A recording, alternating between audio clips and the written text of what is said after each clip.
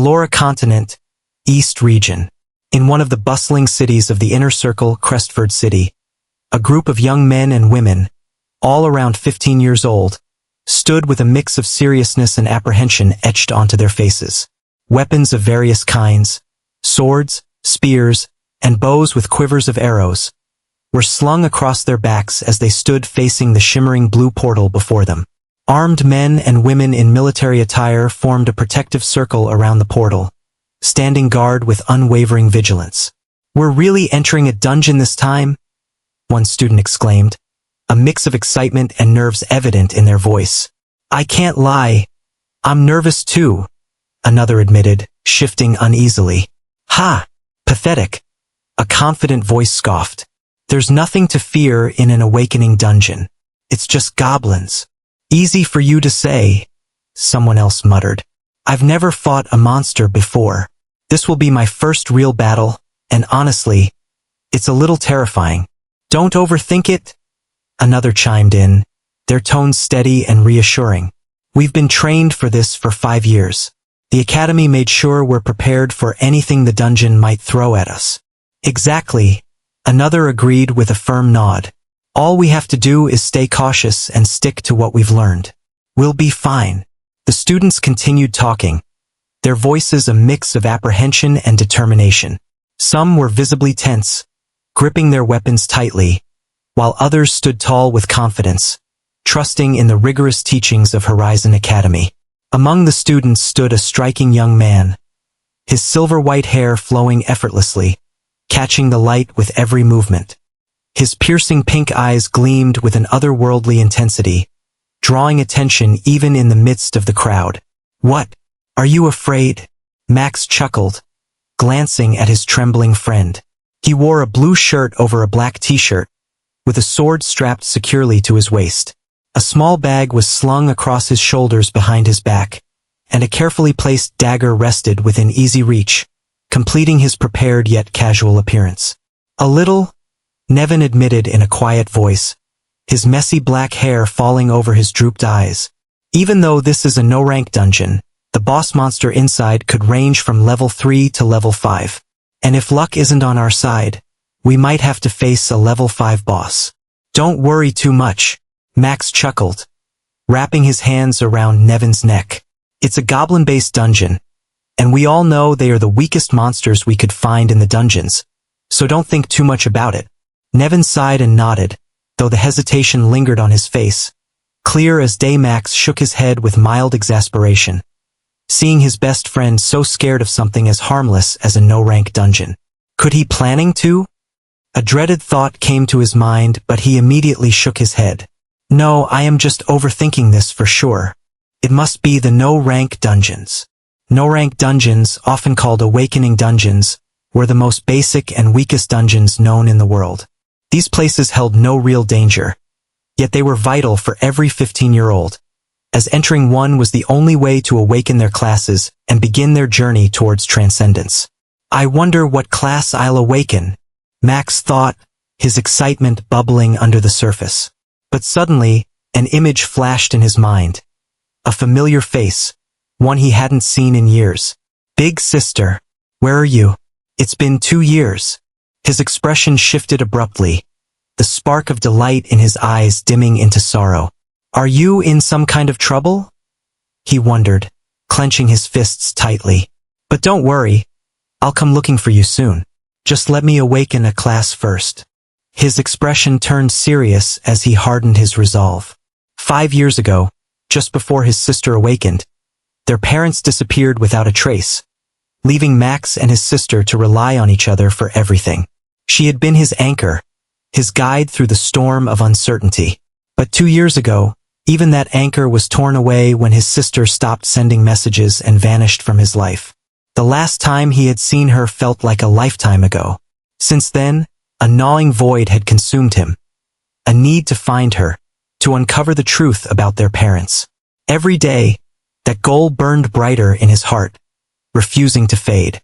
And therefore, awakening his class had become more than a milestone to him. It was the first step toward reclaiming his family and uncovering the truth that had haunted him for years. Everyone, at that moment, A middle-aged man with golden hair arrived before them.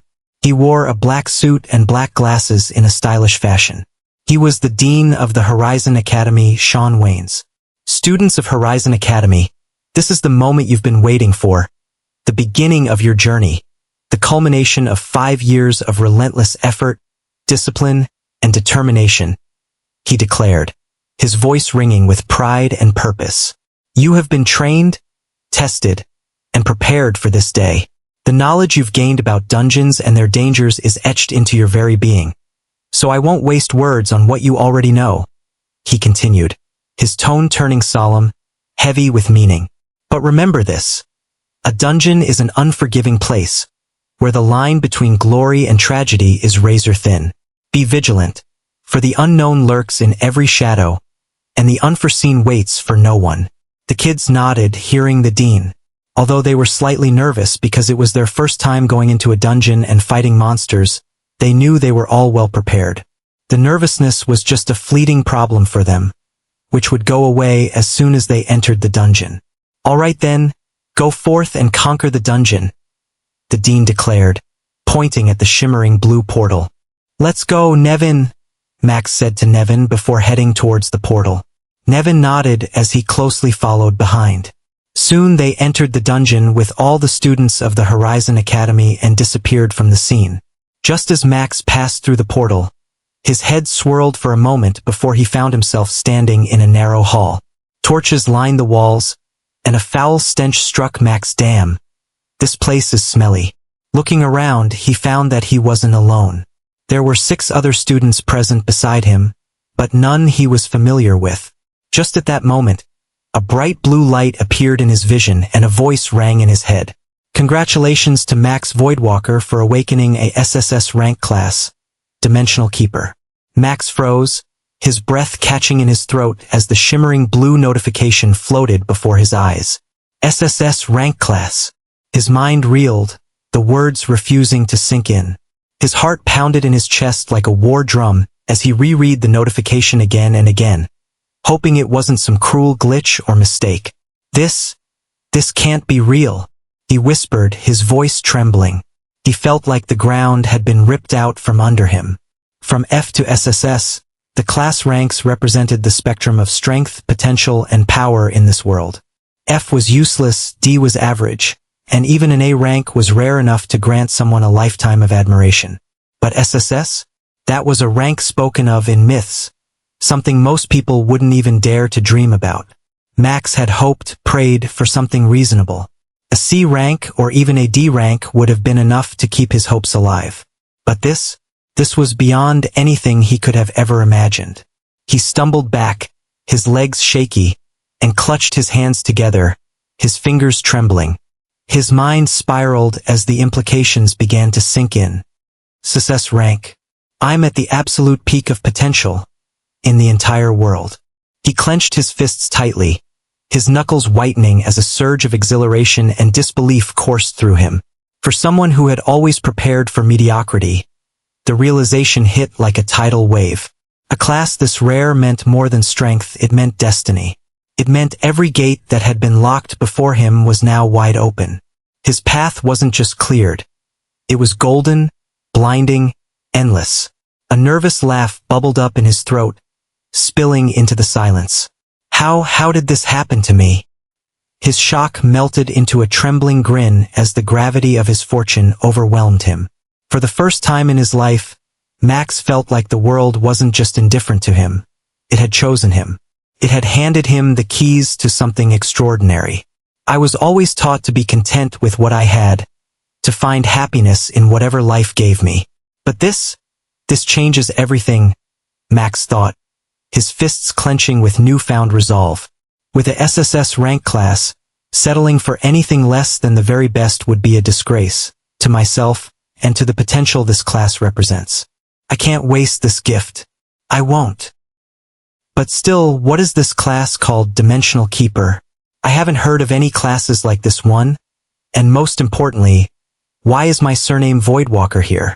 Max pondered, recalling how the system had called him Max Voidwalker instead of Max Morgan, his real name. He could understand his class being unique since he had awakened a rare, one-of-a-kind SSS-Rank class, so it didn't surprise him that he wasn't aware of such a class. An SSS-Rank class was bound to be unique. But his name, he didn't believe the system would get his name wrong. Unless my real name is not Max Morgan but Max Voidwalker? Max came to a shocking conclusion. He knew the system couldn't be wrong, so the only possible scenario was that his name was never Max Morgan but Max Voidwalker. Gore! Gore! Many questions raged through his mind, but he didn't have time for them as goblin screeches echoed across the hall. "I'll think about this after the dungeon," he thought, saying status in his mind. A screen appeared in his vision, profiling his class and other details. Max, rank, a novice, level, 0, class, dimensional keeper, physique, 4 soul, 6 energy, 5 skills, class skills, 3-dimensional body, dimension of time, acquired skills, 3-dimensional body and dimension of time. Max glanced at the skills his class provided, his face thoughtful as he checked them in detail. 3-dimensional body, description. A body that has unique control, perception and interaction capabilities within the 3D spatial realm, potentially transcending the typical limitations of human physicality. Dimension of time, description. A time dimension held by the enigmatic dimensional keeper, a space where the flow of time bends to their will, capable of performing unimaginable wonders. Strange. These skills don't have any ranks or levels, Max thought, finding this very unusual. In this world, skills, treasures, and any materialistic items fell under 6 categories: common, uncommon, rare, epic, legendary, and divine rank. Yet the skills from his class lacked any rank designation. He could only hope they were as good as their origin from an elusive SSS rank class. "Look, goblins are here!" someone shouted, drawing his attention to the far end of the hall, where goblins were advancing toward them. "I guess it's time to figure out whether these rankless skills are truly strong enough for their class or not." Max quickly retrieved 2 scrolls from his bag. He opened the first scroll, touching it with his right hand, causing it to glow blue before disappearing. Congratulations to Max Voidwalker for obtaining the skill, Basic Sword Art. Seeing the notification, he repeated the process with the second scroll. Congratulations to Max Voidwalker for obtaining the skill, Magic Bullets. Basic Sword Art, rank, common, level, 0, description. The simplest and most universal sword art taught to beginners. It focuses on mastering the rudimentary techniques of swordsmanship, emphasizing form, balance, and timing. Magic Bullets, rank, common, level, 0, description. The skill allows the user to conjure and fire basic projectiles made of pure magical energy. These 2 skills Big Sister gave me are good for a beginner like me. One for close combat and another for long-range attacks. Max smiled in satisfaction, assessing his newly acquired skills. It's time for battle. He unsheathed his sword, secured his bag tightly on his back, and faced the advancing goblins in the hall, ready to fight. A total of 10 level 1 goblins. Max noted their weapons: stone knives and short bows. Good targets indeed. We should attack. Their numbers are higher, but if we strike first and take out 1 or 2, it'll be an easy fight, he said to the academy students, who were equally prepared for battle. "We're ready," one of the students replied. "Follow my lead. I'll create an opening, then attack." Max nodded and dashed forward. Some goblins immediately fired arrows at him. "Let's see how useful the skill I got from my class is." He activated 3-dimensional body, and what he experienced shocked him to the core. Damn, is the skill broken or what?" Max exclaimed in amazement as the skill activated. Suddenly, his perspective shifted. He could see himself as though from a third-person view. Every detail of his surroundings sharpened to perfection.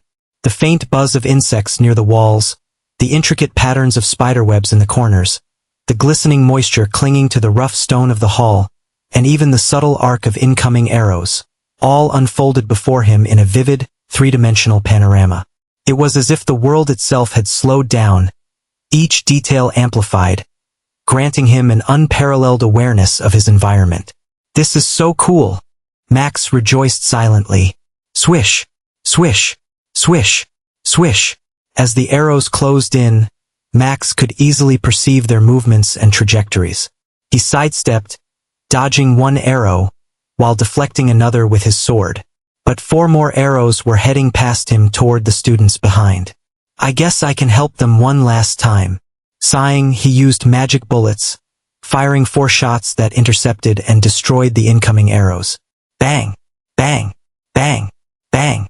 All the arrows were shot down instantly. Max immediately accelerated toward the goblins. With his sword, he struck down the first one, slicing through it from shoulder to waist. Green blood sprayed through the air, but Max dodged the filthy liquid. The goblin's body glowed red and disappeared, leaving behind a few items. It seems all that academy training wasn't for nothing, Max thought. Noticing 2 goblins attacking from both sides, he relied on 3-dimensional body to react. He fired a magic bullet at the goblin on his left while slashing horizontally at the one on his right, cutting it in half. His body vanished moments later, leaving behind drops of loot. The goblin hit by the magic bullet writhed in pain, a hole in its body. While not dead, it was incapacitated, slowly succumbing to its injuries. Fighting is so exhilarating, Max thought, excitedly feeling the satisfaction brewing inside him as he battled the goblins. What about others? Glancing back at the others and noted that they were also handling the goblins. They are barely managing 3 goblins, but I'm not complaining. He dashed forward toward the remaining 4 goblins. Bang! He shot a bullet at one of the goblins, hitting it straight in the head and leaving a gaping hole. Approaching the remaining 3, he decided to use the basic sword art skill to finish them off. Max attacked as soon as he neared them, executing an upward slash from the ground that split one goblin in half. Swiftly, he moved to his right and thrust his sword straight into the head of the second goblin.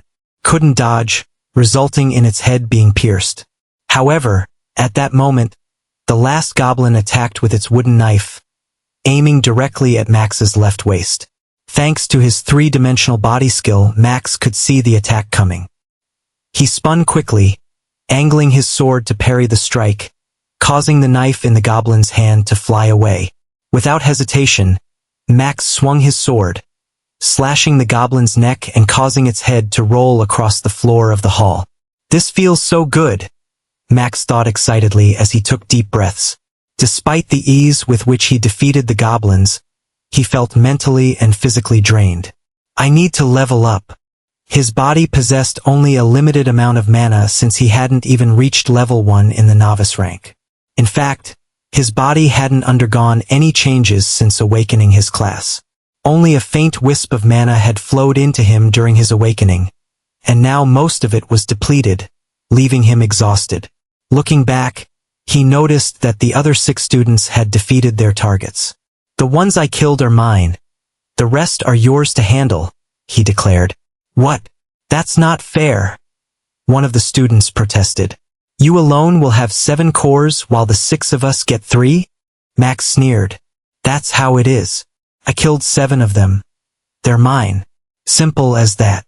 But there are 6 of us. How are we supposed to share 3 cores? Carl shouted angrily, gritting his teeth. Max shrugged nonchalantly. I don't care. What I kill is mine. That's final. He began collecting the drops from the goblins he had defeated. This guy! Carl growled in rage, his frustration palpable. Carl, calm down. You know who this guy is, right? Sil, another student, patted Carl's shoulder. I know, Carl admitted, still fuming. And I saw how he alone took down 7 goblins while we struggled with 3. Though enraged, he could do nothing but watch helplessly. Sil sighed. He's known as the Overlord at the Academy for a reason. He dared to fight the Dean's son, the General's daughter, and even Henry Raines from the richest family in Crestford City, and he defeated all of them. They didn't stand a chance, whether in physical assessments, theory, or combat. After seeing him take down these goblins, I believe he truly deserves that nickname. Humph. He won't be undefeated for long, Carl sneered. William must have awakened a powerful class, and we all know he'll challenge Max in the dungeon.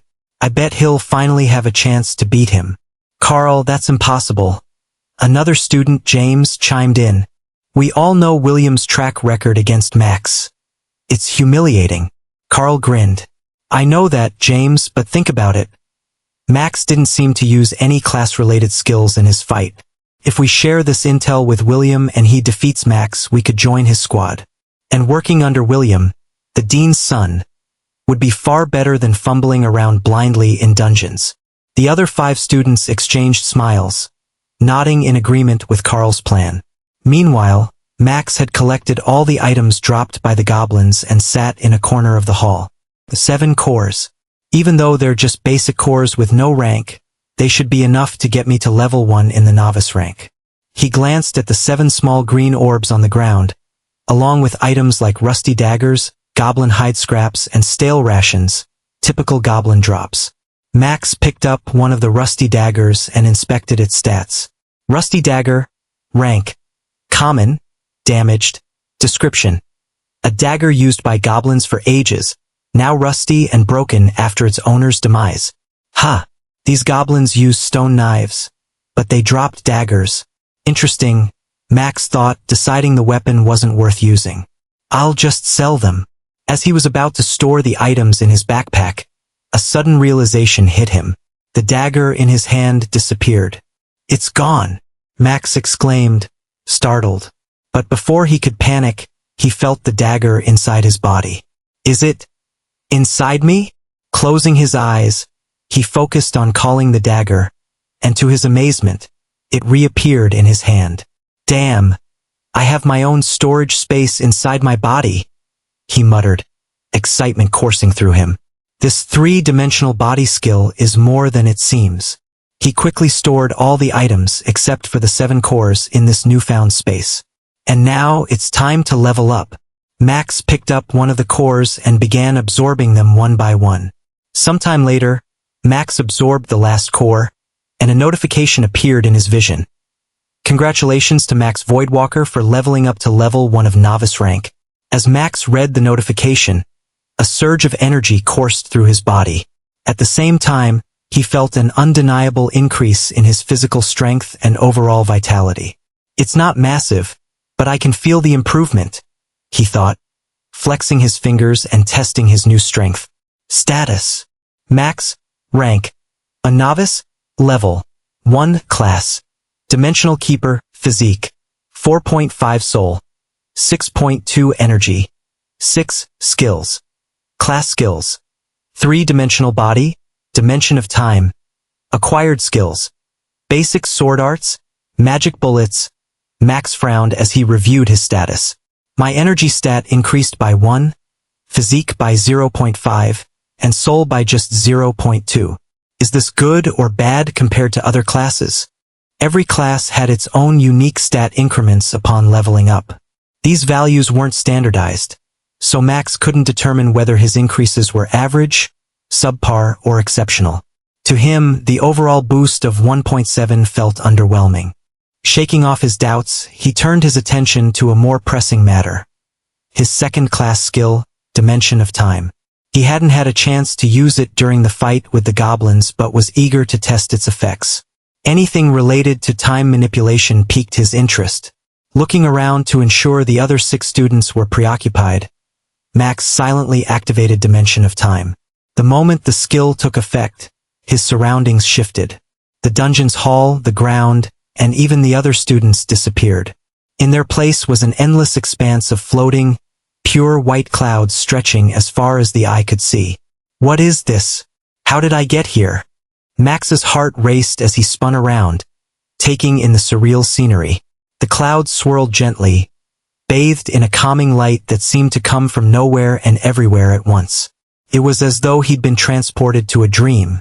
This can't be real, Max thought, trying to ground himself. Did the skill do this?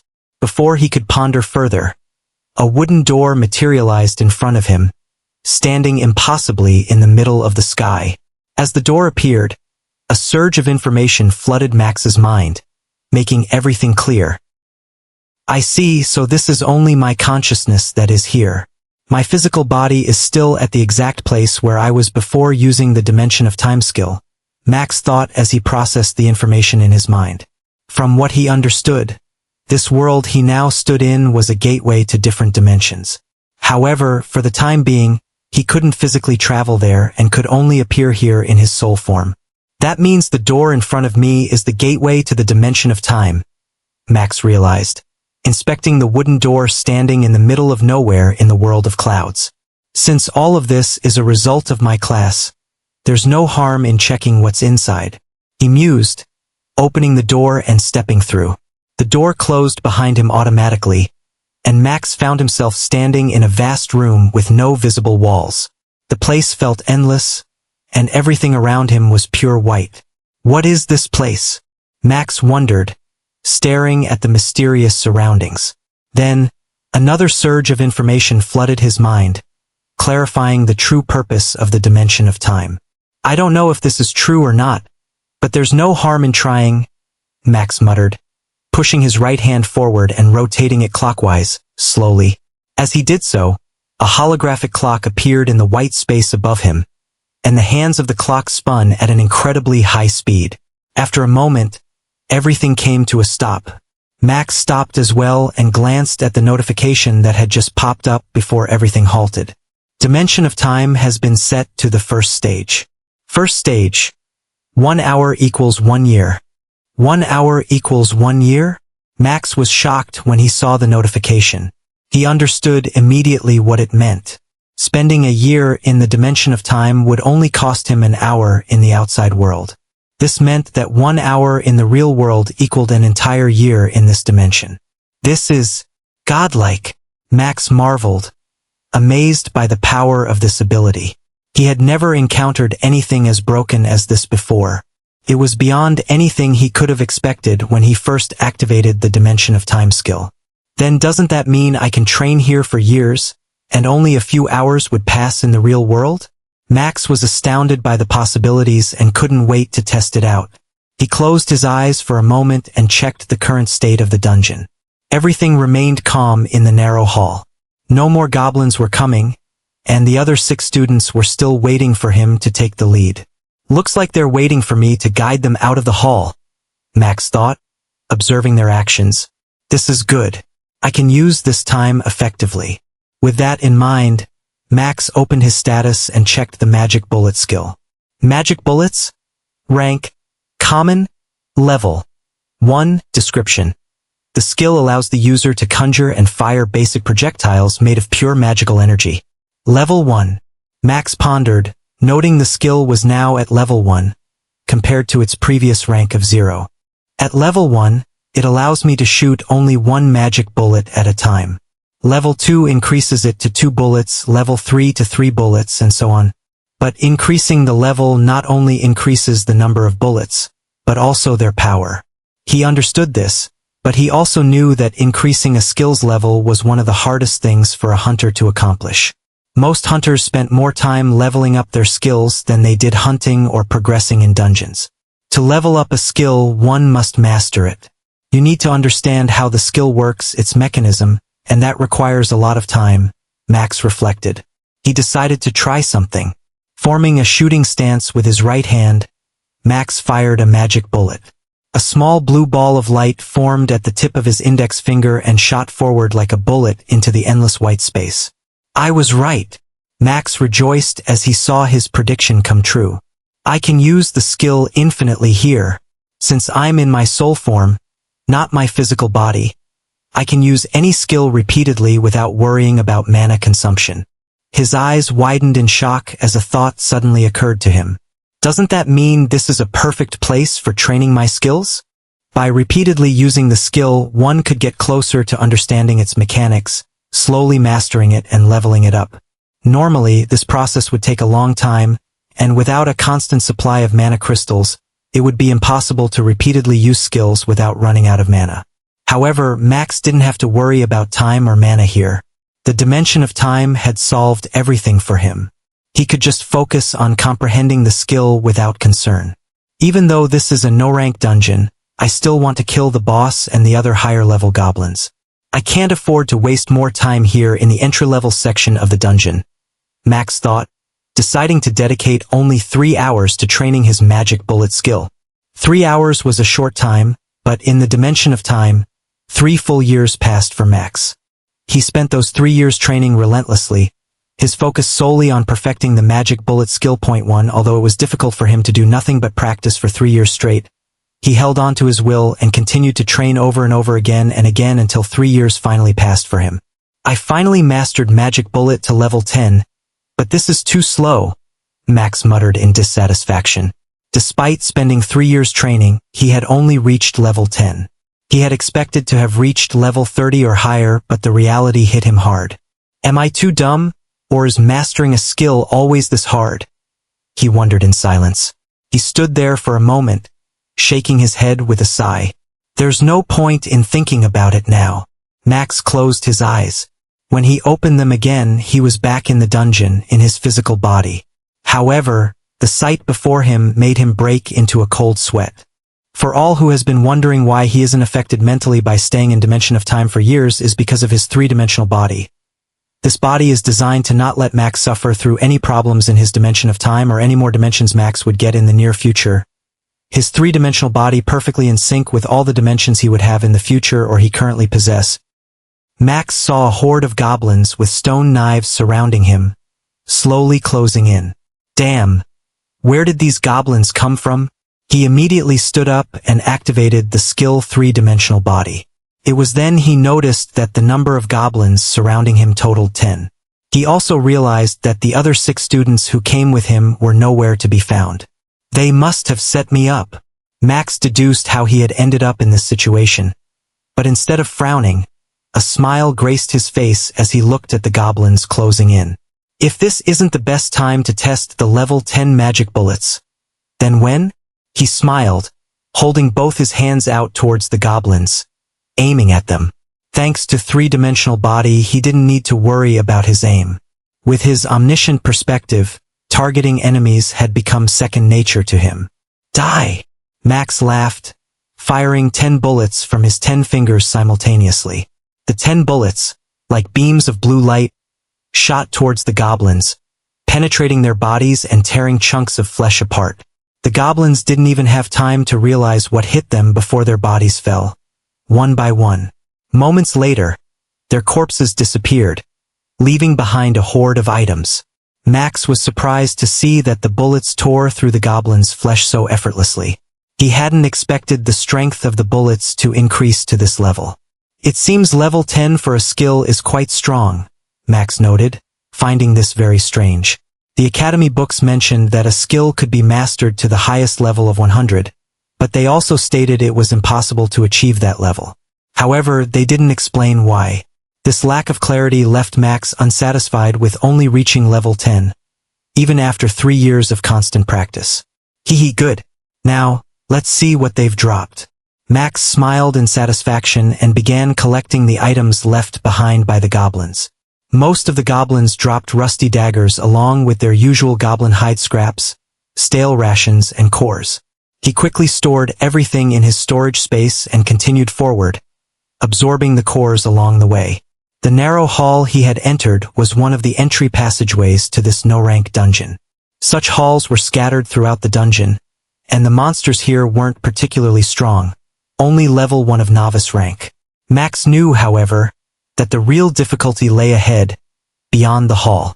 Max dashed through the narrow corridor, which increasingly resembled a cave the farther he ran. Strangely, he didn't encounter any goblins and reached the end of the hall after a few minutes of non-stop running. There, he saw what appeared to be a village in the distance below him. Thatch huts, wooden pillars, large green leaves for shade, and other rudimentary materials formed the village, which was inhabited by none other than goblins. From his vantage point, Max could see at least 50 goblins roaming the village. Some were battling other students, while others were blissfully unaware of the calamity descending upon them. This is good. Max smiled and slid down to the ground, heading toward the village. Upon arriving, he was immediately greeted by a sight that made him laugh. The 6 students who had set him up were fending off a large number of goblins and struggling to defend themselves. He also noticed other groups of students fighting goblins, equally overwhelmed. The goblins at the village's entrance were level 2 of novice rank and wielded rusty swords, while most of the students hadn't even reached level 1. It's a good place to level up to level 2, Max thought, smiling as he dashed toward the goblins in the distance.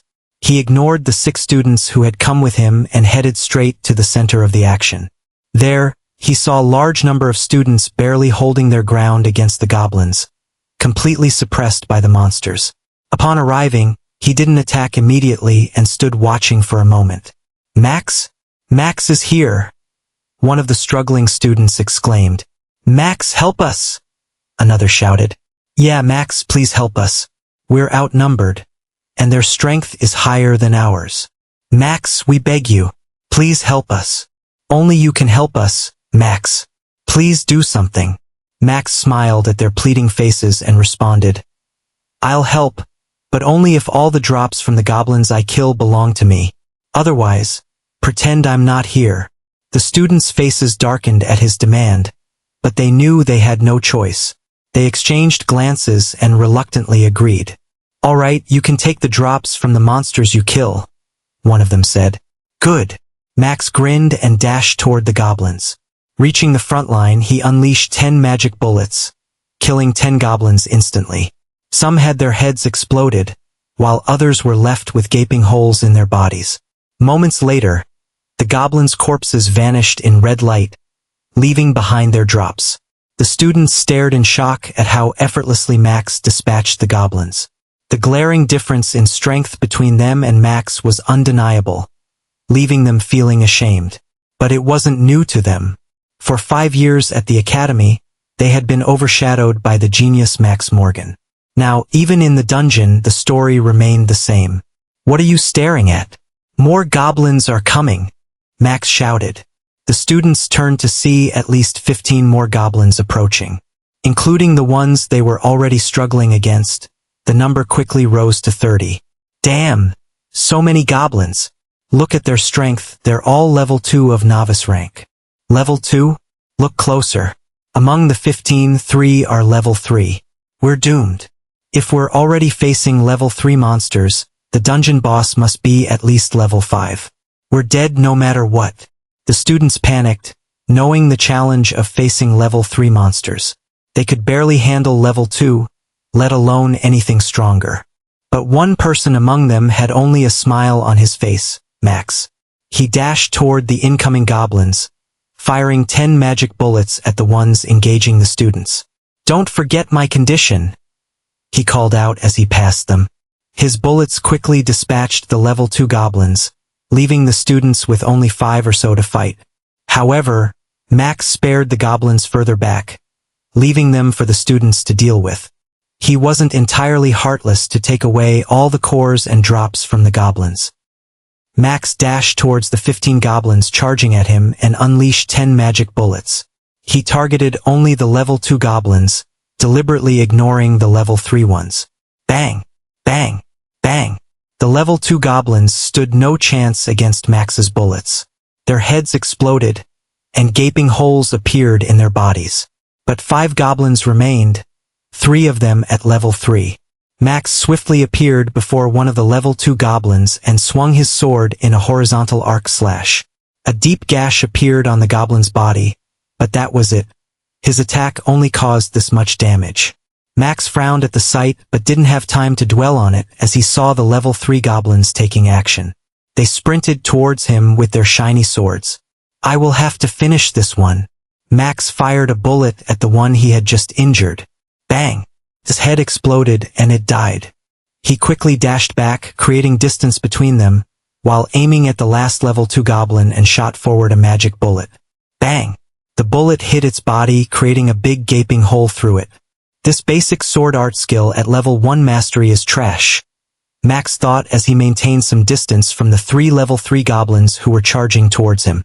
I will have to increase my mastery of the basic sword art to at least level 10-2 after this, he thought while aiming 3 bullets at the 3 level 3 goblins. Bang! Bang! Bang! Gore! Gore! Gore! The bullets hit the 3 goblins, causing green blood to seep out of their bodies. Although the bullets failed to kill the goblins, they made them immobile and heavily injured them. They fell to the ground with green blood flowing out of them. My mana is also low. I can only shoot another 10 bullets at most. Max frowned, seeing the magic bullets fail to kill them. It's good that it's only 3 of them and not an entire crowd. He dashed towards them and arrived before them. Seeing them lying in the green blood, Max showed no pity and fired 3 bullets at their heads, killing them. Their bodies disappeared soon after, leaving behind some shiny swords and other drops from the regular goblins. But what he cared about were the 3 cores they dropped. Max stored them all in his storage space and headed towards the others at the back. He noticed that the students had begun handling the ones at the back that he left for them, leaving behind the items dropped by the goblins he had killed. He smiled at the sight and collected everything into his storage space before silently disappearing from there. Max moved around at the edge of the village while looking for a place to silently level up. He also wanted to train for some hours in the basic sword art to take it to level 10. While moving along the edge of the village, he arrived at the other entrance of the village at the opposite end. He encountered many level 2 goblins along the way, but he killed them all before arriving there.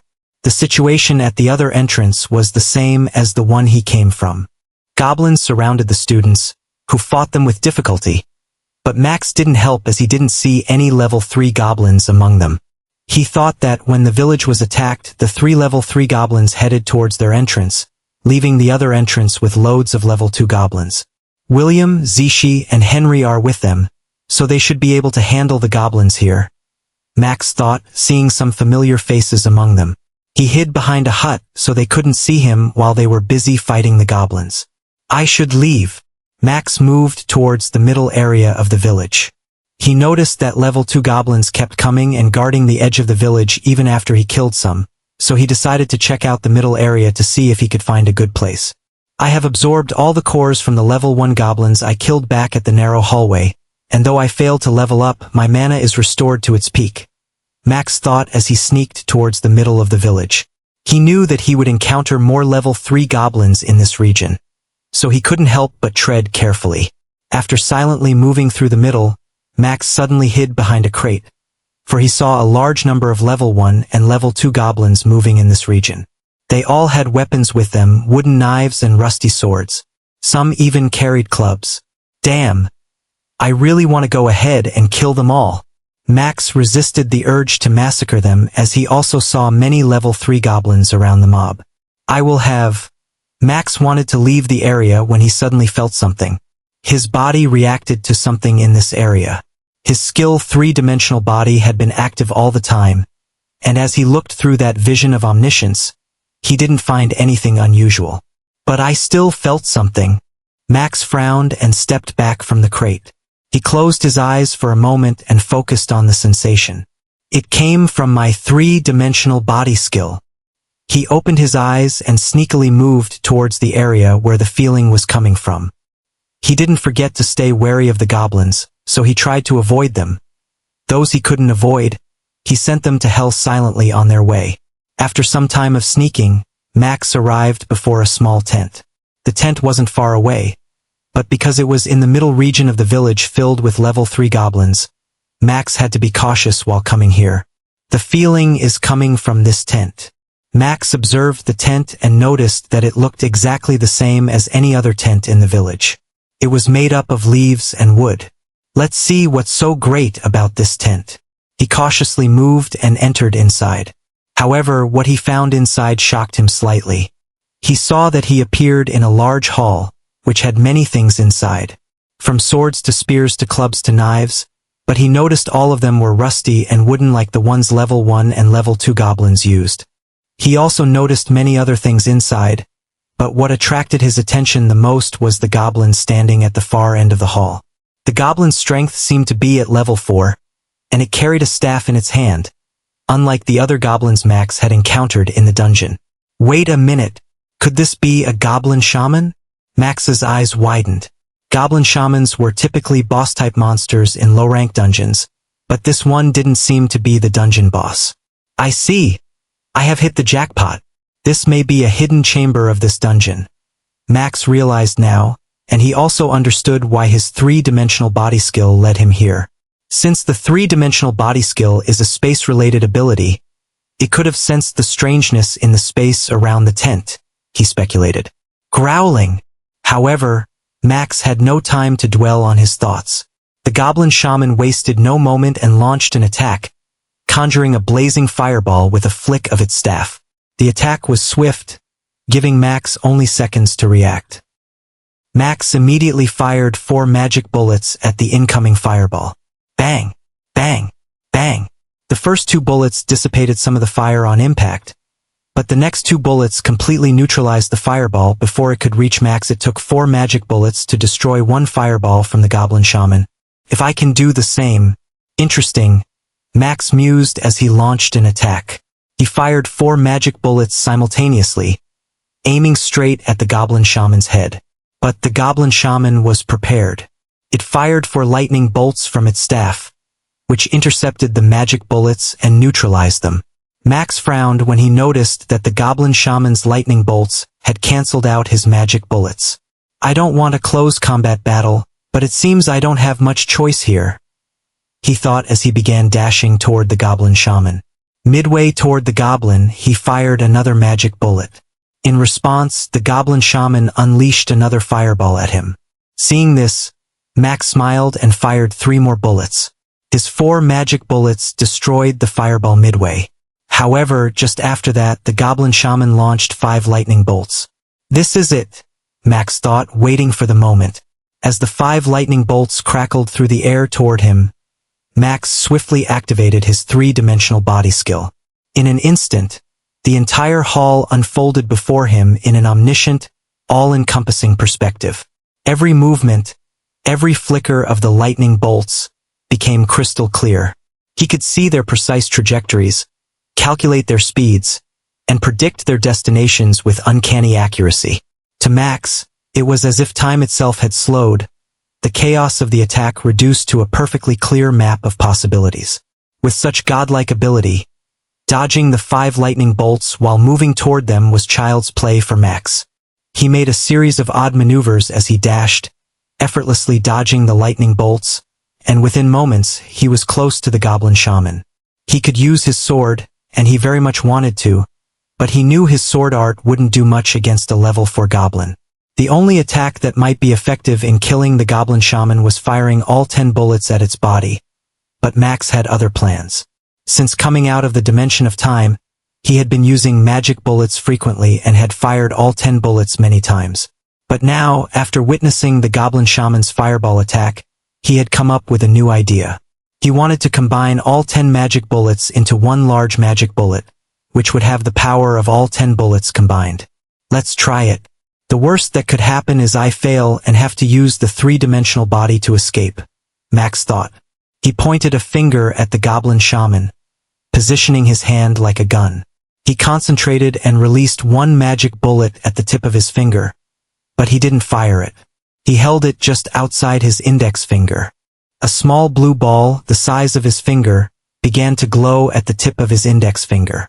Having successfully controlled the magic bullet at the tip of his finger, Max immediately fired another magic bullet. The blue ball of light became dangerously unstable, but Max gritted his teeth and held on. He used all his strength to control the blue ball, which had become slightly larger and unstable from the second shot. If the shot were fired now, he would have to start over, and he didn't want that. Using sheer willpower, he managed to stabilize the blue ball at the tip of his finger. Zhang! Zhang! Zhang! Zhang! Zhang! At that moment, the goblin shaman launched another 5 lightning bolts at him, but Max once again dodged them all with his three-dimensional body. At the same time, he fired the 3rd magic bullet. The ball became unstable again, but with the experience from the last time, Max was better able to control it, preventing it from going berserk. He fired the 4th, 5th, 6th, and continued until he had fired the 10th bullet. By the time he fired the 10th bullet, the blue ball of light had grown to the size of his fist, pulsating with dangerously unstable energy. This is it. I can't control it anymore, Max thought, gritting his teeth. He turned his attention to the goblin shaman, which was stepping back, sensing the energy in the bullet. "How could I let you go after I've prepared such a delicious meal for you?" Max laughed with a crazed look and fired the concentrated bullet, a combination of all 10 magic bullets' power. Bang! A beam of blue light shot from the blue ball at the tip of Max's finger and pierced through the goblin shaman's head, illuminating the entire hidden chamber. Bang! After passing through the head, the blue light struck the back wall, tearing through it, and then disappeared beyond it. "Now that's what I'd call a finishing move," Max smiled, seeing that he had successfully accomplished what he had set out to do on his first try. The skill Magic Bullets has leveled up to level 11. The skill Magic Bullets has leveled up to level 12. The skill Magic Bullets has leveled up to level 13. At that moment, 3 notifications appeared in Max's vision, and a wide smile spread across his face. "I've trained so hard for 3 years and raised Magic Bullets to level 10, but now I try something new and the skill levels up 3 times straight to level 13. Max mused, finding this very interesting. So trying new things with a skill also increases mastery of the skill level, he noted mentally. After that, Max scanned the hidden chamber and noticed that it resembled a treasure room, with various items carefully placed on the wreckage scattered around the walls and tables. This must be the goblin's treasury room, Max deduced before heading toward the items dropped by the level 4 goblin shaman. A magic staff and the usual drops from goblins. Nothing special. He was a little disappointed by the drops, especially given that it was a hidden chamber, but he didn't mind and gathered everything up. He moved forward to the place where he had first spotted the goblin shaman. Upon arrival, he noticed a few miscellaneous items, but one thing immediately caught his attention. A skill scroll. Max grabbed the scroll and checked its status. Swift dash, rank, common, level, 0 description. A straightforward dash skill that enhances the user's speed for a brief moment, allowing them to close the distance to enemies or evade attacks. Perfect for beginners seeking quick movement in combat situations. So, it's a movement-type skill. Max sighed. Although he knew this dungeon couldn't possess anything better than basic skills and items, since it was a no-rank dungeon, he was still a little disappointed that even the hidden chamber only contained a movement-type basic skill. I guess it's better than nothing. He opened the scroll and placed his hand on it. The skill scroll glowed with blue light before it vanished in the same hue. Congratulations to Max Voidwalker for obtaining the skill. Swift dash. Let's see how swift its speed is. Max mused and activated the skill. Swish. His form blurred, and he disappeared from his position, reappearing just before the tables at the opposite end of the hall. This is good. Max was satisfied. The speed was enough to catch any enemy off guard and close the distance quickly. This skill is great, but to make the best use of it, I need to level up my basic sword arts to at least level 10. Only then will I be invincible in close combat. He muttered to himself, envisioning a scene where he used his 3-dimensional body, swift dash, and basic sword arts to overwhelm any foe in a close combat battle. Alright, I should start training, Max thought, sitting cross-legged on the ground and closing his eyes. He believed this hidden chamber was probably the safest place in the entire dungeon, where no one would disturb him. He activated the Dimension of Time skill and appeared directly in the time dimension without having to go through the door. Sweet. Now let's start training the basic sword arts. 4 hours passed, and Max opened his eyes. A wide, smug smile spread across his face as he stood up and checked his status for the basic sword art skill. Basic sword art, rank, common, level, 20 description. The simplest and most universal sword art taught to beginners. It focuses on mastering the rudimentary techniques of swordsmanship, emphasizing form, balance, and timing. This is good. It took a year longer, but I managed to master basic sword arts to level 20. Max smiled at the result. Although he felt that mastering the basic sword arts was many times easier than mastering the magic bullet skill for some reason, he didn't think too much of it. It was like I've already trained this skill before. He couldn't describe the strange feeling he had while training for 4 years in basic sword arts. He felt as though he was already very familiar with the skill, even though he wasn't. It's a good thing, so I shouldn't complain, Max mused. After that, he sat down again and began absorbing all the cores he had collected so far. Some time later, a notification popped up in his vision. Congratulations to Max Voidwalker for leveling up to level 2 of novice rank. However, upon seeing the notification, he wasn't happy at all. He had 3 level 3 goblin cores, 1 level 4 goblin core, and many level 2 goblin cores, yet his level only increased by 1 after absorbing all of them. Just as the books mentioned, the difficulty of leveling increases as one becomes stronger. He thought, turning his attention toward the door he came from. It's time to kill the boss and leave the dungeon. He muttered and exited the hidden chamber. What greeted Max when he stepped out of the hidden chamber was pure chaos. Goblins were waging war against the students from his academy. All the level 2 goblins were handled by those who had recently upgraded their strength to level 1. As Max observed, he noticed many level 1 students among those fighting, as he had seen before. Huh? The students have gathered at both entrances to fight. Max observed and credited Zishi for coming up with such a plan. Thanks to it, the number of students in the village exceeded that of the goblins combined. Blade Waltz! Just then, a familiar shout reached Max's ears.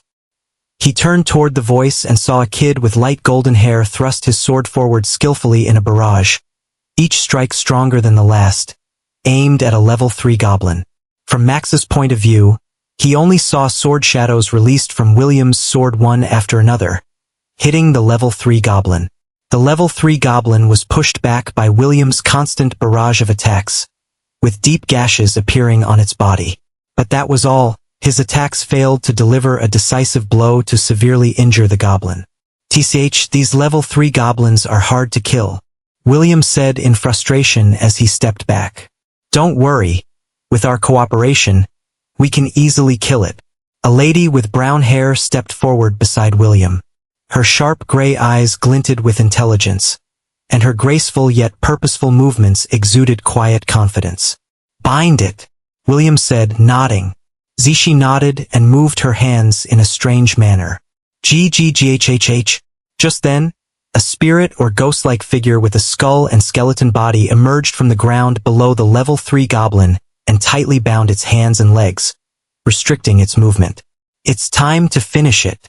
William shot forward again, using a movement skill to appear before the level 3 goblin, now bound by Zishi and her ghost spirit. Guard break. He used his strongest skill, thrusting his sword forward. The sword gleamed in pure golden light. Bang! The golden sword struck the motionless goblin and pierced through its heart, emerging from its back. Green blood sprayed onto William's face and body, but he didn't flinch and stood calmly. After a few seconds, the goblin's corpse disappeared, leaving behind a few items on the ground. "Guys, a little help here." An urgent shout soon reached William's and Zishi's ears. "Henry!" They looked at each other and immediately turned toward the shout, seeing Henry alone, fending off 3 level 3 goblins with a shield twice his size. Seeing that, they immediately dashed toward Henry.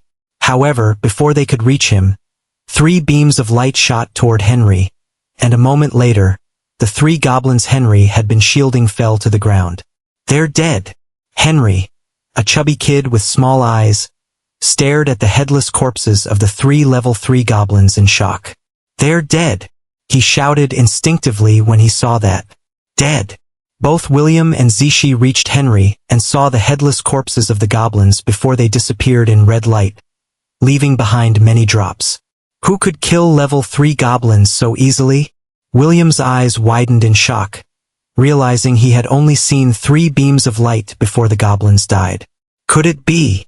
Zishi looked at William suspiciously. William gritted his teeth, but he knew that only one person could pull off something like that. "Max, come out!" William shouted, looking around. "Max, come out! Max, come out!" He shouted 2 more times, seeing no response, and was about to shout a 4th time when a figure appeared in front of him. "I heard you the first time. You don't have to shout like that," Max said, looking at William with a sneer. "Max!" William shouted, pointing at him the moment Max showed his face. "Where were you the whole time we were fighting these goblins?" Max smiled and chuckled. I was busy with something else, he said, glancing at William, Zishi, and Henry. It seems you guys hunted a lot of level 3 goblins to level up so fast. He spoke, feeling a little odd. He had needed 3 level 3 goblin cores and countless level 2 goblin cores, and even then, he had to absorb a single level 4 goblin core just to reach level 2. What are you talking about? William frowned, looking at Max strangely. We only used level 2 goblin cores to level from 1 to 2. Max's eyes widened. You didn't need level 3 goblin cores? He asked in shock. He needed 3 of them, and even that wasn't enough. It's true, Zishi said this time. Apart from the 3 of us, there are others who also leveled up to 2 just with level 2 goblin cores after we cleared the goblins at the entrance of the village. Max nodded, frowning. He didn't understand why only he needed so many cores, and even some high-level ones, to level up to level 2 while others were good with only level 2 cores. Forget about that. William smiled confidently. Max, I challenge you to a duel. Zishi and Henry exchanged a look and sighed when they heard William. Max's shoulders drooped at the challenge. How many times have you challenged me? William's lips trembled, but he gritted his teeth and replied, including this, it's 344 times. And how many times have you won? Max sneered. William clenched his fists. None, but this time I'll definitely win. I'm sure of it. You've said that so many times it's become a cliché to me. Max waved his hands dismissively. You're persistent, I'll give you that. But I'll allow you to challenge me one last time after we clear all the goblins here. Don't forget your promise. William said solemnly. Yeah, I'll remember it, Max said with a dismissive wave, his tone casual as he began to walk towards the group of students engaged in battle with the level 2 goblins. He paused for a moment, a smirk playing on his lips. But first, let me put an end to this chaos. He activated Swift Dash and appeared before the crowd. He didn't attack immediately. He watched the battle for a moment before looking around. His eyes landed on a unique structure in the middle of the village. It was 10 feet long, guarded by 4 level 3 goblin shamans who, despite the battle raging in the village, had stayed on guard, not participating in the fight. This should be good, he thought, and dashed toward the building before appearing in front of it. Die! He shot forward, releasing 4 bullets, each with the power of 3 magic bullets, at the 4 level 3 goblins who came charging toward him with gleaming swords as he approached the structure. Bang! Bang! Bang! Bang!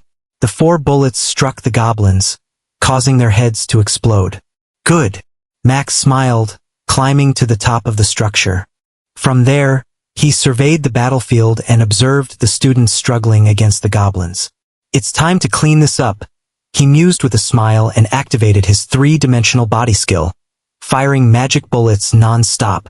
Now that he had leveled up to level 2, his mana reserves were high enough to shoot 100 magic bullets continuously, and he intended to do just that. What's he doing? Is he planning to kill the goblins from up there? Henry muttered, watching Max fire magic bullets. William frowned at the sight. Does he have such confidence in his aim that his bullets will only hit the goblins? I guess we'll find out in a few seconds, Zishi said solemnly, watching Max. After a few moments, their expressions turned to shock. They watched in awe as magic bullets erupted from Max, streaking through the air with relentless precision. One after another, the glowing projectiles flew, cutting through the goblins with unerring accuracy, killing them before they could react. How could this be? William clenched his fists, watching the scene unfold. He couldn't believe how the distance between them had only grown after they entered the dungeon. He had thought he might break his losing streak here, but it was clear now he was wrong. Damn, I've been chasing after a monster all this time. He sighed and silently accepted his defeat. The sky above the battlefield soon seemed to come alive, filled with brilliant blue light. It was as if a storm of blue light descended, each radiant strike finding its mark with flawless precision, cutting down goblins one after another. In just a minute, the battlefield was silent, littered with the corpses of goblins.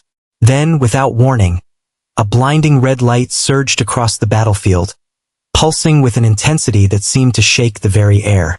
The glow radiated a strange, otherworldly energy, casting long, ominous shadows over the fallen goblins.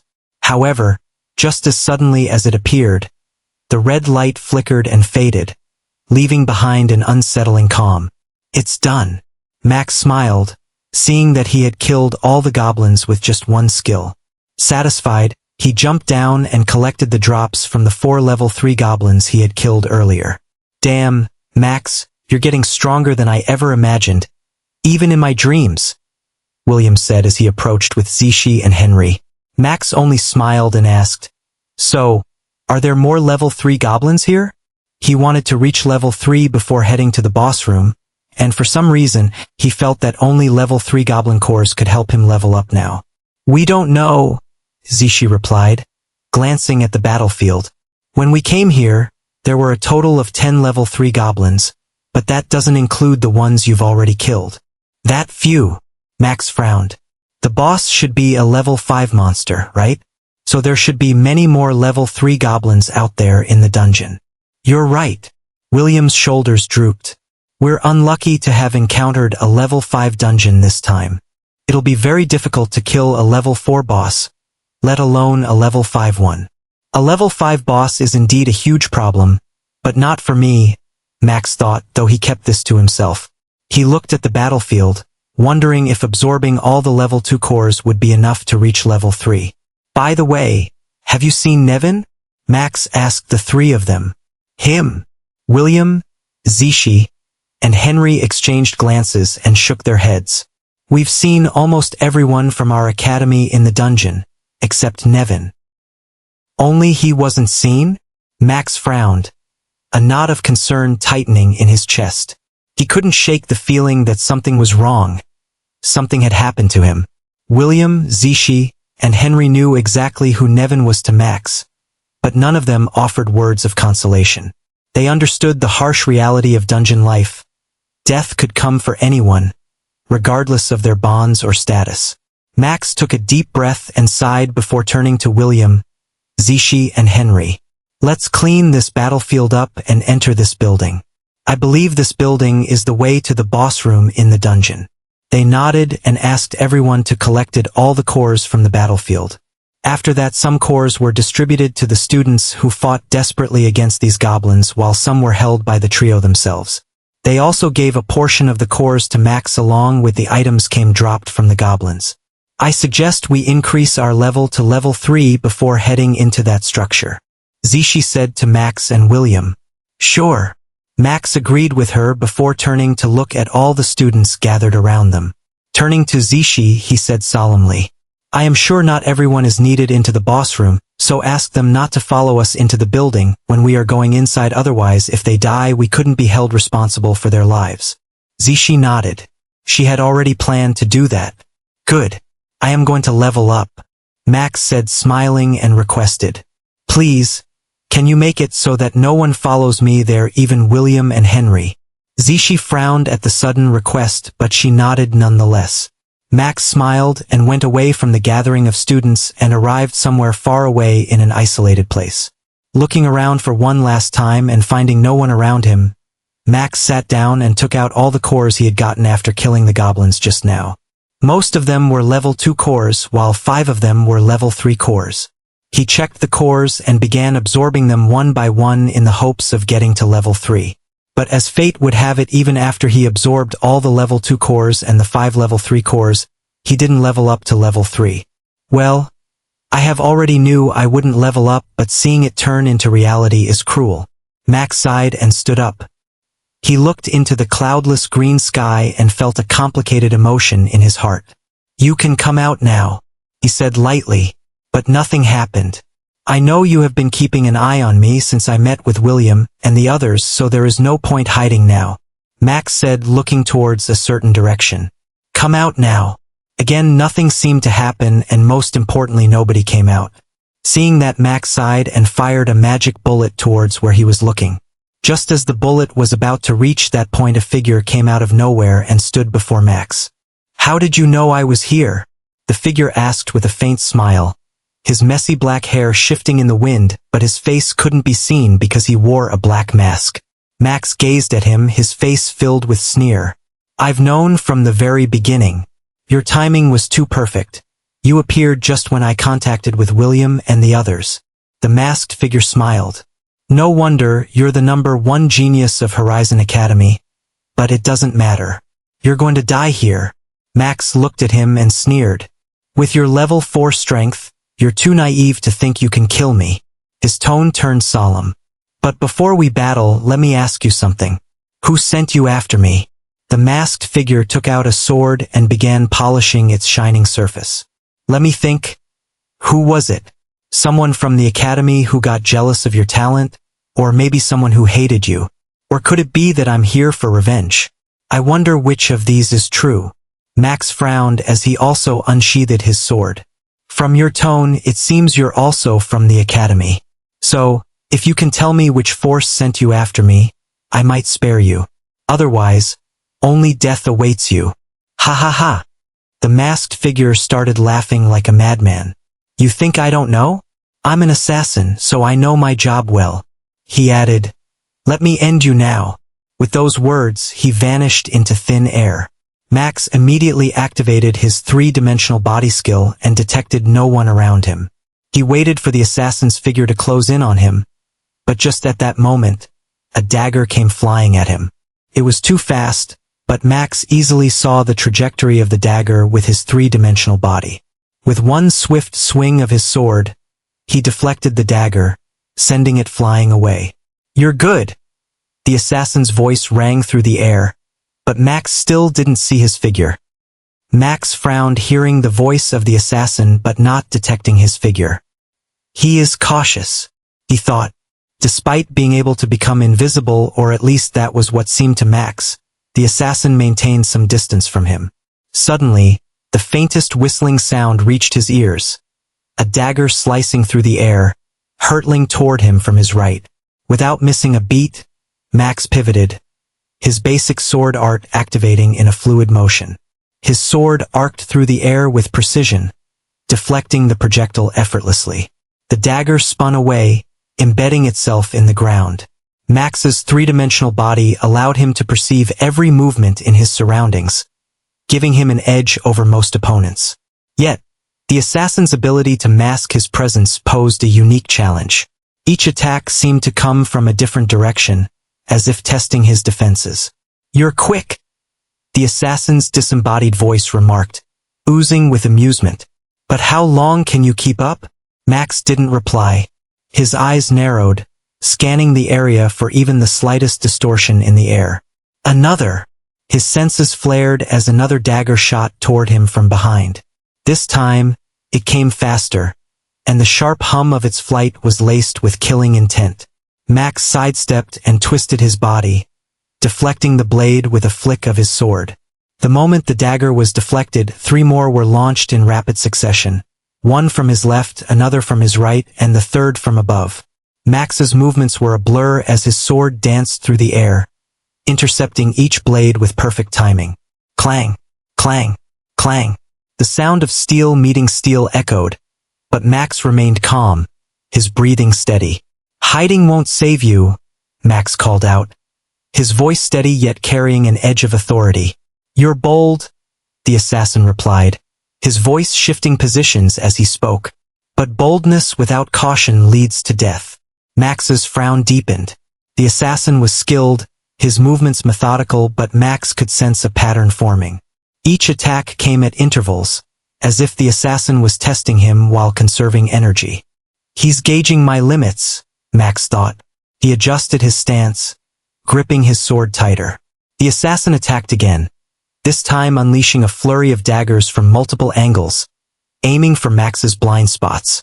Max's 3-dimensional body illuminated the trajectories in his mind, and his sword moved like a shield, weaving a protective web around him.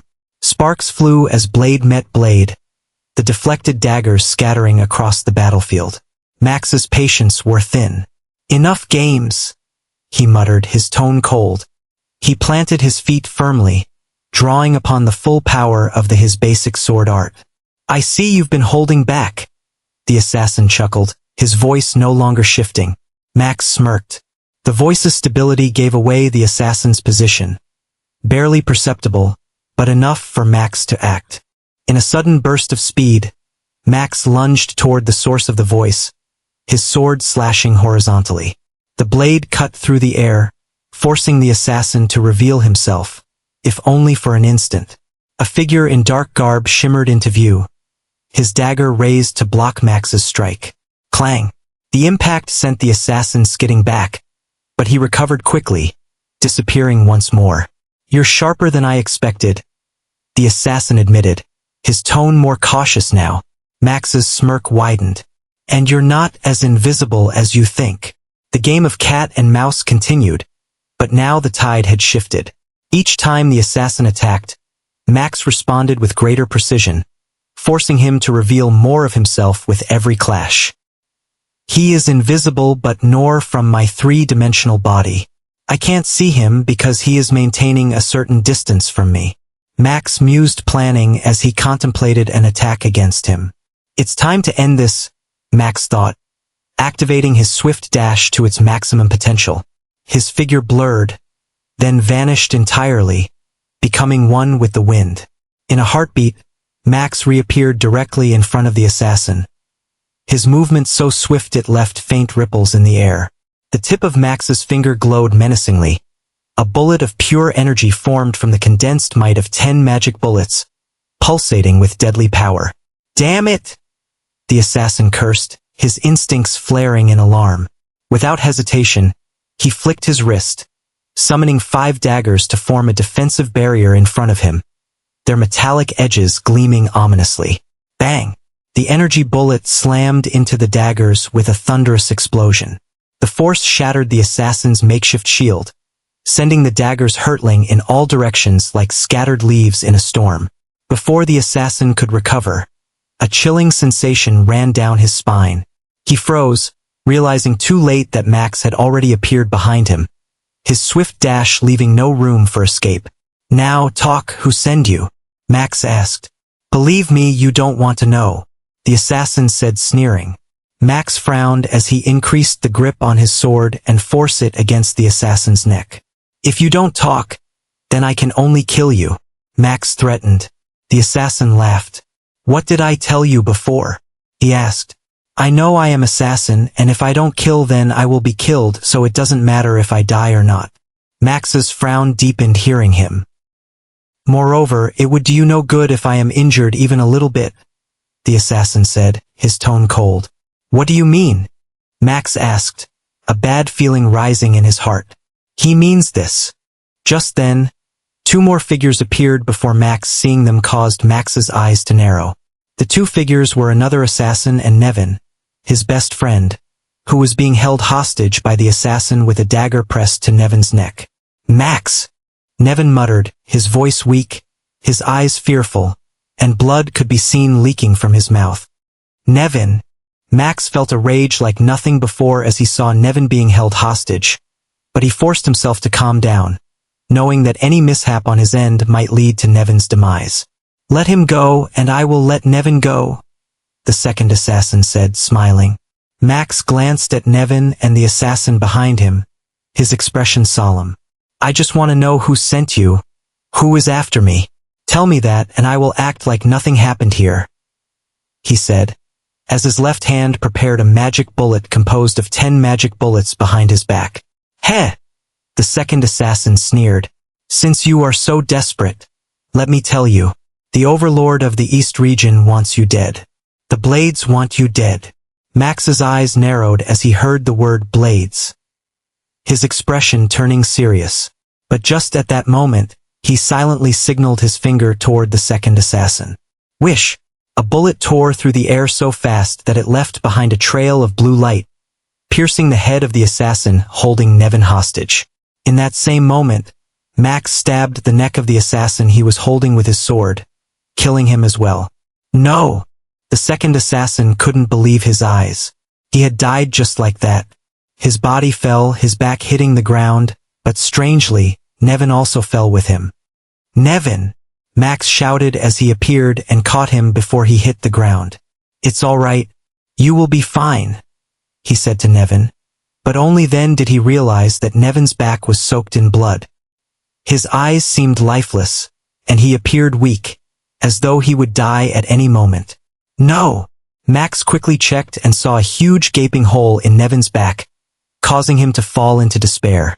"Max!"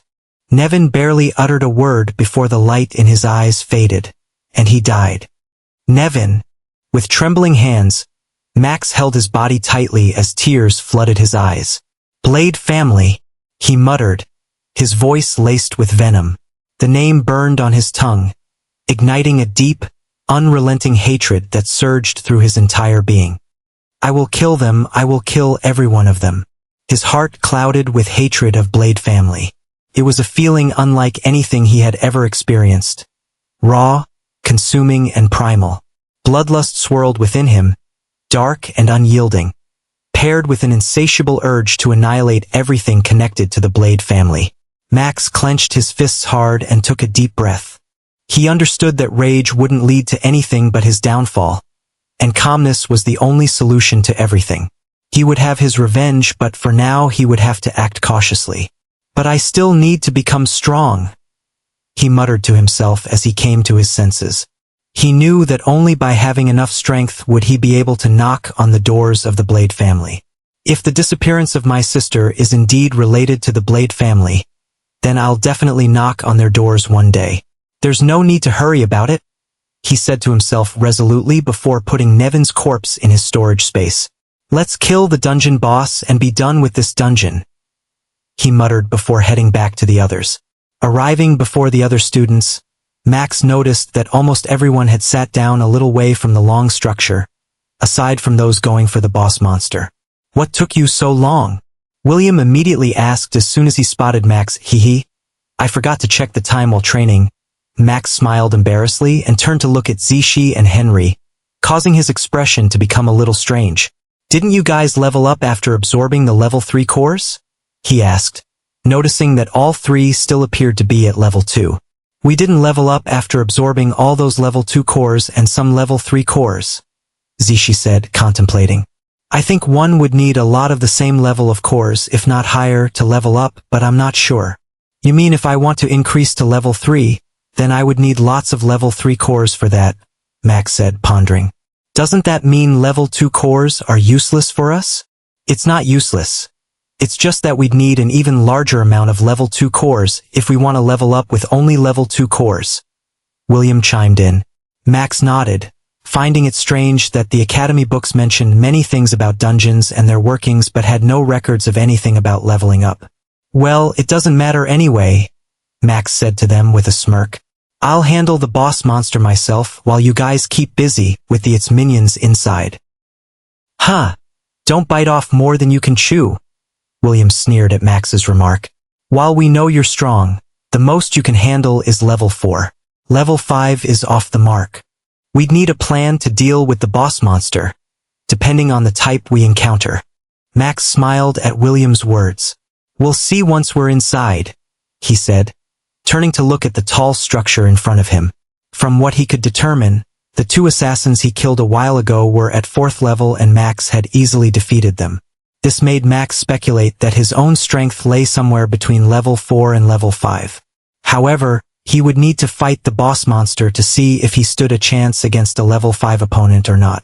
"Let's get in," Max said to the trio of William, Zishi, and Henry. The tall structure had a door, a tall, rusty door at one end. From the vines crawling on its surface, it seemed as though it hadn't been opened in ages. Max touched the door lightly, and it automatically swung open, revealing a long corridor with torches lining either side. The corridor appeared to be made of white tiles, which had gathered dust over time. "The corridor isn't long. I can see another door at the other end. That door must lead to the boss," Zishi said, examining the corridor. "That means this corridor is a trap, full of monsters." William frowned, coming to a conclusion. Max turned to the trio and said solemnly, "If this really turns out to be a corridor full of traps, then you guys have to listen to me before taking a single step inside. I have a way to track the traps." The trio nodded in understanding. "All right then, let's enter," Max said, taking the lead. He stepped first onto a dust-covered tile, activating his three-dimensional body to check if he had triggered a trap. After taking another step and walking ahead a little, he didn't notice anything resembling a trap. "Come in," he called to William and the others behind him. They looked at each other and followed Max into the corridor. However, just as all three set foot inside, the door behind them closed automatically. Whoosh, whoosh, whoosh, whoosh. Asterisk asterisk 5 goblins appeared before them, each holding a stone knife. 5 level 1 goblins? Max raised one of his brows in suspicion before firing 5 bullets from his hands. The bullets collided with the goblins, causing their bodies to explode. 5 level 1 goblins to stop us. This is very suspicious, Zishi said, contemplating. You're right. This is indeed suspicious. Max agreed with her, adding his opinion. If I'm not wrong, we'll face 5 level 2 goblins next, followed by 5 level 3 goblins, and then 5 level 4 goblins before we can reach the door at the end of the corridor. What? Are you kidding me? William's expression became anxious. Facing 5 level 3 goblins and worse, 5 level 4 goblins? He clutched his head, thinking about fighting them, knowing it took all 3 of them to handle just 1 level 3 goblin. We're done for, he stammered in despair.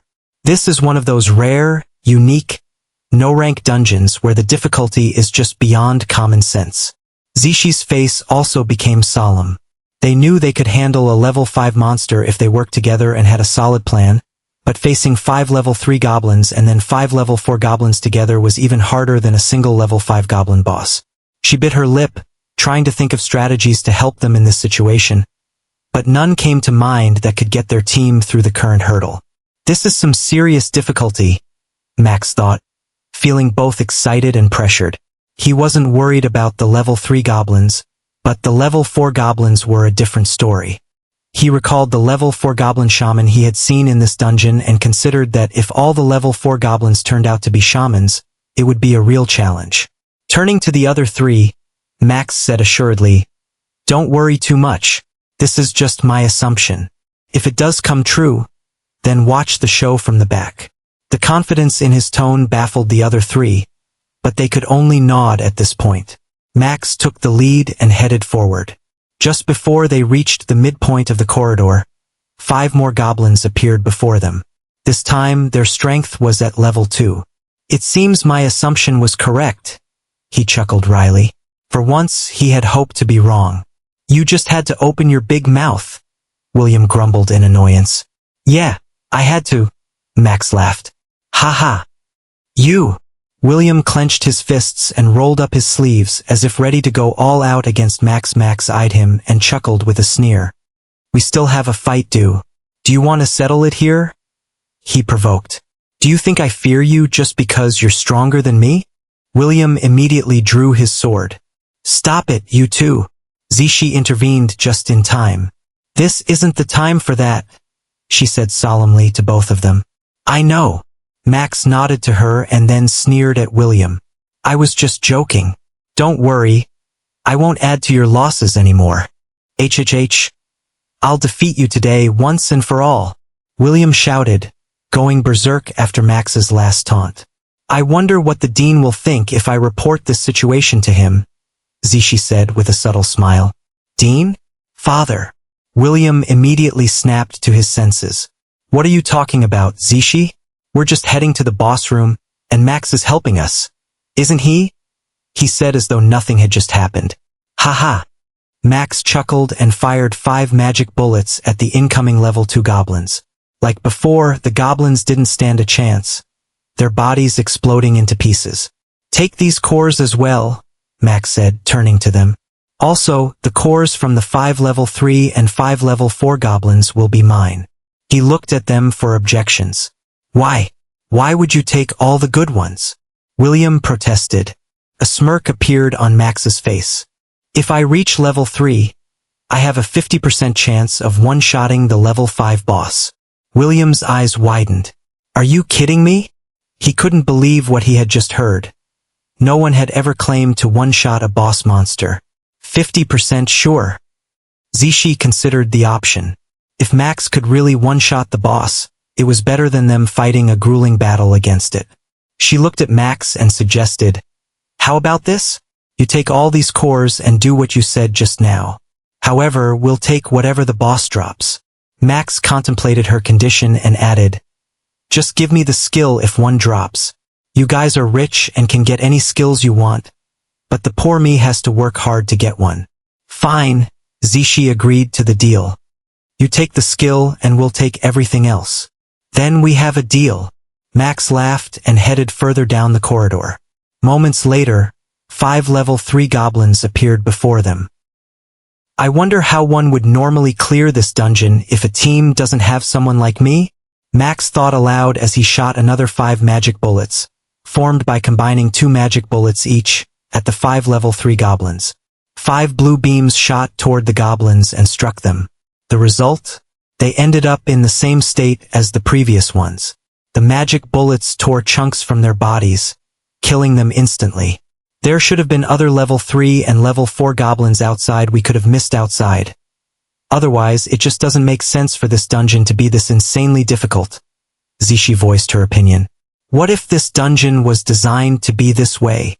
William said as he looked around. "Whatever it is, you guys are lucky I'm here, or you'd all be screwed." Max chuckled with slight arrogance as he began collecting the cores from the 5 goblins he had just killed.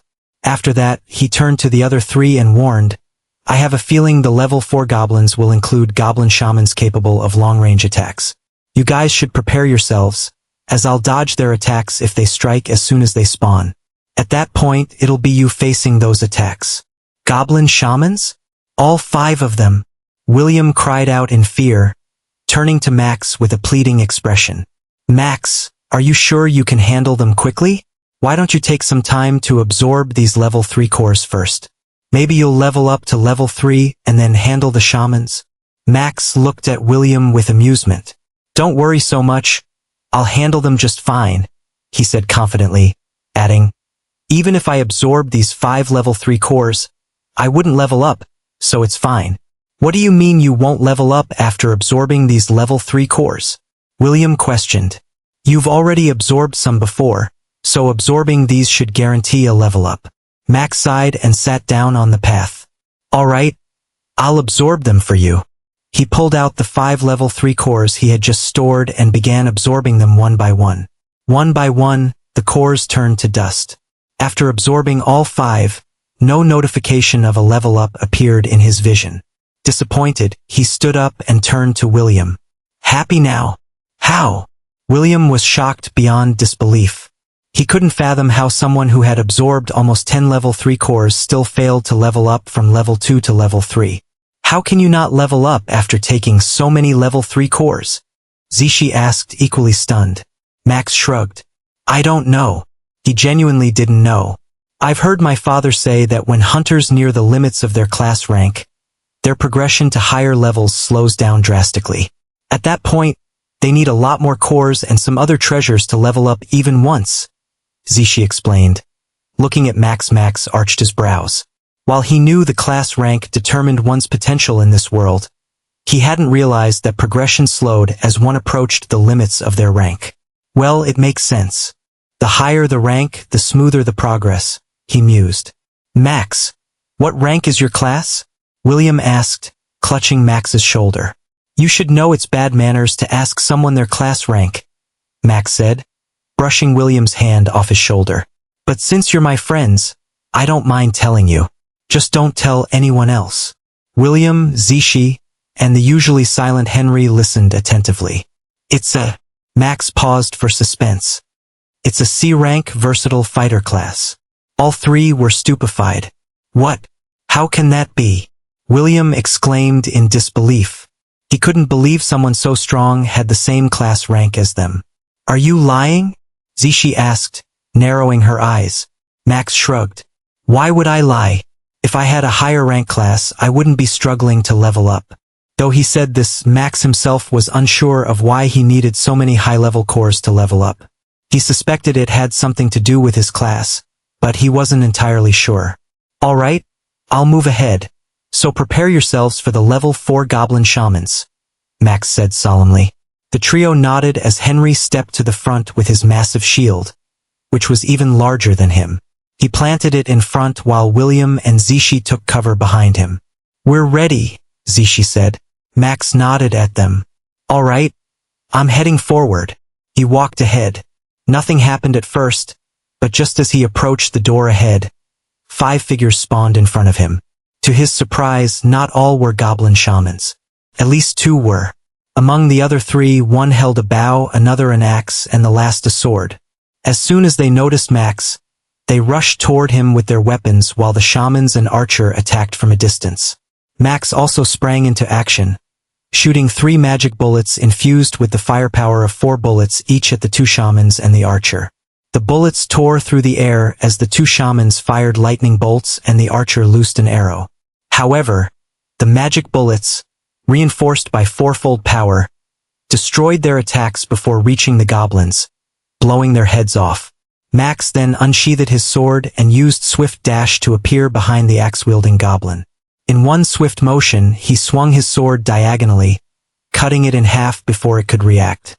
He reappeared in front of the sword-wielding goblin and thrust his blade at lightning speed. Bang! His sword pierced the goblin's head before its weapon could strike, and moments later, its body collapsed. "It's done," Max said, turning to the others. Not all of them were goblin shamans, as it turns out. He sighed. "Why do you sound disappointed by that?" William asked. Max smirked. "Because I was looking forward to fighting 5 level 4 goblin shamans at once." You demon!" William cried in shock. He couldn't help but feel this monster of a man was his true rival, the one he had been chasing for 5 years at the academy. "Let me absorb the cores and level up," Max said, eyeing the 5 cores left behind by the goblins. He sat down and began absorbing them one by one, hoping to finally reach level 3. After absorbing the last level 4 core, the notification for the level up finally came. Congratulations to Max Voidwalker for leveling up to level 3 of novice rank. Max sighed in relief as the notification appeared before his eyes. He had started to doubt whether he would level up at all after absorbing 3 level 4 cores with no result whatsoever. "Good. I feel a lot stronger than before," he mused and checked his status.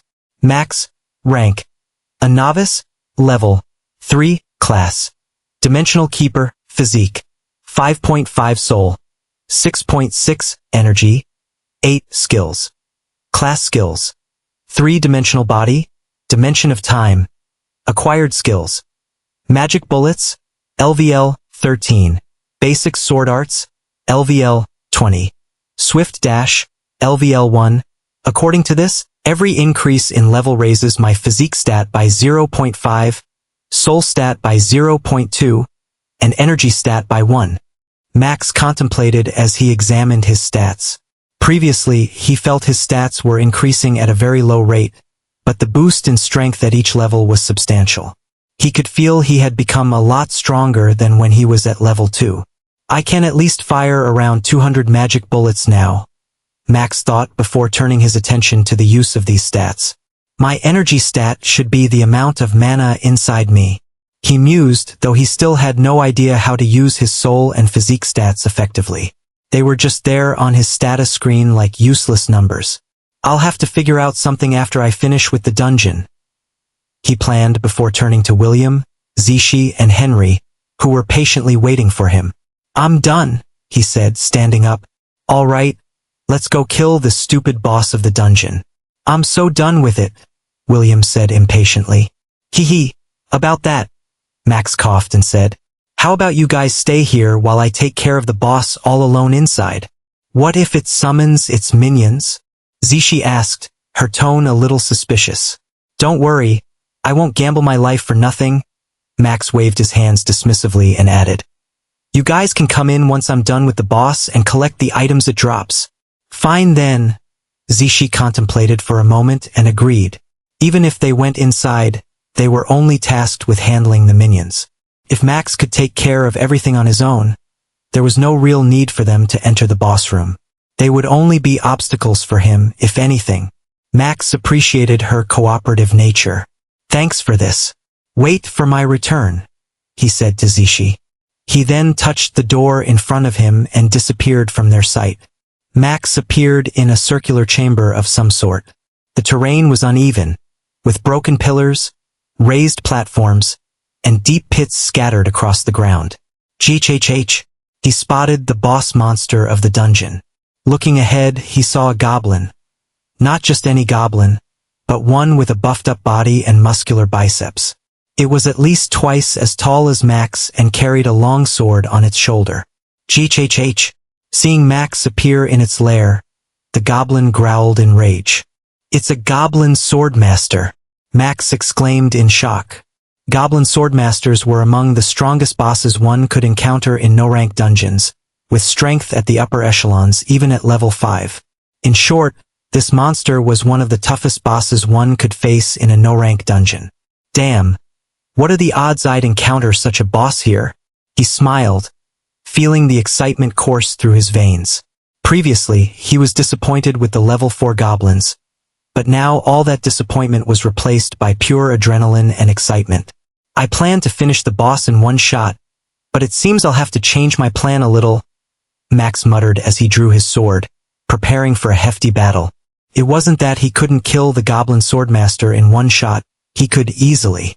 The power contained in combining all 13 magic bullets into one would be enough to decimate this poor thing into oblivion. But that wasn't what he wanted.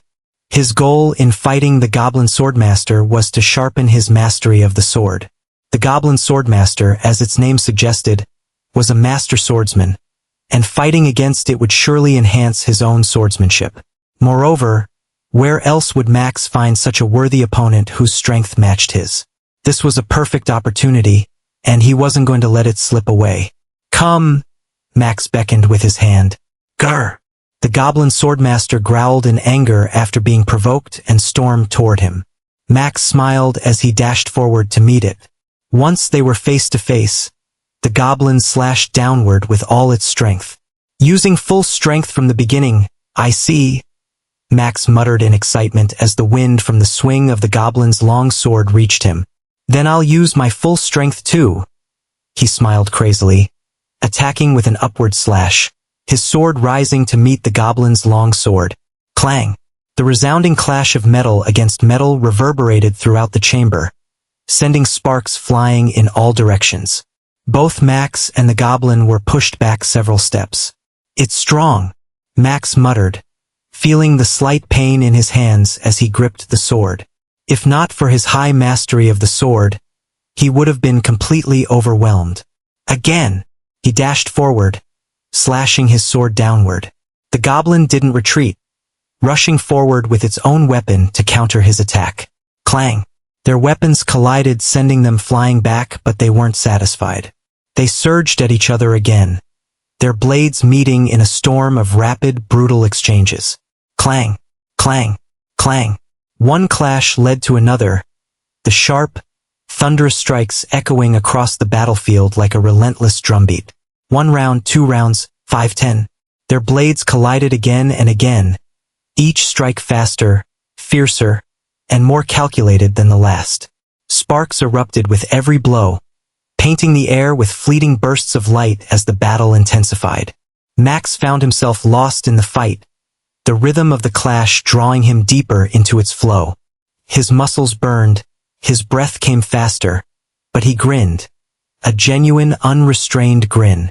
The goblin, snarling with equal determination, met him strike for strike, its ferocity unmatched yet strangely exhilarating. For a while, the only sounds filling the chamber were the sharp, relentless echoes of metal clashing against metal. Each strike rang out like a bell, reverberating through the air and bouncing off the cold, unyielding walls. The rhythmic collision created an almost haunting melody, a reflection of the ferocity of the battle unfolding. As their blades clashed once more, something began to stir in Max's mind. Amid the chaos of their duel, a pattern emerged. Each strike, each parry, each feint. There was a rhythm to it, a flow he hadn't noticed before. A deeper understanding of combat itself began to take root. The realization hit him like a bolt of lightning. He wasn't just fighting anymore, he was learning, evolving with each exchange. His movements grew sharper, his strikes more precise. Gore! The goblin seemed to sense the change and roared, doubling its efforts. Max welcomed the challenge, his grin widening as their duel became even more intense. The clash of steel against steel echoed through the chamber, each strike louder and more deliberate than the last. But after what felt like an eternity, they both retreated. That was fun, but I feel like it's not enough. Max's grip on his sword tightened as he looked at the goblin swordmaster and taunted. You weak little piece of shit. Have you not eaten anything or what? Your moves are so weak and dull that even a 5-year-old little kid could handle them. Grr! The goblin growled loudly as if it understood Max's words and lunged with unbridled fury, its blade slicing through the air with lethal intent. Max didn't know if his taunting worked or not, but he accomplished what he intended to do. Focusing on the raging goblin, he sidestepped, the goblin's blade missing him by a hair's breadth, and countered with a precise upward slash. Sparks flew as their swords collided, illuminating their faces in fleeting bursts of light. Max's pink eyes burned with focus, and the faintest smile tugged at the corner of his lips. The goblin seemed to feel the smile on Max's lips, and it became more enraged. Growling, it roared loudly and sent a flurry of sword strikes hurtling in Max's directions like shadows of swords. There were a total of more than 10 sword strikes mixed on just one attack. Max's eyes widened. Damn! This attack! The sword shadows blurred into a deadly storm, their sharp edges glinting like shards of glass caught in a tempest. He knew in an instant that a single misstep would mean certain death. 3-dimensional body! He shouted, activating his most trusted skill. The world around him sharpened. In that moment, every movement of the goblin's sword slowing just enough for him to perceive the intricacies of its attack. What had seemed like chaotic shadows became clear. 30 distinct sword strikes, each imbued with lethal intent. If I can see this, then I can block it. Max tightened his grip on his blade. His breathing steadied as he synchronized his movements with the goblin's assault. Clang! The first strike collided with his sword, the impact sending vibrations up his arms. Clang! Clang! He blocked 2 more, his footwork keeping him just out of reach of the others. Just like that, he began to block the sword shadows coming at him. When a strike came too fast to counter, Max's feet moved in a series of sharp, precise steps. His body twisted and turned at odd angles, narrowly avoiding the goblin's sword shadows. The goblin growled, its frustration evident as its strikes became wilder, more forceful. But Max was no longer just reacting, he was adapting. Each parry came smoother than the last, each dodge more intuitive. His sword seemed to move of its own accord, anticipating the goblin's next move. Clang! Clang! Clang! With every exchange, Max's strikes grew more refined. His footwork became a graceful dance, each step perfectly calculated to exploit an opening or evade an attack. The rhythm of their duel resonated deep within him, a symphony of chaos that he could feel inside him. He didn't know what it was, but he could feel something bubbling up inside of him. After some moments, he became so proficient in blocking the flurry of attacks Goblin used that with a single downward slash, he destroyed the entire attack in one go. The goblin snarled, its emerald eyes glowing with primal rage. It swung its blade in a wide arc, aiming to overwhelm Max with sheer power. Max met the attack head-on, the force of their collision sending a shockwave through the chamber. Bang! Max slid back a few feet, his shoes scraping against the stone floor. He exhaled sharply, but his grin never faltered. It was then he noticed something. His sword felt different, lighter, sharper, and almost alive. A faint blue hue began to shimmer along its edge, pulsating in sync with his heartbeat. "This is new," Max muttered to himself, his voice laced with excitement. Grr! The goblin charged again, its roar reverberating like thunder. It appeared in front of Max again and attacked. Max pivoted, dodging the overhead swing with a swift roll to the side. He sprang to his feet and launched into a relentless counterattack. Just as they were once again locked in combat, Max's sword began to glow brighter with every clash with the goblin. Clang! Clang! Clang! Each strike carried a strange energy, a force that resonated beyond the physical realm. Max felt it building within him, a wellspring of power surging through his veins and into his blade. It was as though the sword was absorbing the essence of the battle itself, feeding on the intensity of their duel. The goblin growled, sensing the shift in momentum. It swung wildly, but Max anticipated every move. He deflected each strike with ease, his sword leaving trails of blue light in the air as it moved. The goblin faltered, its ferocity unable to match Max's newfound precision. Max's body moved on instinct, his mind completely immersed in the rhythm of the fight. 1 strike, 2 strike, 3 strike. He lost count of how many strikes he landed on the goblin one after another. The goblin soon began to feel overwhelmed by Max's relentless barrage of attacks. The increasing lethality of Max's sword, enhanced by the shimmering blue light, made it nearly impossible for the goblin to withstand his strikes head-on. Growling, the goblin roared in frustration upon realizing it couldn't defend itself and swung its massive blade wildly in a fit of rage. Max was prepared for everything the goblin would throw at him, and its last attack was no exception. He focused and parried the desperate lunge from the goblin, sidestepped its follow-up, and delivered a devastating counter. A diagonal slash that forced the creature to stagger backward. It was at that moment, the glow of his sword intensified, now radiating an almost blinding light. This! Max's chest heaved as the energy reached its peak, the sword humming with barely contained power.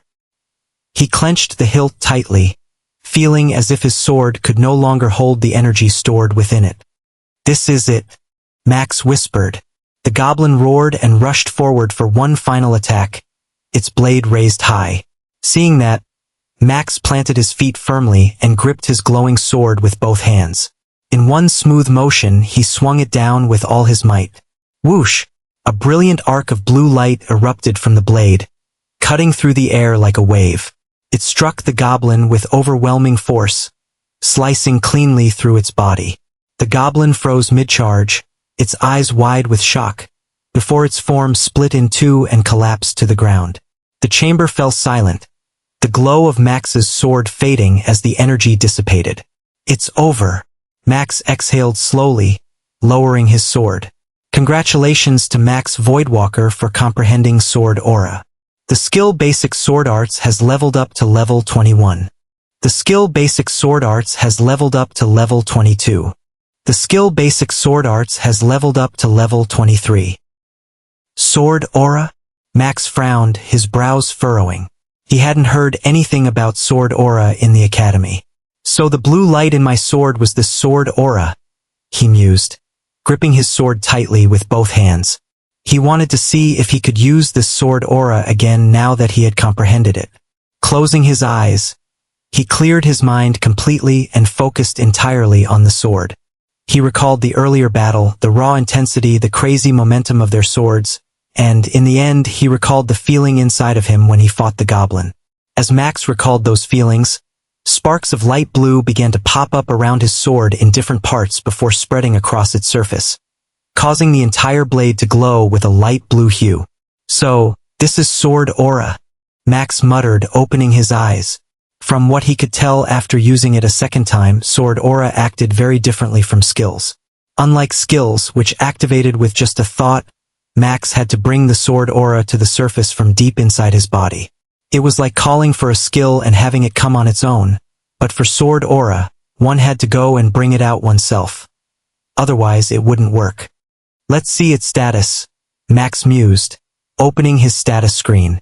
Max, rank, a novice, level 3, class, Dimensional Keeper, physique, 5.5 soul, 6.6 energy, 8 skills. Class skills, 3-dimensional body, dimension of time, acquired skills, magic bullets, LVL 13, basic sword arts, LVL 23, swift dash, LVL 1, comprehensions, sword aura, LVL 1. A new column for comprehensions appeared. Sweet. Max smiled and checked the status of Sword Aura. Sword Aura, level 1, description. Sword aura is the most basic and rudimentary manifestation of the concept of sword, representing the wielder's first step toward understanding the deeper essence of swordsmanship. By channeling their will and intent, the user imbues their blade with a faint, ethereal glow that enhances its sharpness and cutting power. Concept of sword? Max frowned, seeing another term he didn't understand. While he understood that sword aura seemed to be the preliminary stage for comprehending the concept of sword, he had no idea whatsoever about what the concept of sword was. "What is concept here?" he muttered, contemplating, before closing his status screen. "It seems I need to join a guild fast," he considered, knowing that only guilds would have knowledge surpassing that of an academy. After that, Max looked around at the boss monster's drops, his gaze catching sight of the very thing he had been hoping to find. It was a skill scroll. He picked it up and read the name on it. Flurry Strike, Rare. It's a rare rank skill. Max was astounded. Throughout the entire dungeon, he had only encountered common-level items and skills, but the boss monster had dropped a rare rank skill. Hee. Max smiled giddily but didn't immediately learn the skill. He first went to the door of the boss room and touched it. The door swung open, revealing the anxious faces of William, Zishi, and Henry. "Max, what took you so long?" William asked as soon as Max emerged from the boss chamber. Max smiled wryly. How could he explain that he had been having a fun battle with the dungeon's boss monster? They would probably think he'd gone mad. "Max, you have an explanation to give," Zishi said, her expression solemn. "You told us you'd one-shot it and be done in a moment, but it took you half an hour to come out of the boss room." Max sighed and shrugged.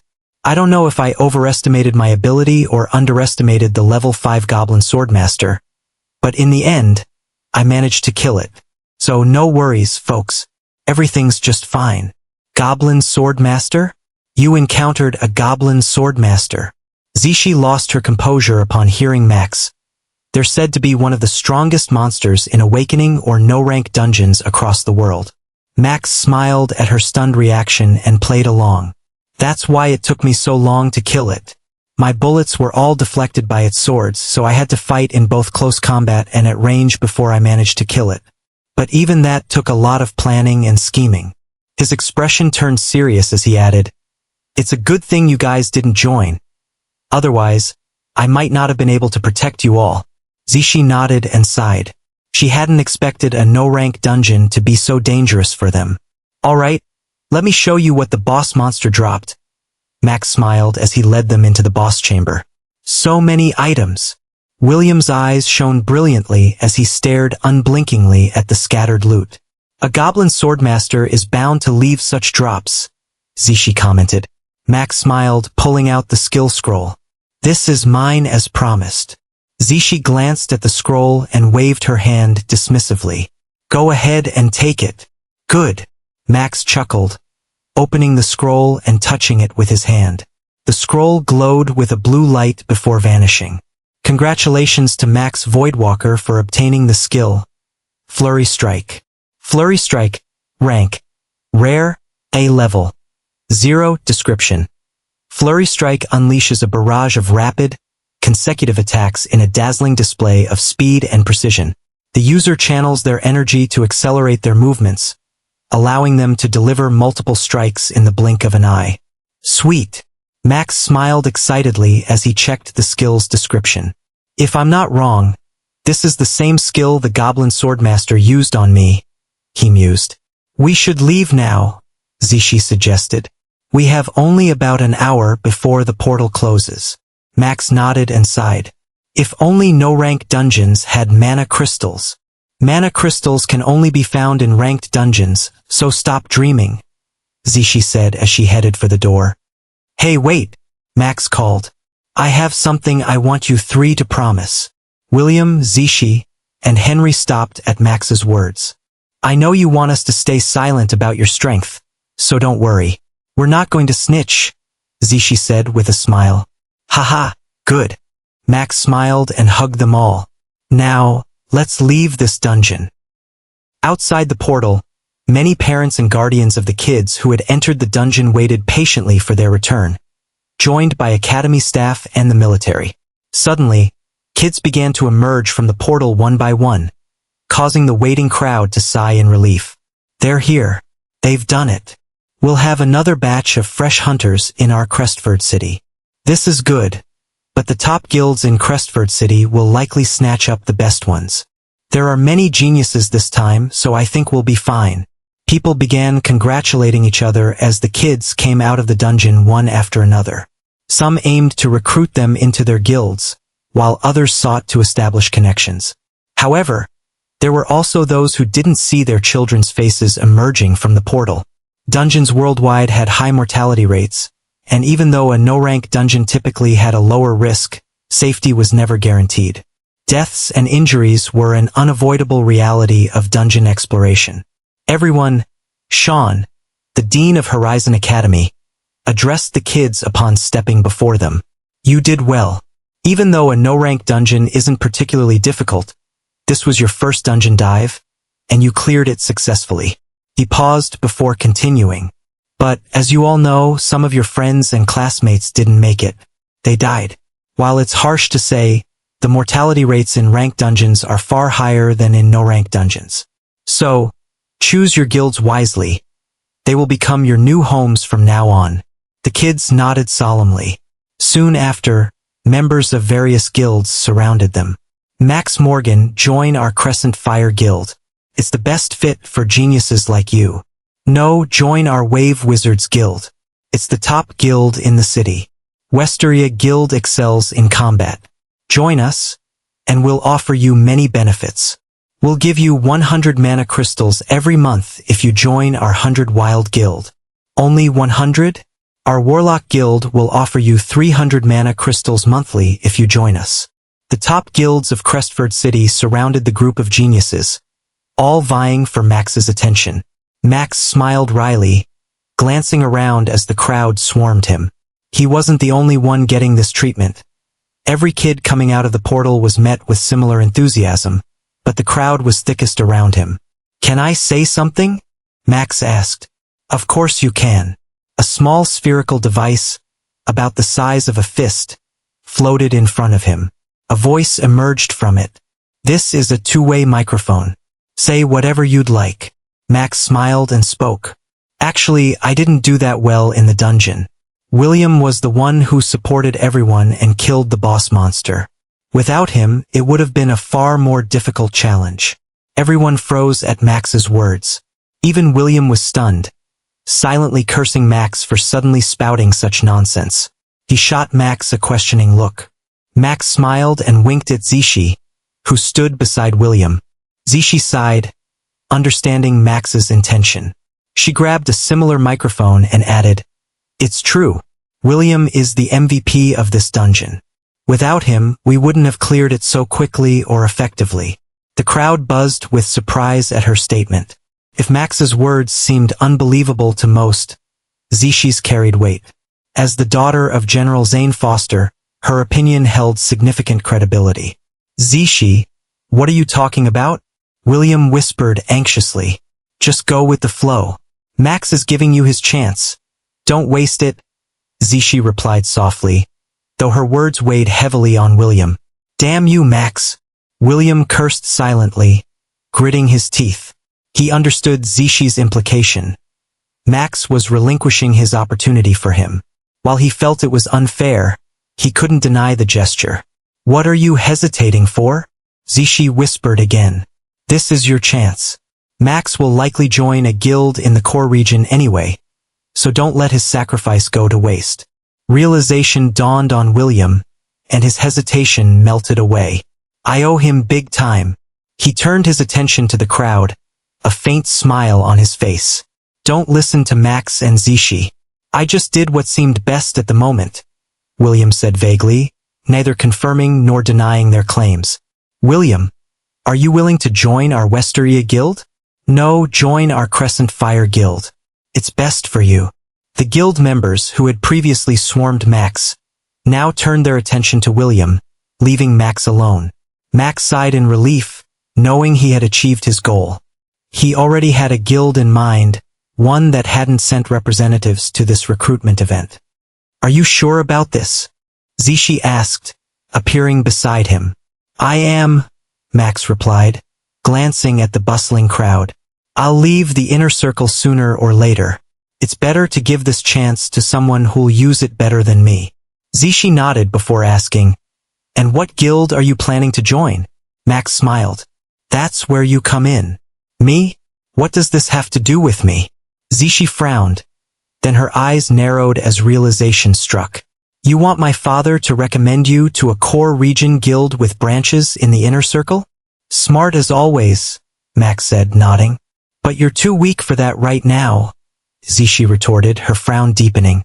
Only those at the peak of novice rank, level 10, are eligible for recommendations, and even then, they have to be the best in the city.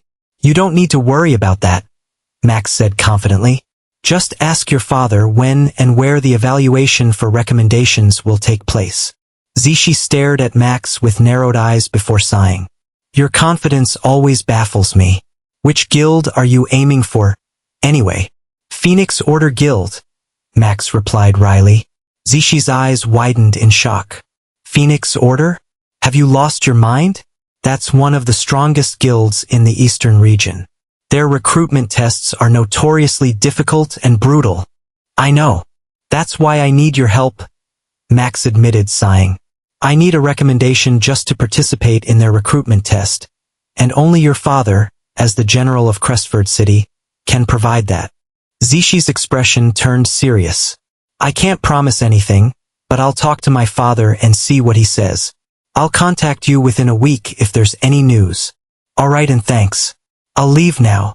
Max nodded, turning to leave. Don't forget to message me, he added before disappearing into the crowd. Zishi watched him go, sighing deeply. She couldn't tell if Max was overconfident or reckless. It seems he already has his future planned.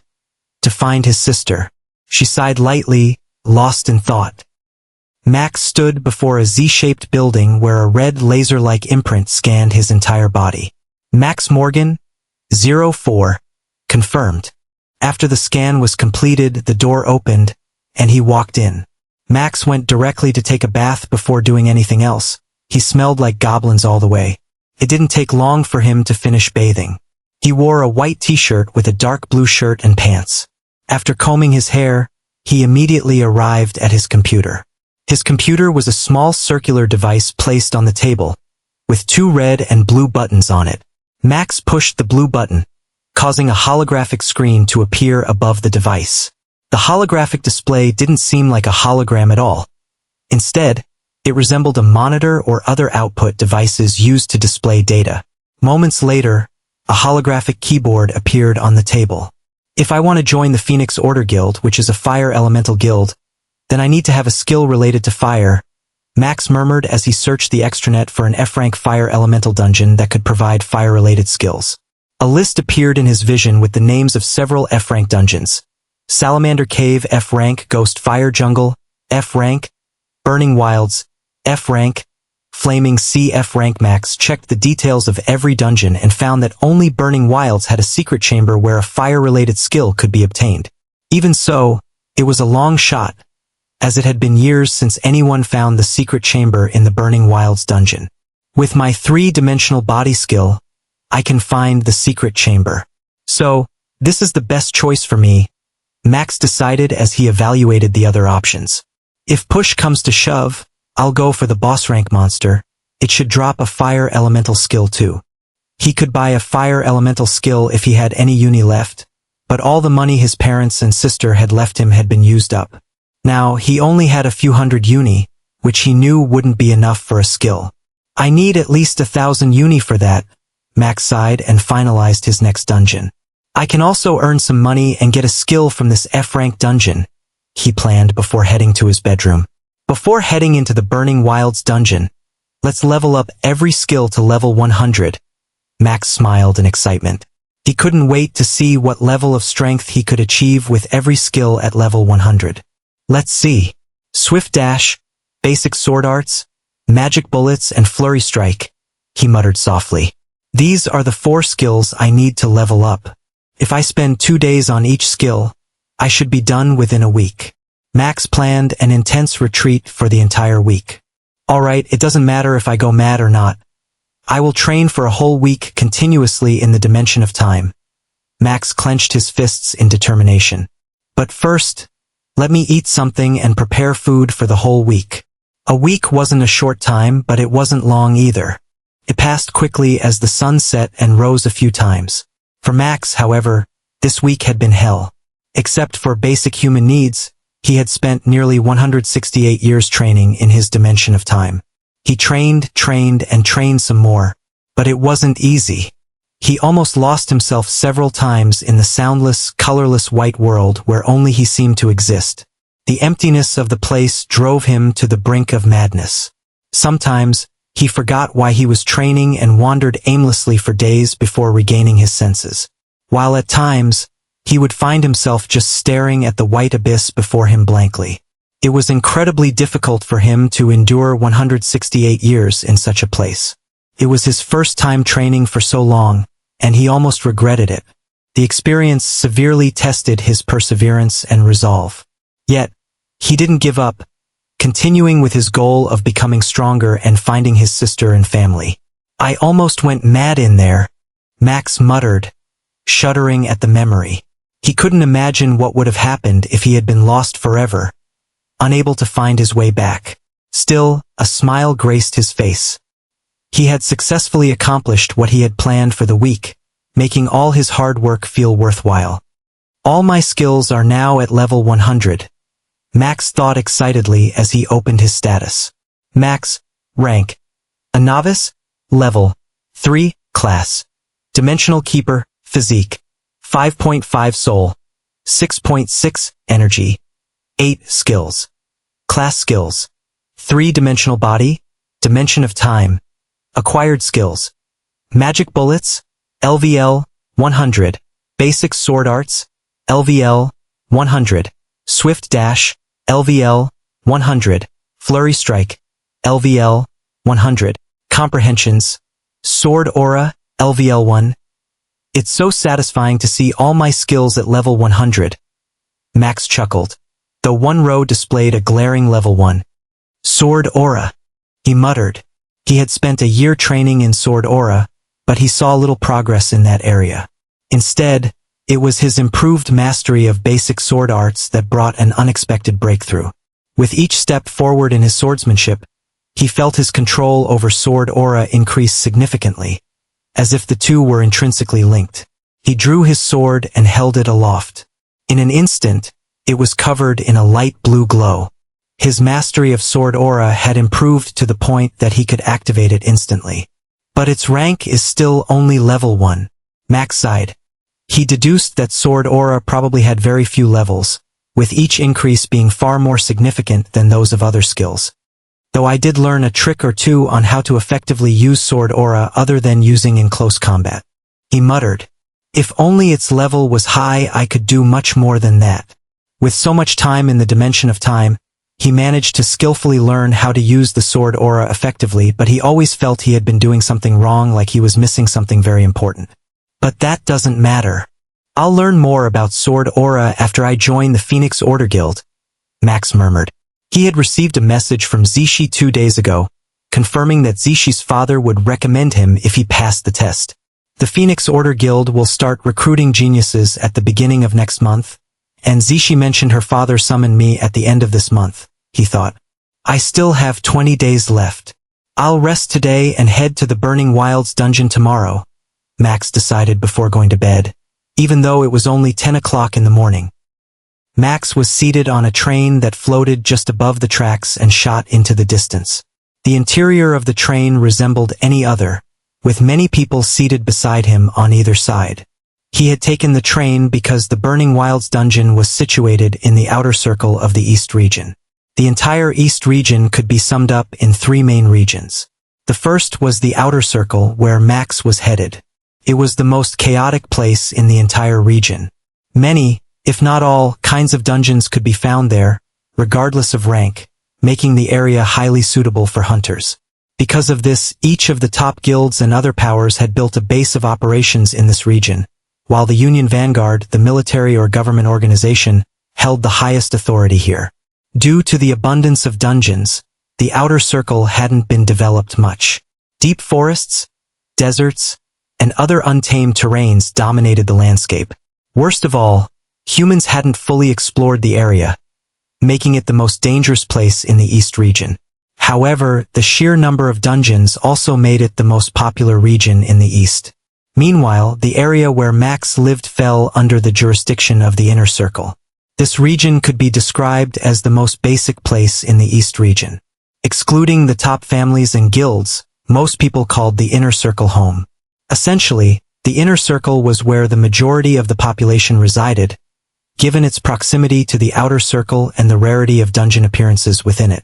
Even the few dungeons that did appear were of low rank and were usually handled by either the top guilds, the Hunter Association, or the local branch of the Union Vanguard station there. The train has reached Badlum district of the Inner Circle. It will stop here for 10 minutes before departing. That's my stop. Max stood up and exited the train. What greeted him was a dense forest, with tall trees and vines hanging from their branches. Max surveyed the area and noticed numerous paths leading into the forest, each in a different direction. He also observed several other people nearby. Some were seated in the resting area or at the station, while others formed groups of 3 or 4, discussing their plans. Seeing this, Max brought his left arm closer and tapped on his wristband. A green holographic screen floated above his arm, casting a faint glow on his face. He tapped the screen a few times, and it transformed into a map marked with 2 symbols, a triangular marker and a red dot. It's good that the map to the Burning Wilds was free, Max muttered softly. So, the triangular marker is me, and the red dot is the Burning Wilds dungeon. The yellow path among the various white paths should be the one I follow. Let's head in then. He smiled, took out a circular disc, and threw it to the ground. Before it could touch the surface, it transformed into a hoverboard.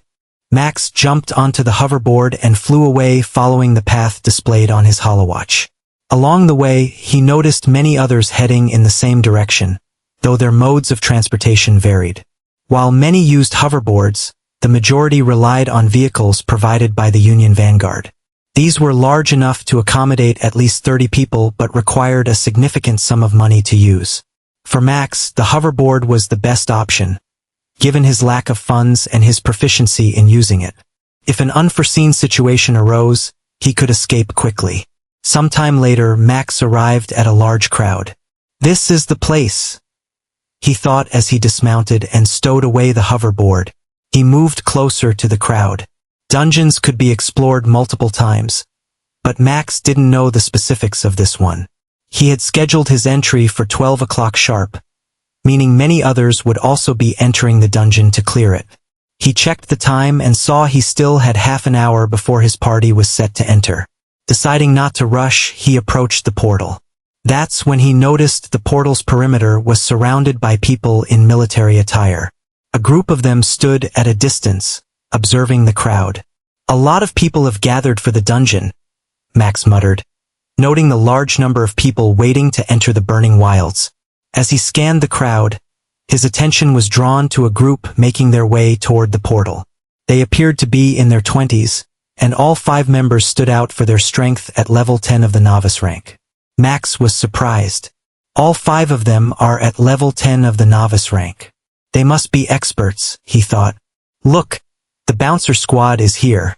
I heard they're very efficient with F-rank dungeons. They are, but they're also cowards for refusing to advance to the apprentice rank. Well, can you blame them? They're making good money clearing F-rank dungeons. They're just scared. If they advance to the apprentice rank, they'll start over at level 1 and become the weakest in that rank. Most importantly, they'll lose the ability to enter F-rank dungeons, which would lead to their squad's downfall. True, but the bouncer squad isn't the only group doing this. Plenty of squads stay in the same rank and earn a hefty sum every day. I also heard that one of the top 5 guilds have took them in, though this is still a rumor as of now. The crowd buzzed with discussions about the bouncer squad. Though their exploits were well known, most people disdained their methods. Staying in the same rank just to earn money is stupid, Max thought, shaking his head. He understood that the value of drops from monsters in E-rank dungeons and above would easily surpass what the bouncer squad earned in a month. Are they here for the Burning Wilds dungeon? Max wondered. He wanted to test his strength against the boss, but with the bouncer squad involved, it would be difficult. But who hired them? The question lingered in Max's mind. As Max waited for time to pass, he noticed many more people joining the already dense crowd near the portal. Most people, if not wearing armor, had weapons on them as they waited patiently to enter the dungeon. Just then, something in the sky caught everyone's attention. It appeared to be a flying beast making its way toward them, scaring the hell out of everyone present. What the hell? Where did this beast come from? Someone shouted in fear. Don't worry, that's a wave eagle which can be tamed, so I'm sure it's someone's ride, said a member of the bouncer squad. A heavily built man with dark red hair standing with his arms crossed. Moments later, the beast came closer to the dungeon, and people could finally see that it was indeed as the red-haired man suggested. 3 people were riding the wave eagle as it landed not far from them. 2 of the riders were beautiful young ladies, and the third was an old man. Leaving the massive wave eagle behind, they approached the portal and waited silently, but the crowd reacted quite the opposite. Murmurs and whispers spread among the people as they speculated about the trio's identities. Only a very few people were capable of taming a wild beast like a wave eagle. Who are these people? Why haven't I heard of anyone with a wave eagle in the inner circle before? Same here. I don't recognize them at all. Could they be from the general's quarters? That might be the only explanation. Otherwise, their sudden appearance makes no sense. The 2 young ladies who came with the old man seem like they've just awakened, but their strength matches ours. One is at level 8 of the novice rank, and the other is at level 7. They're definitely geniuses from the general's quarters. Max listened to the crowd and grew curious. They must have special identities, and those 2 young ladies seem like they awakened not long ago, just like me. But their strength has already reached levels 7 and 8. He wondered if these were the kinds of geniuses he'd face in the test held by the general. Just then, a man in military clothing descended from the sky alongside a blonde-haired woman. They landed before the portal and addressed the crowd. The portal is now active, so you can enter, but not before I say so, the man announced in a rough voice. If this is your first time entering the portal, please report to Miss Wellen. She'll help you with your ID before you're eligible to enter. I completely forgot about the hunter ID, Max thought with a sigh as he headed toward the woman to get his ID. One could either go directly to their local Hunter Association branch for a hunter ID, or get a temporary soft copy during their first dungeon exploration of a ranked dungeon. Max had planned to visit the Hunter Association for his hunter ID but had forgotten about it during the 168 years he spent in the dimension of time. When Max approached the blonde-haired woman, he noticed he was the only one standing before her. No one else needed assistance with a hunter ID. I guess I'm the only newbie here, he mused, turning his attention to the blonde-haired woman, who was examining him. Name? She asked bluntly, tapping her holowatch. A holographic screen appeared before her. Max Morgan, he replied. District and city? Dustfall District, Crestford City. Place your right hand on the hand-shaped print, the woman instructed, pointing at a hologram before him. Max complied, placing his hand on the hologram as it scanned him for a few seconds. All set. I've sent your soft hunter ID. The Hunter Association will send you the original ID within a week, the woman said after the process was complete. Max nodded and checked his holowatch, where his hunter ID now appeared. Sweet. Smiling, he walked back to the group, preparing to enter the Burning Wilds dungeon, but not before facing ridicule. Look at this kid. He's only at level 3, and he dares to enter an F-rank dungeon. He must think he's a genius after staying at some academy and came here to try his luck. Exactly. He probably thinks his measly strength is enough to fight in an F-rank dungeon. Hey kid, go away. This isn't a place for a newbie like you. Go buy some F-rank cores and level up first. No, let him be. He'll learn his lesson if he stays alive. Ha ha ha. The crowd mocked him relentlessly, sneering and calling him a fool. Some shouted for him to leave, while others watched coldly. Even the two young women who had arrived on the Wave Eagle glanced at Max curiously, wondering why someone so weak would dare enter an F-rank dungeon. Meanwhile, Max stood silently, enduring the insults. When the mocking finally subsided, he sighed and murmured softly, "Man, there sure are a lot of bugs in this forest buzzing around my ears." Everyone froze at his words, their faces a mix of shock and disbelief. Stupefied, they struggled to comprehend what they had just heard. Max had called them bugs. The sheer audacity left them reeling, and an odd silence spread before the inevitable outburst. "Hey, kid, what did you just say? Repeat that if you have the guts. You'd better apologize, or you might not leave the dungeon in one piece. How dare he call us bugs? Forget about entering the dungeon, kid. Even if you do, nobody's going to protect you, and you'll die for sure with your strength." The crowd erupted in fury, threatening Max as anger swept through them. Max, however, yawned, ignoring their rage. Instead, he turned to the man in military clothing and asked, "So, when are we entering?" The man smiled at Max before addressing the crowd. "Now," he said, "enter the portal one by one." The crowd seethed as Max continued to disregard them, but the time to enter the dungeon had come, and there was nothing they could do. One by one, people began entering the portal. Max waited at the back of the line when the two young women passed by him. "You're dumb, but funny?" A bell-like voice rang in his ears. He turned to see the red-haired woman walking past him, followed by the brown-haired one. "I'm dumb." Max shook his head wryly, noting the comment. Soon, his turn came, and he stepped into the portal, disappearing from sight. Max found himself in a charred forest as soon as he stepped through the portal.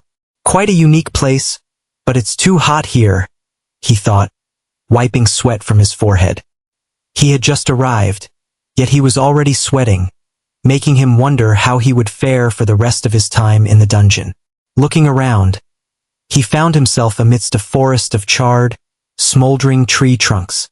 Each trunk was stripped of its leaves, yet they glowed faintly, as if veins of molten energy coursed within. Scarlet foliage clung stubbornly to a few branches, their fiery hues casting an eerie light over the desolate landscape.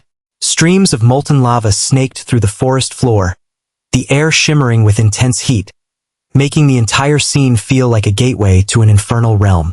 "No wonder it's so hot here," Max mused, observing the many individuals who had appeared nearby.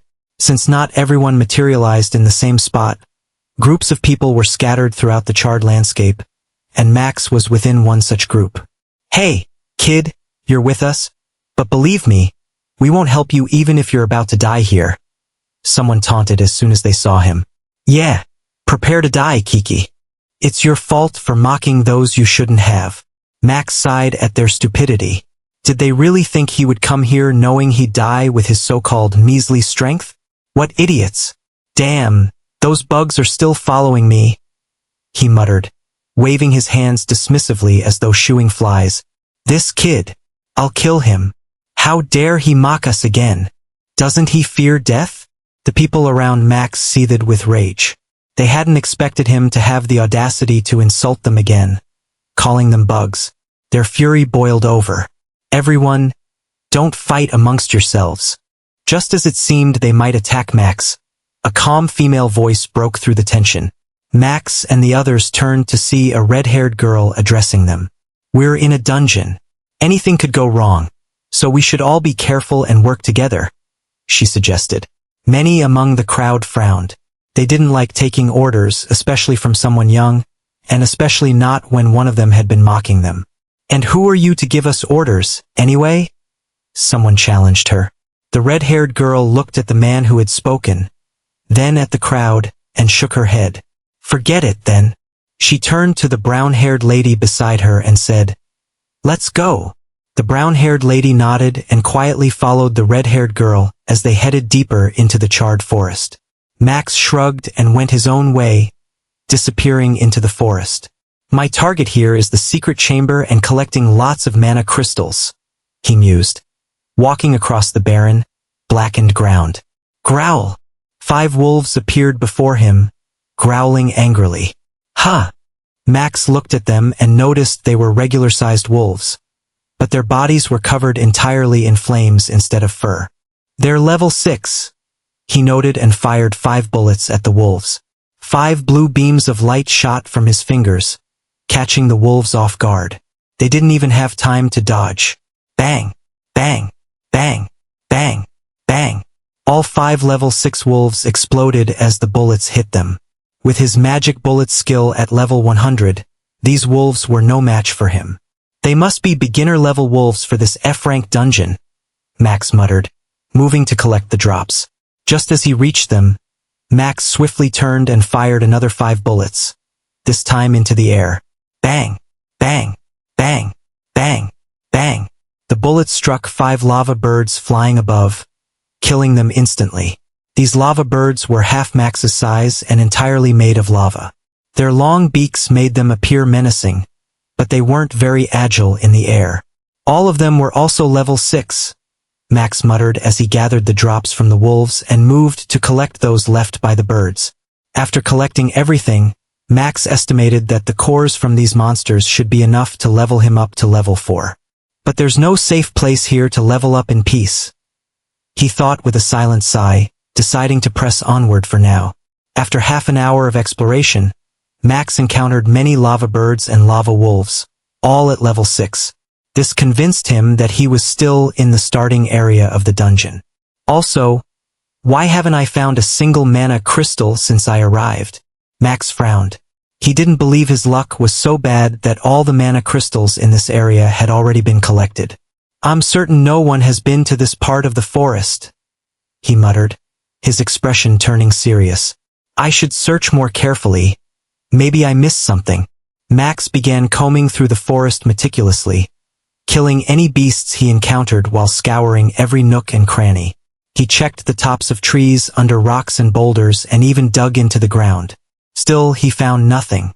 What the hell? Max exclaimed, baffled by the absence of mana crystals. Roar! A deafening wolf's roar echoed through the forest. This? Max frowned and looked in the direction of the sound. That roar. Could it belong to a level 8 lava wolf? His eyes gleamed with excitement. I should head there. But first, I need to level up to level 4, Max muttered, climbing a tree to absorb the level 6 cores he had collected. He wanted to be cautious when facing a level 8 wolf, unsure of how powerful such a monster might be. Congratulations to Max Voidwalker for leveling up to level 4 of novice rank. After absorbing his 6th core, a notification appeared in his vision, but he didn't stop. He continued until he had absorbed all the level 6 cores. Feeling the surge of strength, Max jumped down from the tree and headed toward the source of the roar. Since mana crystals were nowhere to be found, he decided that a level 8 wolf would be a fair trade-off. Max dashed forward through the charred forest, leaving behind a trail of hot wind. Along the way, he encountered many lava wolves and lava birds, but he killed them all. He also met several people like him, complaining and searching for mana crystals all over the place, unable to find a single one. Frustrated, they eventually left the charred forest region. Beyond the forest lay a barren land. There were no trees or even charred remnants of trees, only the black surface of the earth stretching endlessly.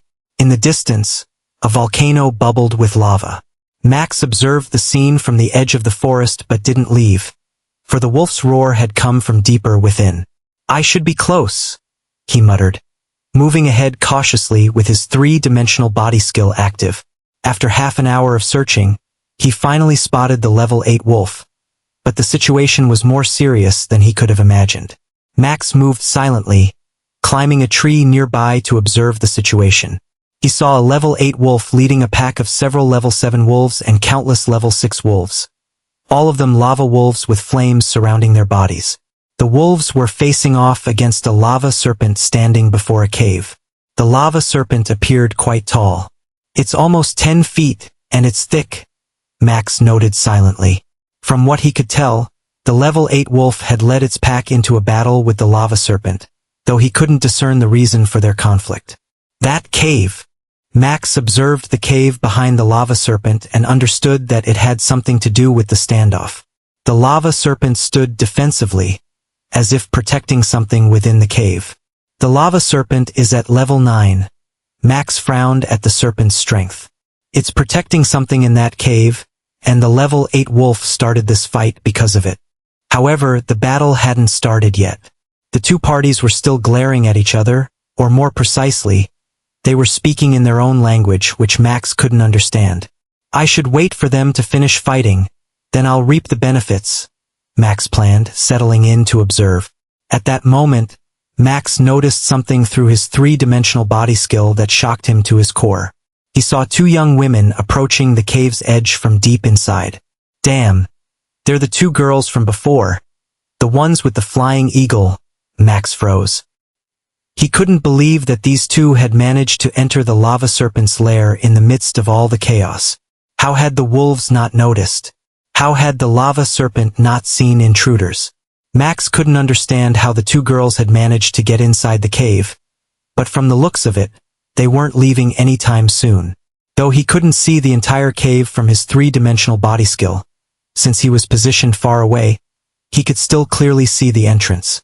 He saw the girls waiting there, but they weren't trying to leave. They must have used some secret method to enter, but it's a one-way ticket, Max guessed.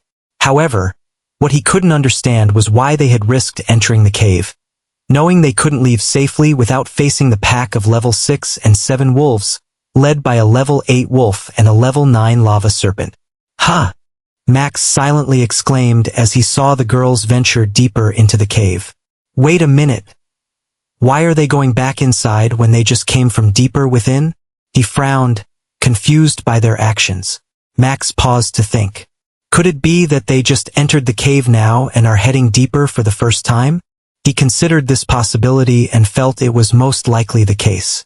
But this would only be possible if they had something that made them invisible, since neither I nor the monsters noticed them when they reached the entrance.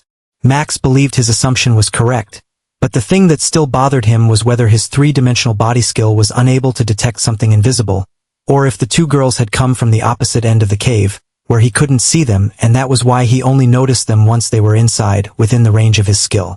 Since my three-dimensional body skill is space-related, it shouldn't matter if someone is visible or not. I should be able to see them if they're physically present around me, Max mused, though he wasn't entirely sure. Let's wait and see how this all unfolds, Max thought, continuing to observe. The level 8 wolf continued to growl at the level 9 lava serpent, which responded by hissing back. The growling and hissing had been going on for several minutes. Damn, they should start fighting already, Max thought impatiently. Should I go and kill them all? The thought crossed his mind, but he quickly shook it off. He wanted to know if the battle was truly about the cave or if there was something else at stake. Hiss! Roahar! Suddenly, both the level 8 wolf and the level 9 lava serpent roared and hissed loudly, turning toward the cave entrance. They immediately charged toward the cave in a berserk frenzy. What happened? Max was shocked to see them suddenly go berserk. They're moving toward the cave. Could it be? Max frowned, his mind racing as he pointed toward the cave entrance with his index finger and fired a concentrated magic bullet. A blue beam of light shot from his finger, reaching the cave entrance just ahead of the level 8 wolf and the level 9 lava serpent. Bang! The bullet slammed into the top of the cave entrance with a thunderous crack, causing a violent collapse. Massive chunks of rock tumbled down, crashing into each other with deafening roars. Dust billowed out in thick clouds, completely sealing off the entrance and leaving behind an impenetrable wall of jagged stone. Both the level 8 wolf and the level 9 lava serpent came to an abrupt stop and turned their heads toward Max. Hello there. How are you guys? Max waved at them, leaned back, and jumped. He flew straight above the pack of lava wolves and rained down 50 magic bullets at them. Beams of blue light fell upon them like a merciless killer, taking down the level 6 and level 7 wolves in one hit. Roar! The lava wolves growled. They ran, they dodged, but their efforts were all in vain. No matter how hard they tried, They couldn't escape the blue beams of light. They were killed in one swift hit from the magic bullets, saving Max a lot of time. Max landed in the middle of the chaos just in time to witness their bodies disappear in red light, leaving behind tons of items. Good. Max smiled in excitement, seeing that just one bullet was enough to kill a level 7 monster like it was nothing. Roar! The level 8 lava wolf roared at Max after seeing that he killed all its pack. It swiftly dashed forward and appeared right before Max, its mouth holding a fireball ready to launch at him. However, just before it could launch the fireball, Max used the swift dash skill and sidestepped, appearing at the wolf's right side. "You are going down, buddy." He chuckled and took out his sword, which began to shine with a light blue color before he swung it down with both hands. Slash! Max's sword severed the wolf's head like cutting butter with a knife in one swift motion. However, just when he thought the level 8 lava wolf would be easy to kill, a shocking scene unfolded before him. To his shock, a new head sprouted from the neck of the headless lava wolf. "I see, so these lava wolves are literally made of lava," Max noted, though he was unsure why only the level 8 wolf was able to regenerate and not the others. Maybe their levels are just too low for that. Seeing that the wolf regenerated its head, Max swung his sword again. But this time, after cutting its head, he didn't stop. He swung his sword many more times, completely cutting the entire level 8 lava wolf into pieces. "Now it should stay put, right?" Max muttered, unsure, as he observed the pieces of the lava wolf when he saw, with his 3-dimensional body skill, that the level 9 lava serpent had attacked. Its tail swept toward him with unrelenting ferocity. Max used the swift dash skill and quickly retreated, dodging the attack. It was then that he saw the pieces of the lava wolf begin to come closer, as if they were attracted to each other, before merging like magma and reforming the body of the wolf once again. Holy shit! The scene left Max completely stunned. He couldn't believe that a level 8 lava wolf had such healing abilities that it could regenerate through various methods. If a level 8 lava wolf can't be killed, then what about the level 9 lava serpent? Max wondered, but then he shook his head. No, if they couldn't be killed, then this dungeon would be very difficult to clear. There must be something I'm missing. He pondered, looking at the level 8 wolf, which growled in caution, and the level 9 lava serpent, which glared at him with deadly intent. I see. Max finally understood what he had been doing wrong this whole time. He slowly walked toward the level 8 lava wolf, which trembled and began to retreat in fear when it saw Max heading toward it. But before it could fully commit to running, Max appeared beside the wolf again and swung his blue glowing sword down at its neck, severing its head. However, Max wasn't done. He swiftly fired a magic bullet at the wolf's head, completely destroying it. Let's see, Max thought as he looked at the headless body of the lava wolf, which began to glow in shimmering red light before disappearing, leaving behind many items. It was tricky, Max muttered before turning his attention to the level 9 lava serpent, which seemed to be staring at him with lethal intent but refused to attack. What? Too afraid to attack? He sneered and walked toward the lava serpent slowly. Hiss! Hiss! Hiss! However, no sooner had Max begun walking than the serpent began to tremble, hissing at him. Sorry, buddy. I can't seem to understand you. Max shook his head in pity and was about to attack the lava serpent when it took off into the distance. Ah yes, you can still run. Max smiled and began chasing the level 9 serpent using his swift dash skill. But after just a few seconds, he caught up with the lava serpent and aimed at it with his finger. With his 3-dimensional body, it became very easy for him to aim, even if the target was in motion. As long as they were within his range of omniscience, they were his target regardless of their position. Whoosh! A small blue light began to form atop his index finger. Let's see if I can kill a level 9 monster with a normal single magic bullet, Max muttered, about to fire when he stopped midway. What happened here? Max paused because the lava serpent had led him to a very strange place. It was still the charred forest, but instead of the flickering red flames and rivers of lava that he had seen before, this place was overflowing with black lava like a river.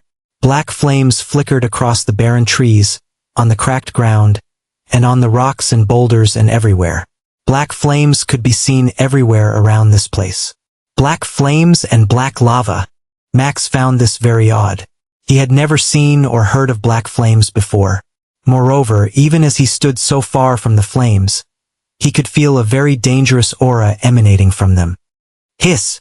The lava serpent hissed at Max from a distance and turned its head toward the direction where the black lava river was flowing, frequently glancing back at him. Does it want me to follow? Max wondered, frowning. Wait a minute. This lava serpent wasn't running.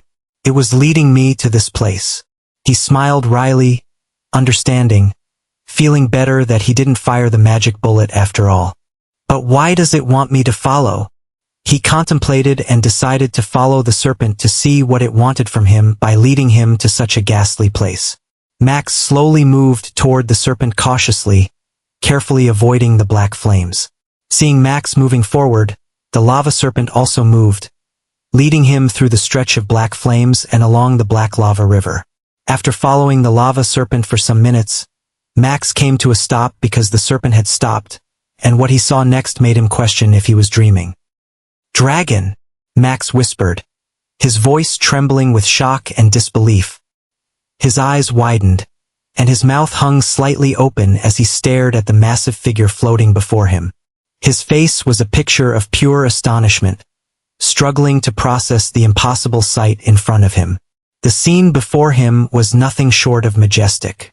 In front of a small hill leading to a cave, a massive black dragon hovered in the air. Its serpentine body was covered in pitch-black scales that shimmered faintly, reflecting the dim light like polished obsidian. Black flames enveloped its entire body, flickering and dancing ominously, making it appear even more menacing and otherworldly. However, its overall size wasn't that large. Almost the same size as the level 9 lava serpent standing beside Max. What is a dragon doing here? Max frowned, but when he saw its strength, his eyes widened with astonishment. Level 10 novice rank. How could it be level 10? He muttered in shock. As far as he knew, only a boss-ranked monster in an F-rank dungeon would have the strength of level 10. Other than that, no monster would possess such a level of power. This dungeon is full of mysteries, Max mused, glancing at the level 9 lava serpent beside him. It seemed to have lost its edge after leading him here and had become as docile as a dog. But why did it lead me here? Max contemplated, looking at the black dragon from afar before his attention was caught by the cave just behind the dragon. It was then that he saw black flames flowing from inside the cave to the outside, connecting to the black dragon. Hiss! Hiss! The lava serpent frequently turned its head toward the cave, as if signaling that something valuable was hidden there. Max looked at the lava serpent solemnly. You brought me here because you want to buy your life in exchange for whatever is in that cave? The lava serpent stared at Max blankly at his question. Sigh. Forget it. Max facepalmed himself and shook his head wryly. For a moment, he had forgotten he was speaking to a lava serpent, a monster. He then turned his attention back to the cave and pondered. According to the level 9 lava serpent, there must be something extremely precious inside that cave. Otherwise, it wouldn't have brought me here in exchange for its life. He was sure of it. Moreover, the black flames coming from the cave and connecting to the black dragon made Max suspect that whatever treasure awaited him inside was linked to the black dragon in front of him. Should I fight? Max wondered about his chances against a level 10 monster, though he had complete confidence in himself. Even if he couldn't kill the monster, he wouldn't lose either. After coming to this dungeon and fighting against level 6, level 7, and level 8 monsters, Max realized that his level 100 skills were far too strong for an F-rank dungeon. He could literally one-shot any monster in this dungeon with his level 100 magic bullet, and even if he couldn't kill them in one shot, what about 100 bullets? What about the fusion bullets formed by combining 2 or more magic bullets? Though I've heard there's a major difference in power between level 9 and level 10, Max muttered, eager to see if his strength had reached the level 10 novice rank. With that thought in mind, Max aimed and fired a normal magic bullet at the black dragon. Whoosh! A beam of blue light tore through the air and hit the black dragon, only to pass through its body and strike the hill behind it. What? My bullet didn't have any effect. Max was shocked, but before he could think of a reason, the black dragon turned its head toward him. Its head, adorned with 2 long horns, twisted toward him, and it roared. Roar! The dragon's roar reverberated throughout the entire charred forest. It's coming toward me. Max's eyes narrowed as he immediately drew his sword, which began to shine with a light blue color. He slashed down with one clean strike as the dragon neared him. Bang! Max felt as if his sword had hit an iron wall, forcing him back several steps from the collision. However, his attack wasn't in vain. The black dragon was also pushed back several steps. But the most important thing for Max was that his sword strike had managed to hit the black dragon, unlike his magic bullet. Let me try again. Max aimed at the black dragon and fired another magic bullet. Swish! The bullet hit the black dragon, only to pass through its body once again. Again it passed through, Max muttered, frowning. But he noticed something that piqued his interest. When the bullet struck the black dragon's body, the spot where the bullet hit briefly turned into black flames before returning to normal. Black flames! Max contemplated and understood what was happening. From what he gathered, the black dragon wasn't a real dragon but something composed of black flames, which seemed to be leaking from the cave behind it. Maybe that's why my magic bullets couldn't hit it. As for my sword, Max mused, noticing the light blue glow around his sword. It's probably because of the sword aura that my sword was able to strike it. Roar! At that moment, the black dragon attacked again, unleashing a torrent of black fire from its maw. The flames surged toward Max like a raging inferno. Max darted from one spot to another, nimbly evading the onslaught. He ducked behind trees, leaped over boulders, and, with the help of his swift dash skill, maneuvered with precision. Each step was calculated, each move seamless, as he skillfully dodged the deadly flames that scorched everything in their path. It's time for my attack. He smiled and, using swift dash, swiftly closed the distance between them and appeared at the side of the black dragon. Fury Strike. Max immediately unleashed the more powerful skill he possessed.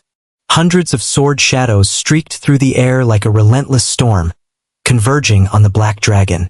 They struck its scales with a barrage of sharp impacts, creating a symphony of clangs and sparks that danced across its impenetrable body. Clang! Clang! Clang! The black dragon was pushed back several steps, but his attack didn't manage to injure it. All his sword shadows were blocked by the dragon's scales, rendering Max's attack useless. More! Max intended to attack again. However, just as he was about to strike, something happened to the black dragon. Black flames consumed its entire body. He hurriedly retreated, not wanting to get caught in those horrendous black flames. What happened? Max muttered, frowning as he looked at the cloud of black flames. The black dragon was no longer visible, but the cloud of black flames floated ominously just above the ground. You did well, human. A very aged and rough voice came from the cloud, catching Max off guard for a moment. Who are you? Max asked tensely, feeling an intense pressure emanating from the black cloud. Me? The voice echoed softly before the cloud dispersed, unveiling a man holding a sword in his hand. He appeared to be in his 50s, his white hair stark against the backdrop of the fading mist. Despite his age, there was a dangerous gleam in his eyes, sharp and unyielding, exuding an aura that sent a shiver of caution through Max. However, the man was pitch black like the black flames and the black dragon from before. Who are you? Max asked, sweating. The pressure he felt from this man was so overwhelming that he almost felt like prostrating before him. It wasn't instinctual, but a deep, primal urge from the very bottom of his heart screamed for him to kowtow and worship the man standing in front of him. Damn, this man is very dangerous. I better get out of here, Max thought, secretly planning his escape. Defeat me, the man said, pointing his sword at Max. As soon as the words left his lips, the man vanished from his position and reappeared before Max, slashing down at his shoulders. Max's eyes widened in shock. If not for his three-dimensional body skill, he wouldn't have been able to follow such a fast attack with his eyes. Max used his sword aura to the maximum and countered with an upward slash. Clang! Wind howled and bellowed as their swords collided, sending shockwaves in all directions. A figure was blasted back at breakneck speed, crashing into a charred tree. The figure was Max's cough. He coughed up a mouthful of blood as he collided with the tree. He's too strong, Max thought, feeling pain coursing through his entire body. Even though he could battle those at level 10, his body and physique were still at level 4. It didn't matter if he could fight at that level. If even one of their attacks landed, he'd be finished. Slowly standing, Max warily stared at the man. "What do you want?" he asked, his voice cracking from the pressure the man was exuding. "Defeat me," the man said before attacking again, thrusting his sword forward, sending hundreds of small black dragons toward Max. Max gritted his teeth and immediately used the level 100 flurry strike, thrusting his sword forward 1 time, 2 times, 3 times, 100 times in quick succession. With each thrust, 5 sword shadows were released. In no time, 500 sword shadows collided with the hundreds of small black dragons from the man's sword. The sword shadows and the black dragons collided, causing black flaming explosions between Max and the man, forcing Max to retreat, his feet sliding back 5 steps before he came to a stop. "My attack is useless," Max muttered, feeling the strength of the man. Although the man's displayed strength was still at level 10, the constant pressure he emanated made Max tremble in fear. "I want to use the divergent slash attack that I made up with the sword aura while training all those years in the dimension of time, but I need a little time to use that attack and I don't think this guy will give me that." He pondered his options. "Your sword is strong, but it's lacking something of great value," the man said, making Max frown. "Lacking something?" Max frowned, glancing at his blue glowing sword. "What is it lacking?" he asked, genuinely curious.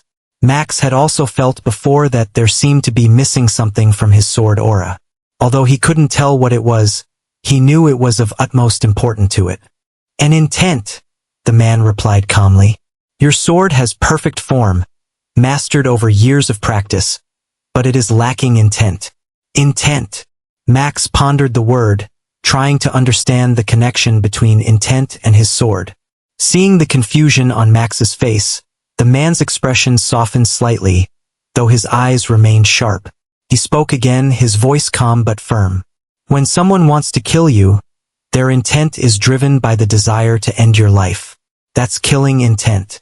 A monster, on the other hand, will attack with beastly hunger or rage. That's bestial intent.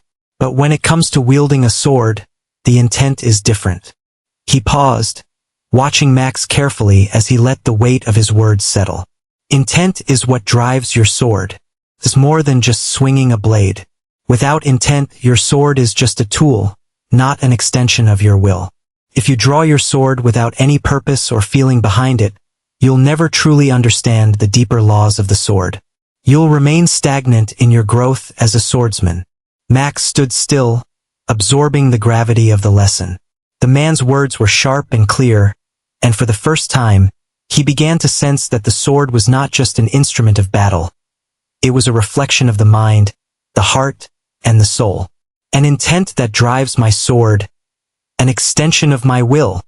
Max repeated the words quietly to himself, his mind sinking deeper into contemplation. As he pondered the meaning behind the man's teachings, something inside him stirred. It was as if the very essence of swordsmanship, something he'd never truly understood before, was beginning to click into place. Without realizing it, Max entered a state of enlightenment. His movements slowed, and he raised his sword. He began to swing it aimlessly at first, not with strength, power, or even his sword aura, but with a sense of fluidity, as if testing the air, feeling the rhythm of the world around him.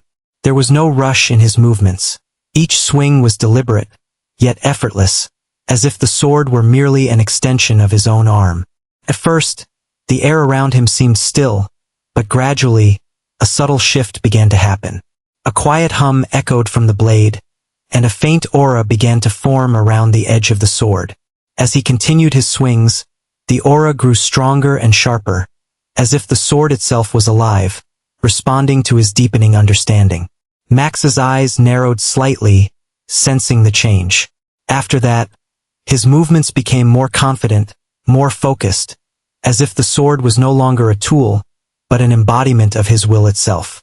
In that moment, Max knew he had begun to grasp what the man had been teaching him. The true essence of the sword was not in the blade, but in the intent that guided it. Max closed his eyes, absorbing everything he had learned just now, before opening them and looking at the man before him. "I am ready," he said calmly. The man nodded approvingly and swung his sword down in one final slash. Max took a deep breath, feeling the weight of the moment. There was no hesitation now. He focused, and with a sharp, controlled movement, he brought his sword up in a powerful upward slash to meet the old man's sword. Clang! The two blades met with a resounding crash, the shockwave of the impact vibrating through the air. Max's grip on his sword tightened, and he stood his ground, holding his position firmly. His sword remained steady, unwavering under the force of the blow. The old man, on the other hand, was slowly pushed back, the force of Max's strike driving him off balance. It was only for a moment, but the sight was enough to make Max feel a surge of pride. However, just as Max thought he had succeeded, an unexpected and deeply unsettling sound rang in his ears. Crack! Max's eyes widened in horror as he saw the surface of his sword begin to splinter. A web of cracks spread rapidly across the blade, the fractures crawling up the steel like veins, until the entire sword shattered with a deafening bang. The pieces flew in all directions, and Max was sent hurtling backward by the force of the explosion. His body slammed against the ground, the shock of the impact rattling his bones. "Ag! That hurts!"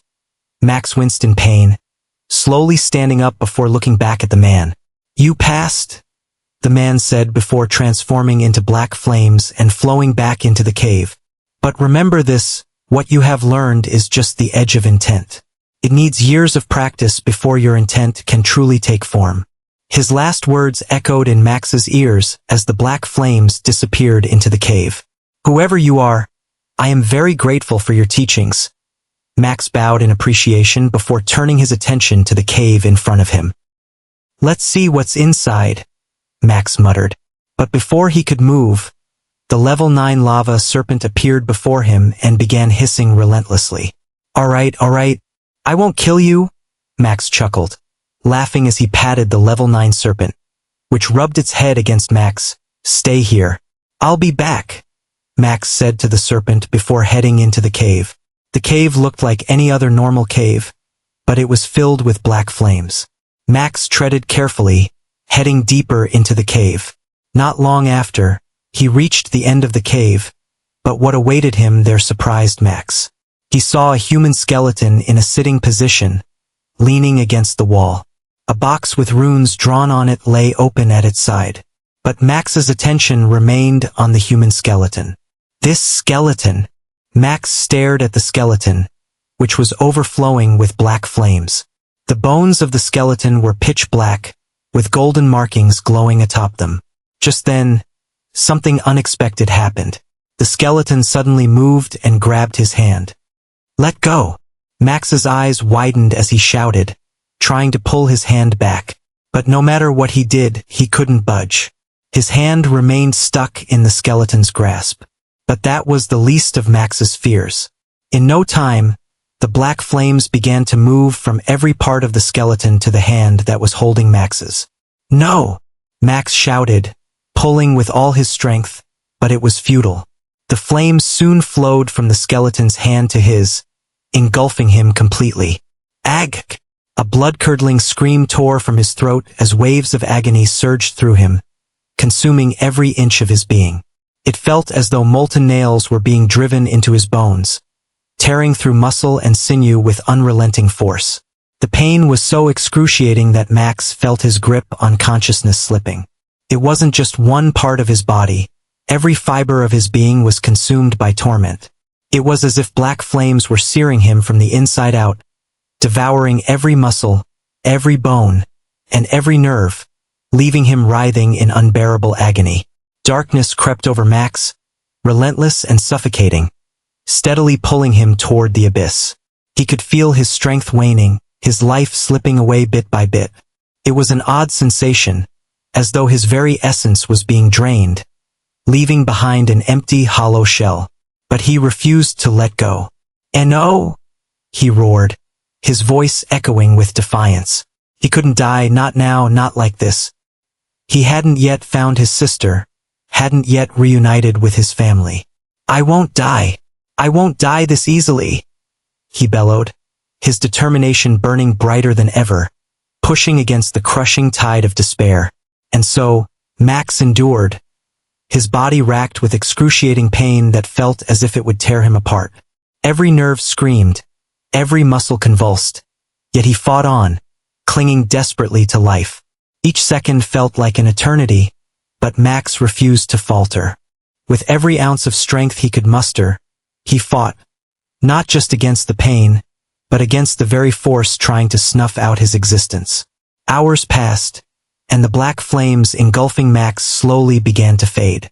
Congratulations to Max Voidwalker for obtaining the Black Dragon Chaotic Bloodline.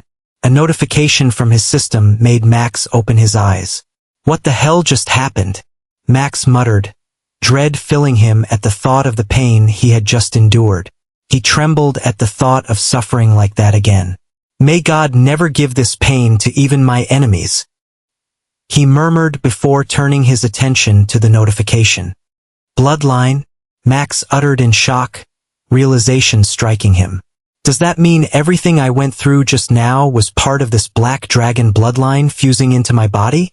So, the treasure of this cave was this bloodline. He understood everything and checked his status. Max, rank, a novice, level 4, class, dimensional keeper, physique, 6, soul, 6.8 energy, 9 skills, class skills, 3-dimensional body, dimension of time, acquired skills, magic bullets, LVL, 100, basic sword arts, LVL, 100, swift dash, LVL, 100, flurry strike, LVL, 100, comprehensions, sword aura, LVL, 1, bloodline, Black Dragon Chaotic Bloodline, Draconic Essence, 10, Dragon Scales, 1, Draconic Essence and Dragon Scales. Max muttered as he saw a new Bloodline section appear on his status. I have 10 Draconic Essence and 1 Dragon Scale. What are they used for? He wondered, contemplating. Let's see. Max brought his right hand forward and focused, causing it to blaze with black flames. I know I can use black flames because it's like it's inherited in my memory, and it's very easy to control. He muttered, putting away the flame. He could use the black flames because after the bloodline fused with him, there were things he instinctively understood about it, though some things remained unclear. As for the draconic essence, Max pondered, focusing on the bloodline flowing through his body. It was then that he saw it. 10 dim black lights floating inside him. He concentrated on 5 of them, causing them to glow brightly, still in black light. As the 5 black lights shimmered faintly, Max felt a surge of untamed power roaring to life within him. It wasn't mana, nor was it the refined control of sword aura, it was something far more primal. A raw, ferocious energy that radiated from every fiber of his being, as if his body had become a conduit for pure, unbridled strength. What is this? Max murmured, his voice tinged with disbelief as he clenched his fists. The sensation was intoxicating. He felt invincible, as if the mere act of breathing could shatter the world around him. Every muscle thrummed with an overwhelming force, and his instincts screamed for release. Unable to resist, Max surrendered to the feeling. He threw a punch into the air, his movements guided by the sheer confidence that coursed through him. Boom! The air exploded outward, rippling like a tidal wave. The force of his strike shook the ground beneath his feet, sending a gust of wind tearing through the charred forest. Leafless trees bent under the invisible pressure, and for a moment, Max stood frozen, his hands still outstretched. I did that, he whispered, awe and exhilaration mixing in his voice as he realized the magnitude of his newfound strength. I only used the power of 5 black lights. What would happen if I used all 10? Max murmured, his voice tinged with curiosity and a spark of madness glimmering in his eyes. Without a second thought, he pushed further, summoning the power once more. First, 5 black lights. The familiar surge of raw strength coursed through his body, and a thrill shot down his spine. Then came 6. The energy felt heavier, denser, like a tidal wave crashing within him. His confidence only grew.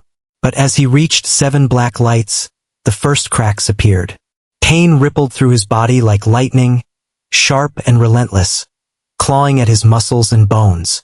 Max grimaced but refused to falter, driven by sheer determination, or perhaps insanity. More, Max growled, his voice strained but defiant. He called upon the power of the 8th black light. The moment he did, his body rebelled.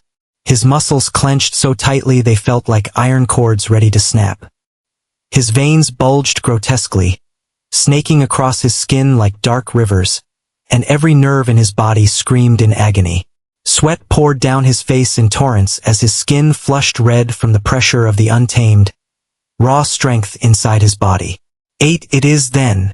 Max took a deep breath and released the power within his body back into the black lights. With my current body, I can only use the power of 8 black lights. If I go any further, I fear my body would just explode. He muttered in contemplation. Having figured out the use of draconic essence, Max pondered the dragon scales but couldn't come up with anything specific. I'll figure something out later. Let's first go back to the cave of the lava serpent. I can't let those 2 girls take everything inside for themselves, but I wonder if I'm too late, he thought, sighing. He scanned the cave one final time when something gleamed on the ground beside the skeleton. Max cautiously circled the skeleton, still wary of what happened last time, and approached the gleaming object from the other side. Upon reaching it and examining it closely, a smile tugged at Max's lips. The gleaming object hidden underneath the ground was a sword. Digging it out, Max grasped the sword in his hands. It was of a normal size, the only difference being the blade, which was pitch black.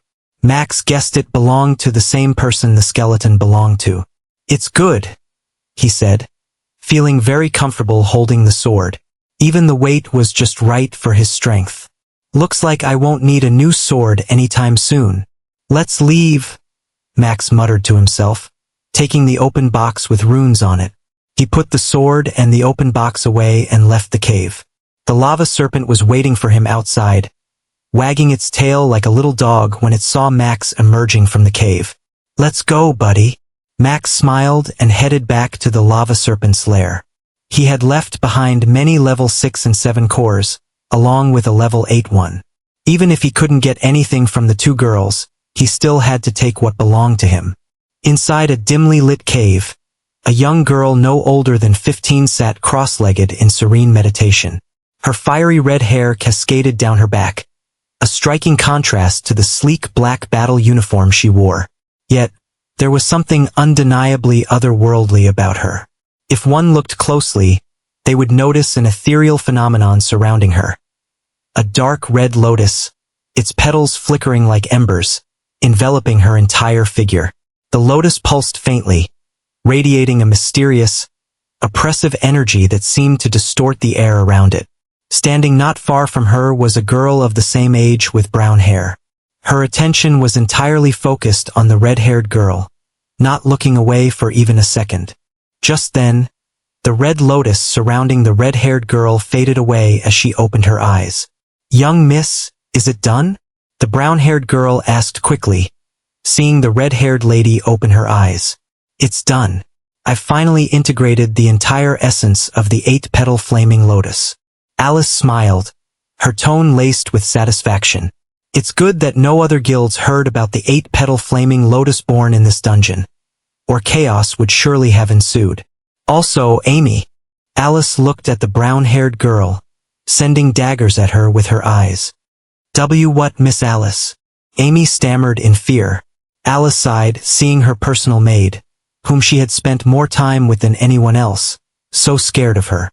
"How many times have I told you not to call me Miss when we're outside?" Moreover, we're childhood friends, so you should just call me Alice like everyone else. But I am your maid, Amy said, her head lowered. Alice folded her hands in front of her chest and sighed. You never learn, Amy, do you? She shook her head lightly. Let's go and leave this cave. She glanced around, seeing thousands of shiny red crystals scattered around them. Also, collect all these mana crystals. They might come in handy just in case. Amy nodded quickly and began collecting the mana crystals one by one. Took them an hour to completely collect all the cores. That lava serpent was smart. It used the mana crystals from all over the charred forest to accelerate the growth of the 8-petal flaming lotus.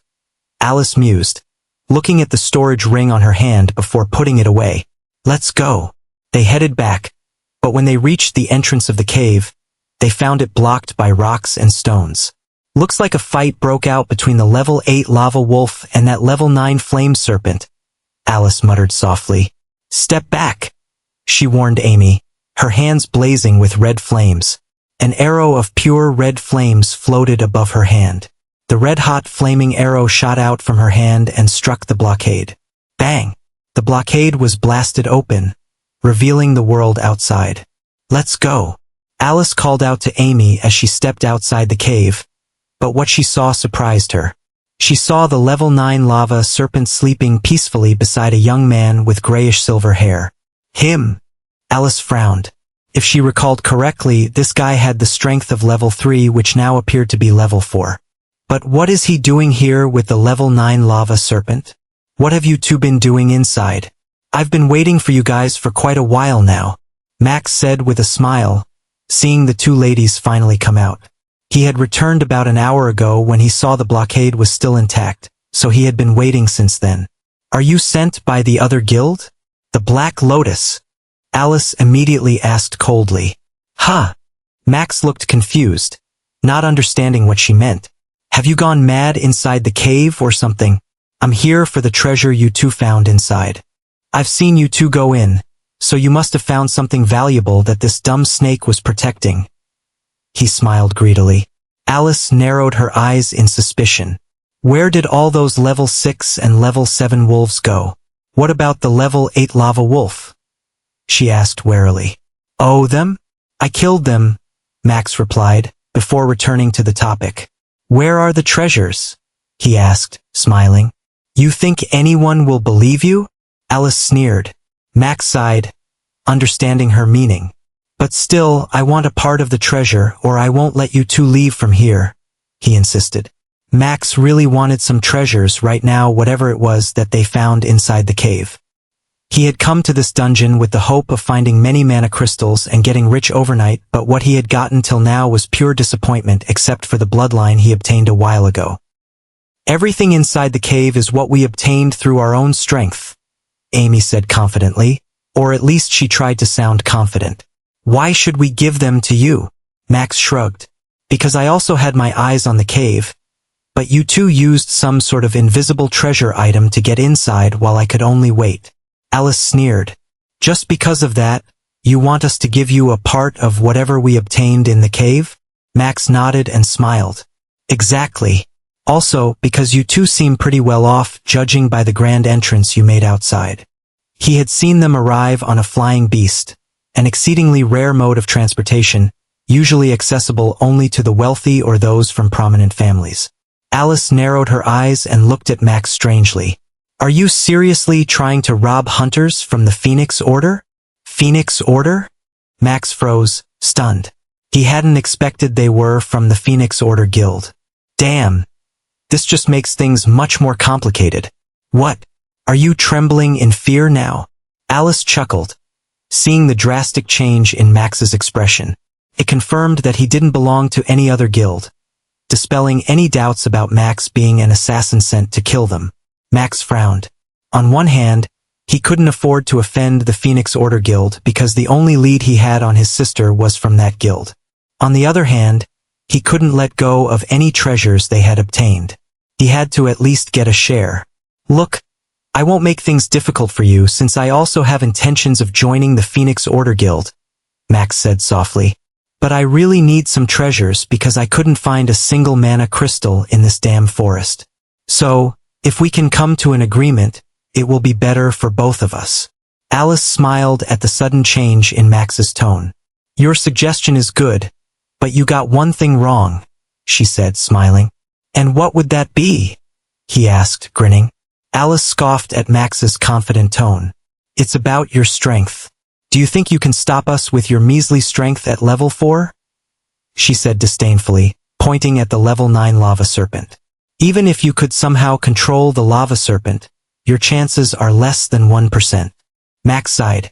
He had expected to be looked down on with his current level of strength, but there was nothing he could do.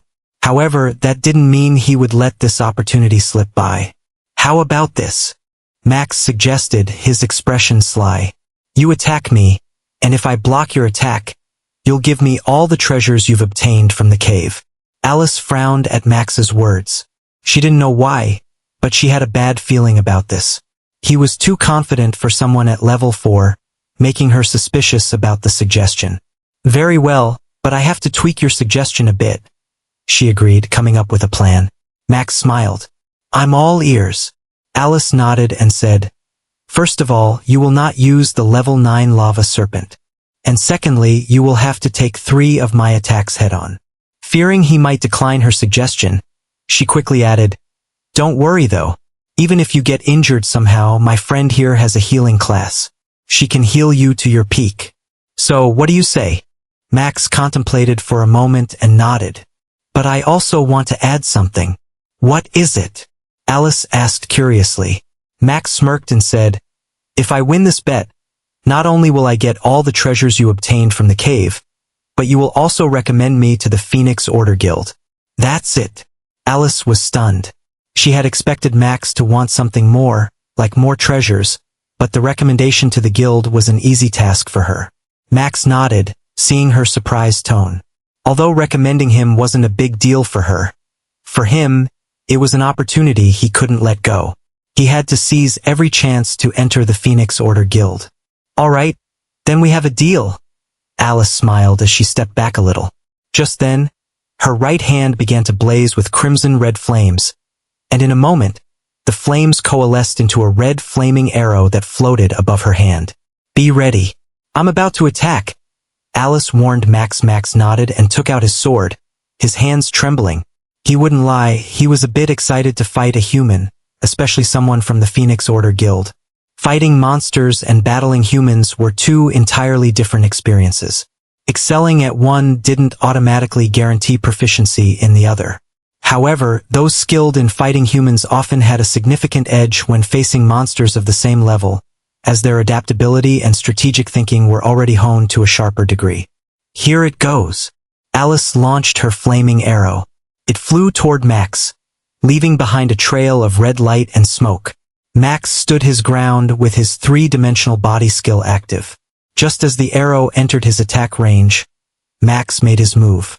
He angled his sword downward to the right, slashing with precision to deflect the flaming arrow away. Bang! The arrow struck his sword and changed direction, hitting the ground to his right and erupting into a small explosion of red flames that lit up the area, leaving a scorch mark in its wake. That was easy, Max thought, turning his attention to Alice. He saw her wide eyes staring at him with pure astonishment. What happened? He asked, frowning. Is it really that strange for a level 4 to block attacks from a level 8? He wondered. Alice didn't reply, her mind still reeling from the image of how Max had effortlessly deflected her arrow with his sword. It had been a fine sword flow that deflected her attack. Meanwhile, Amy was in even more shock than Alice. Only she knew that Alice's strength had always been a step above geniuses at the same level. Yet, her attack had been easily deflected by someone 4 levels below her. What did that mean? How did you do that? Alice asked, coming to her senses, though her expression was still one of shock and astonishment. She still couldn't believe that her attack had been so easily dealt with by a level 4. Max smiled mysteriously. It's a secret. Humph! Alice snorted. Let's see if your secret can save you from 2 more of my attacks. From what she could tell, Max had managed to block her last attack because of his fine swordplay, but she didn't believe he could do the same for her next attack. She brought both her hands forward, which soon began to blaze with red flames. A moment later, 6 blazing red arrows floated above her 2 hands. Alice gazed at Max and warned, "If you can't handle these, just say so, and I will cancel my attacks." Max nodded at her, thinking she wasn't as bad as he had expected. "Go!" Alice unleashed 6 arrows in rapid succession. Each one streaked through the air like rockets fired from a launcher. They twisted and curved mid-flight, honing in on Max with deadly precision, their fiery trails painting streaks of light in the air. Max smiled as he watched the arrows curving mid-air, flying toward him. He could, if he wanted, take them down with his magic bullet skill, but he didn't want to reveal too much of his strength to others. Therefore, he decided to handle them with just his sword. With his 3-dimensional body skill, Max instantly analyzed the trajectory and movement of the 6 blazing arrows. Their fiery arcs appeared almost sluggish to his heightened senses as they streaked toward him. With perfect timing, he stepped forward and positioned himself firmly. His grip tightened around his sword as he unleashed his flurry strike skill. In a blur of motion, Max shot forward with 6 rapid thrusts, each strike slicing through the air with unparalleled speed.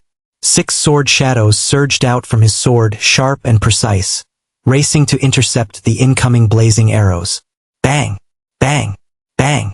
With a series of deafening explosions, each of the 6 blazing arrows detonated mid-air, their fiery energy dissipating harmlessly into the surrounding space. The sword shadows had intercepted each arrow perfectly, neutralizing their explosive power before they could reach Max. Alice stood frozen, her eyes wide in disbelief as she tried to process what had just happened. What she had seen earlier was impressive, but this was on a completely different level.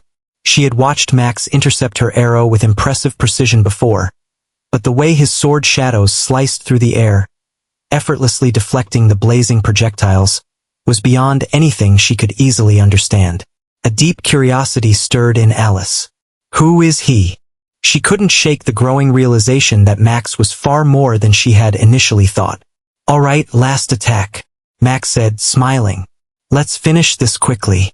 We also need to go to the boss chamber, right?" Alice nodded, taking out her sword. "If I'm not mistaken, he must have awakened a swordmaster class. But even so, that still wouldn't be enough for him to battle someone at level 8 with his level 4 strength." She couldn't make sense of Max's strength, so she stopped thinking about it and focused on her final move.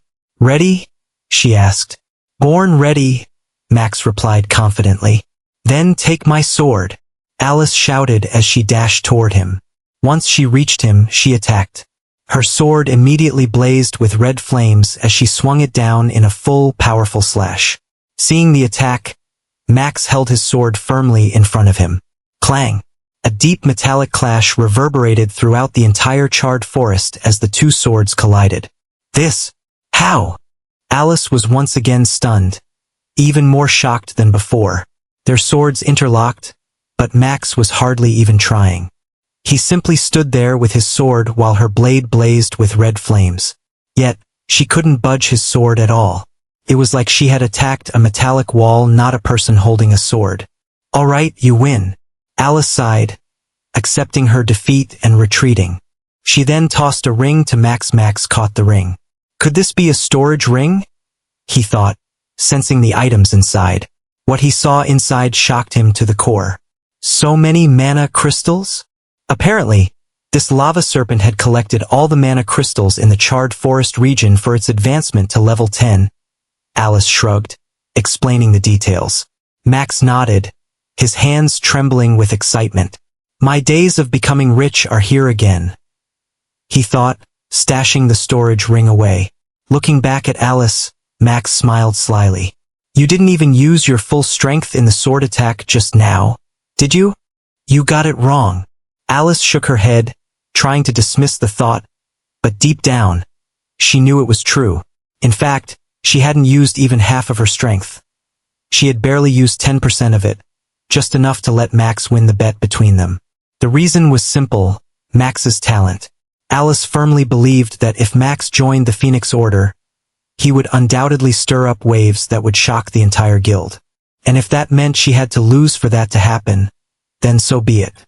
It was not like she would really lose if she had used her true strength. Max smiled, noticing how Alice avoided the topic, but he didn't press her further. He understood her reasoning perfectly, why she had done what she did. It seems trying to show off my strength worked, Max mused. He had a hunch that these two girls held certain positions in the Phoenix Order Guild. Otherwise, they wouldn't have been escorted by an old man whose strength he couldn't see through. From that, Max deduced that the old man was likely a bodyguard for the two ladies. It was clear their status was high enough to warrant being escorted by a protector wherever they went. Anyway, it's a win-win situation for me, Max thought, smiling. What's your name? Alice asked at that moment. Max's eyes widened slightly as he realized he hadn't even asked their names. I am Max. Max Morgan, he said, pausing briefly. He didn't want to reveal his Voidwalker surname to others. He believed his family had named him Morgan for a reason. What about you two?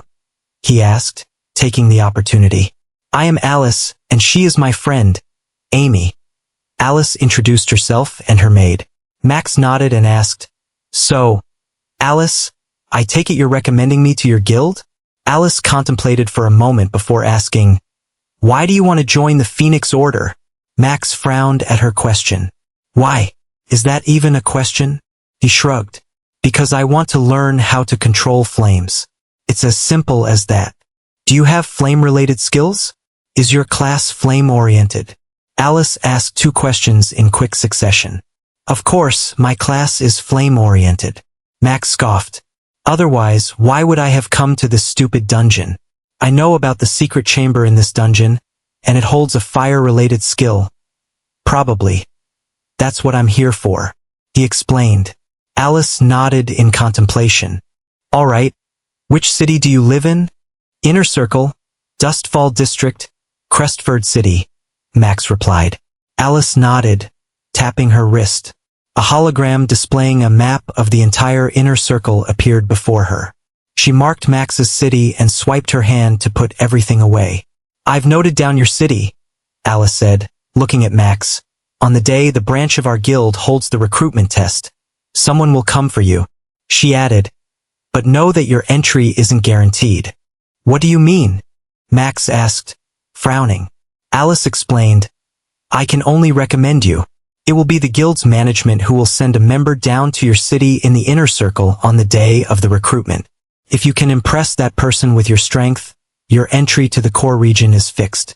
Otherwise, forget about it. Max pondered for a moment and nodded. Fine by me, he replied, smiling. If revealing a bit of strength would increase his chances of being recruited into the Phoenix Order, then he wouldn't mind doing so.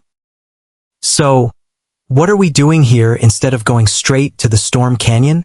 Alice turned to Max, her gaze sweeping over the scorched landscape. Unlike the charred forest they had passed through, this area was devoid of trees. It was a desolate expanse of barren land, dotted with pools of bubbling lava that occasionally appeared scattered across the terrain. In the far distance, a towering volcanic mountain loomed, its peak occasionally spewing bursts of molten lava that illuminated the hazy sky with a fiery glow. I told you before, we are searching for the secret chamber of the burning wild dungeon, Max said, glancing around as they walked across the scorched terrain. Because of you, we're going to miss the boss fight, Alice said in frustration, firing a blazing arrow. The arrow streaked through the air, colliding with a small golem that appeared to be made of rocks and lava. It was a hideous amalgamation of molten rock and stone. Bang!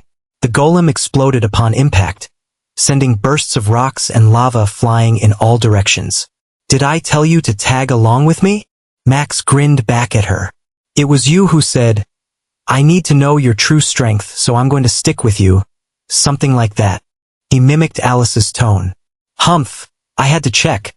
Obviously, Alice scoffed, looking back at Max. If I'm going to recommend someone, I need to make sure their strength is sufficient. Otherwise, I might end up becoming the laughingstock of the entire guild if you fail. She added with a defeated expression, Also, the hidden chamber of the burning wild hasn't been found for years now. What makes you think you can find it? Max smiled at her words. Because I know I can find it, that's why I'm here, he replied, glancing back at her. Fine. Alice sighed and crossed her arms. If the exit portal appears before us, then don't blame me for not warning you. Max shot her a smirk. Sure. Humph. Alice held her hands up in anger, but she forcefully calmed herself down. Whatever. I've done what I came here for, she muttered to herself. Behind her, Amy walked, a soft smile gracing her lips as she watched Alice so engrossed. It was a rare sight. Back at the guild, Alice had always been composed, her emotions carefully guarded. But here, after meeting Max, she seemed to have rediscovered a part of herself that Amy thought was long gone. The carefree version of Alice who would laugh openly and speak her mind without hesitation. After walking for a few more minutes, they arrived at a slightly different, but more dangerous area. It's here, Max said excitedly, looking around. The hidden chamber, it's here. Alice looked at the sight before her, her expression hardening. Are you sure you're not mistaken? She asked. Look ahead, what do you see? How could the hidden chamber be in this messed up place? The scene ahead of them was fascinating in a strange way. Fountains of lava could be seen shooting into the air from time to time, all around the region in front of them. In fact, from where they stood, they could already see 9 lava fountains shooting lava into the air. There were more black holes dotted across the area, where more lava fountains were brewing inside. I know this place is dangerous, but I also know for sure that the secret chamber is somewhere in this region, Max said, pointing at the area before them. He added quickly, you guys stay here, and I'll check this area out. Alice looked back at Max with wide eyes. Are you serious? If the lava falls on you, you're dead. There's no turning back. I know, but I have to go, Max said without hesitation. Is that secret chamber, or whatever you think is in there, really so important that you're willing to risk your life for it? Alice tried to reason with Max, her voice laced with concern. Is it even worth it? We don't even know if the secret chamber is actually there. For all we know, you're throwing your life away for nothing. It's worth it, believe me, Max said softly, his tone firm yet calm. He needed a flame element skill to secure his place in the Phoenix Order Guild. While it wasn't mandatory to have a fire element class, he didn't want to take any chances. The upcoming guild selection at the start of the next month was his only shot, and he couldn't afford to miss it. As for the black flames he had obtained earlier, Max chose to keep them hidden. He suspected there was a big secret tied to the mysterious man who had guided him in the way of the sword and the bloodline he had inherited from the skeleton. Until he could uncover the truth, he preferred to keep this power under wraps. Besides, black flames were notorious for their dark reputation, often associated with destruction and forbidden power. He had no desire to become a public target or invite unnecessary attention to himself. I'll be back, Max said before shooting toward the area where the lava fountains could be seen. His speed was so fast that by the time Alice and Amy reacted, Max had already reached the area. That speed! Alice was shocked, her eyes wide with astonishment. She had only seen a very few individuals with such speed. But they're all at the top of the rankings in the novice rank of the battle realm. Hey Alice, what should we do? He went there, Amy said worriedly. Alice gritted her teeth in anger. This guy is a total nutjob. I've wasted so many words on him for nothing. She sighed in the end, believing that with Max's speed, he probably wouldn't be in any real danger. Anyway, let's keep a watch out for him, she said, looking at the figure in the distance. If he gets injured, I'll go and bring him back and you will heal him. Amy nodded her head. That feeling shot up as soon as I came here, Max thought as he began looking around. With his 3-dimensional body skill active, he didn't have to worry about the lava fountains. As long as he could see them, he could avoid them with his level 100 swift dash skill. Therefore, without any worry, Max began to dash around the entire area, searching for the secret chamber. Only after a few minutes did he come to a stop before a black hole. The secret chamber couldn't possibly be inside this hellhole, right? Max murmured in disbelief. He had checked everywhere, and in the end, his three-dimensional body skill led him to this place. It doesn't matter, Max thought, looking back at Alice and Amy before glancing at the dark hole and jumping down without hesitation. I hope my skill doesn't kill me. His voice echoed throughout the hole. He jumped into the lava hole. Amy shouted in panic as she began pacing around. Alice's face was dark at the moment. She clearly hadn't expected Max to do this. All of this for what? Just a stupid skill. She sighed. That lava hole hasn't been active like the others, so I think he will be fine, Alice said coldly. We'll wait for 2 hours. Anyway, it's not like we'll make it to the storm canyon in time.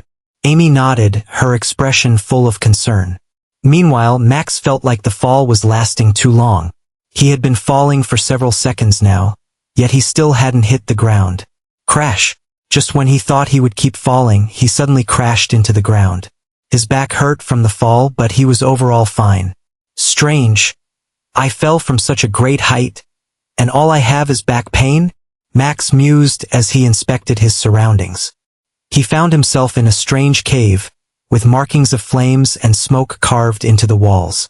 In the distance, he could make out 3 level 8 golems, just like the one from before, heading toward him. This place has a lot of caves.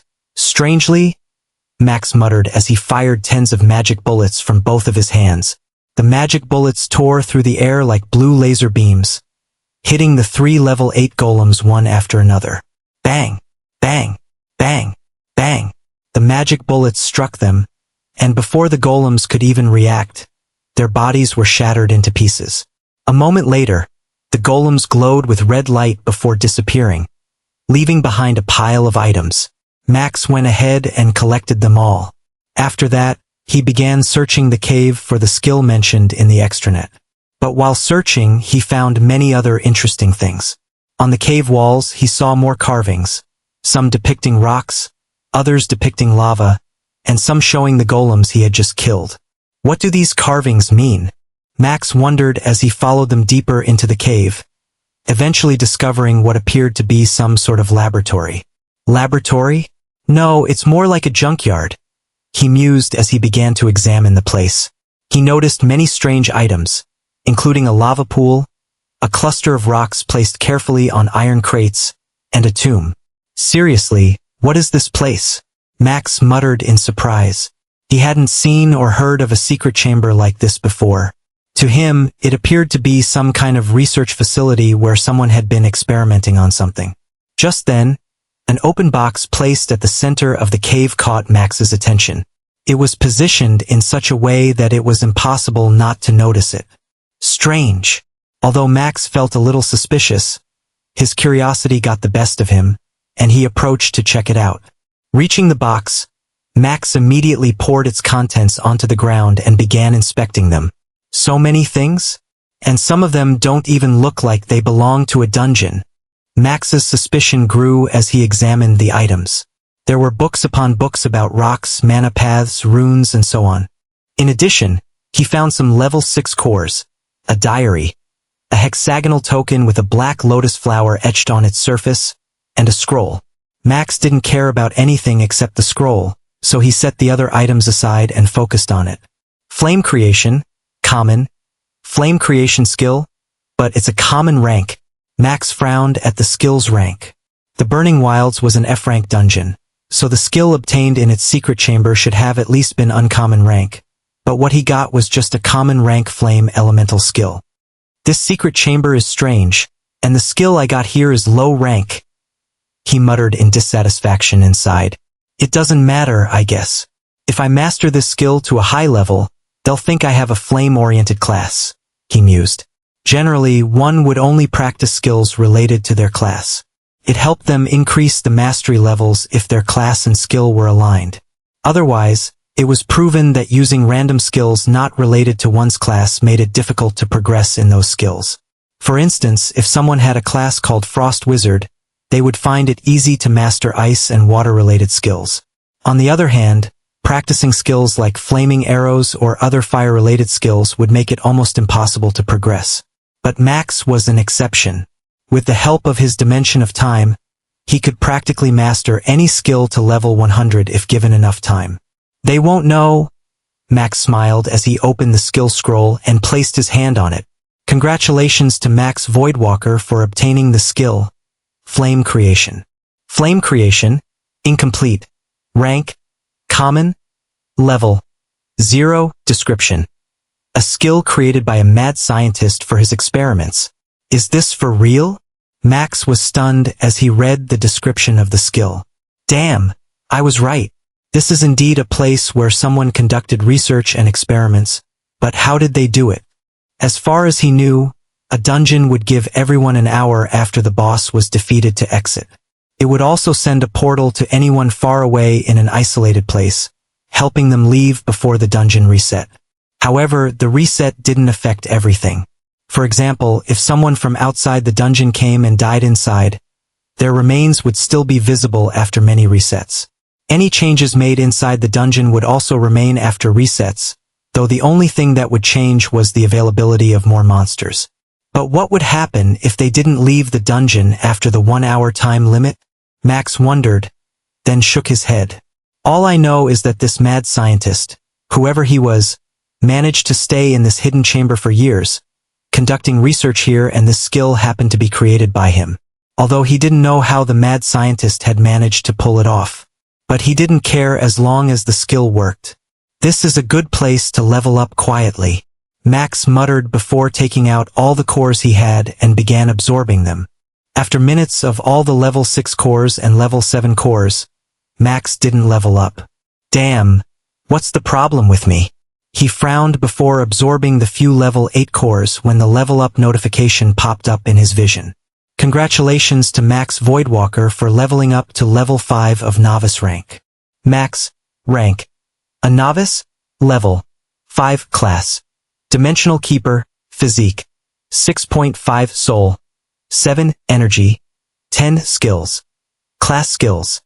3-dimensional body, dimension of time. Acquired skills. Magic bullets, LVL, 100. Basic sword arts, LVL, 100. Swift dash, LVL, 100.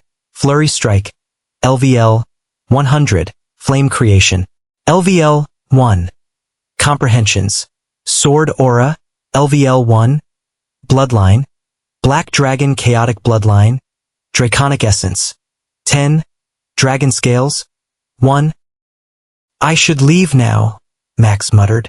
There were so many mysteries about this dungeon, but he had no answers. Moreover, he had gotten what he wanted.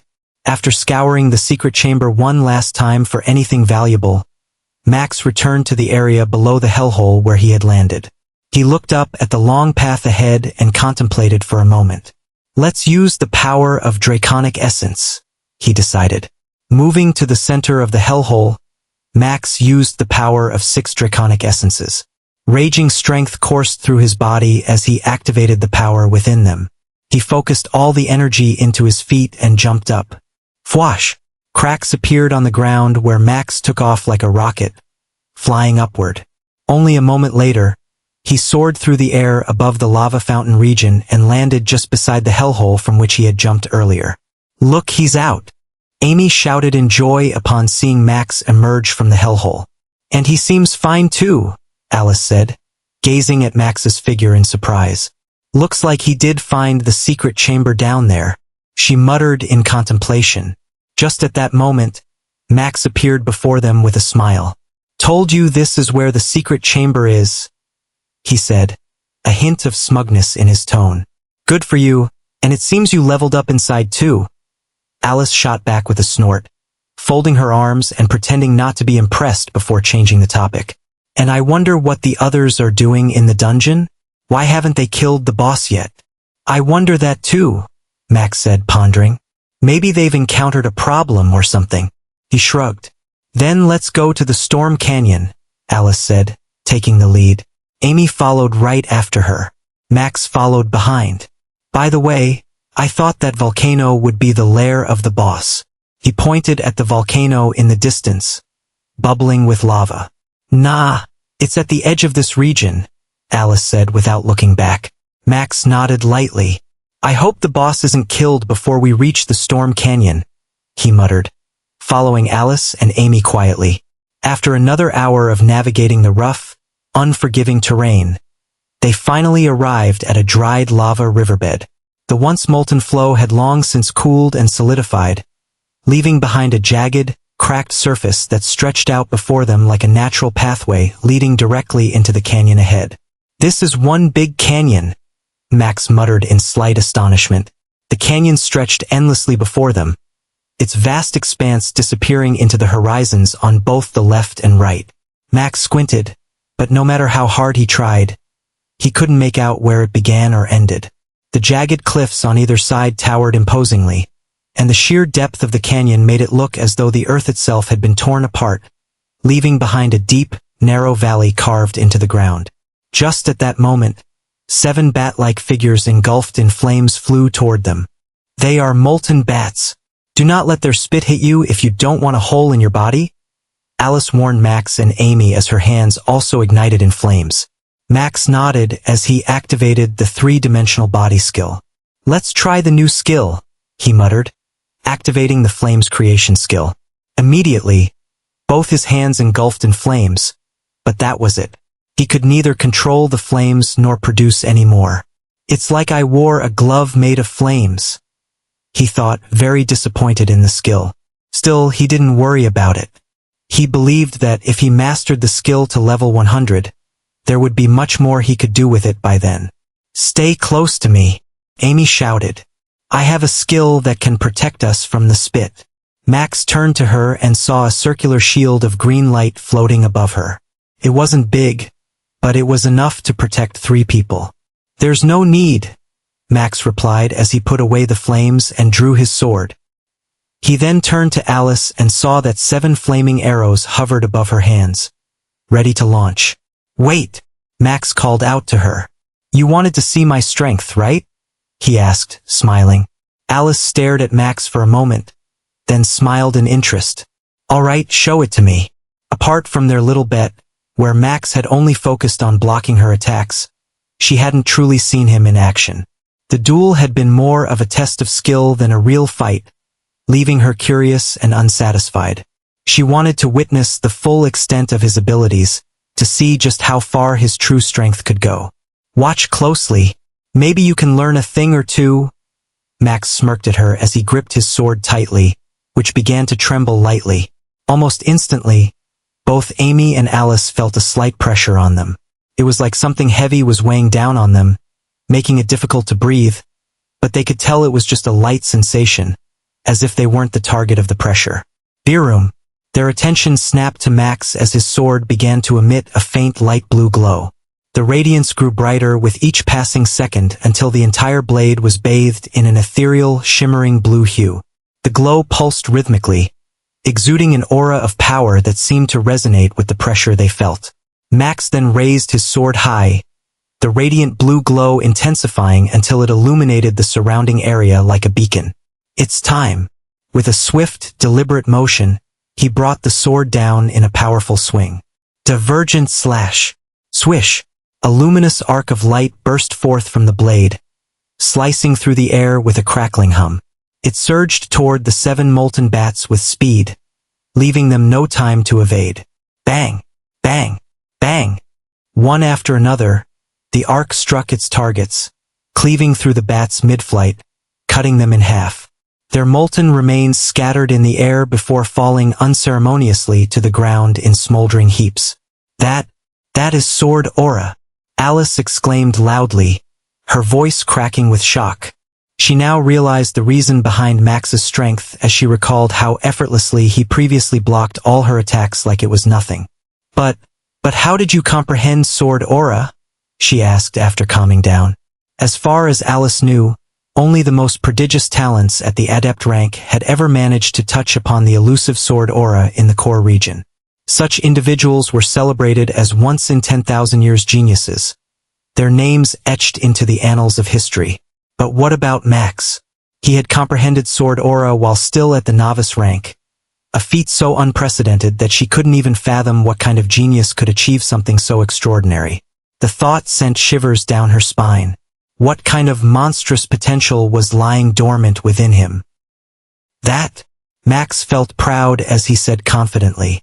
I have always been very good with swords, so when I started practicing, I somehow managed to learn it. Somehow? Alice asked, her tone suspicious. Max smiled upon seeing that and explained. It's like this. During the no-rank dungeon, the boss was a goblin swordmaster, so I exchanged a few moves with him and voila, I managed to comprehend the sword aura. He added with a smirk, oh, by the way, I killed the goblin swordmaster in the process of learning it. Alice looked at Max with narrowed eyes. You don't seem like you're lying, but I have a hard time believing you. Why? Max asked curiously. Although he had made things up, the story behind how he comprehended the sword aura was true. He didn't understand why she would doubt him. Alice looked at Max deeply and asked, do you know about auras and concepts? Nope, he said, shaking his head. I just heard about the concept thing from the description of sword aura. I figured as much, Alice chuckled. If you knew the value of these two things, you wouldn't be so casual about it. Then tell me about it, Max asked, his curiosity deepening. That I can't do, Alice refused. Why? Max asked. Alice shot a glance at him. Because I can't. You need someone qualified enough to teach you about auras and concepts. Someone who has already comprehended a concept. She added, my explanation would only raise questions for you, and I simply don't have answers to them. Max pondered her words and felt that it made sense. Asking someone to explain something they didn't understand themselves was a foolish thing to do. You have to hurry and join the guild first, Alice said. Looking at Max, only the top 5 guilds and the 5 superfamilies have many individuals who have comprehended a concept. Therefore, only they are capable of teaching you.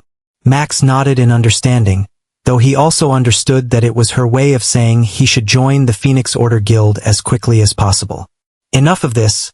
Let's enter the canyon and see what's stopping these people from killing the boss. Alice changed the topic and began descending toward the canyon. Amy followed quietly behind her. This girl is smart, Max mused as she followed behind them. Coming down, Max noticed the storm canyon was like a path to the boss chamber with many monsters blocking their way, or at least that was how things should have been. All the monsters had been cleared by the group that came before us to kill the boss, Alice said, seeing no monsters in sight. So from here on, we'll have an easy run. That's very good. Let's go and see what's taking them so long to kill the boss. Max smiled as he shot forward.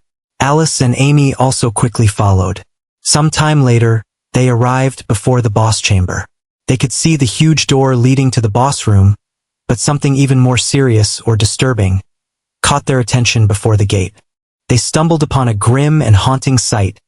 Tens of corpses lay strewn across the ground, their lifeless limbs scattered haphazardly across the scene. Blood and body parts were scattered everywhere, with not a single corpse having intact body parts. What happened here? Max froze in place, his breath hitching as his eyes took in the gruesome scene. A wave of discomfort washed over him, his stomach twisting at the sight of the lifeless bodies and the sheer brutality laid bare before him. It was his first time witnessing such cruelty and carnage, and it left him feeling deeply unsettled.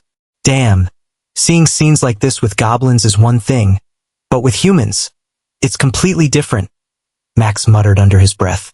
Turning to check on Alice and Amy, he expected to see similar discomfort on their faces. Huh! Max froze again, his eyes widening in disbelief. Unlike him, who was struggling to keep his composure, the two women stood calmly amidst the carnage. Their expressions were steady, as if the horrific scene before them was nothing out of the ordinary. For a moment, Max questioned himself. Am I too soft? Or are they just used to this? Are you okay? Alice asked, her voice laced with concern, as she noticed the beads of sweat rolling down Max's face. I am fine, Max said through gritted teeth, his voice wavering slightly. He took a deep breath, forcing himself to calm down. Turning to Alice and Amy, he offered a sheepish smile, his face tinged with embarrassment. I was just A little overwhelmed by the scene, he admitted, his gaze turning to the gruesome sight before them. Alice nodded, seeing Max was fine, and turned her attention back to the scene. What happened here? No being in an F-rank dungeon should have the power to cause such a scene. Help! Is someone here? Just at that moment, a faint voice sounded from one of the scattered corpses. Someone is still alive, Max said with wide eyes, turning to Alice. We might save him if we act fast, Amy said, shooting toward the corpse.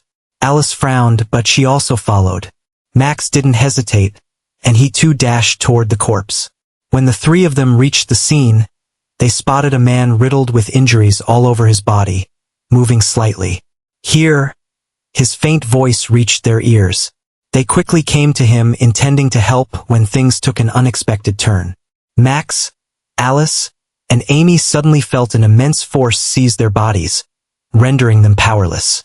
Before they could resist or even comprehend what was happening, they were lifted into the air as if by an invisible hand.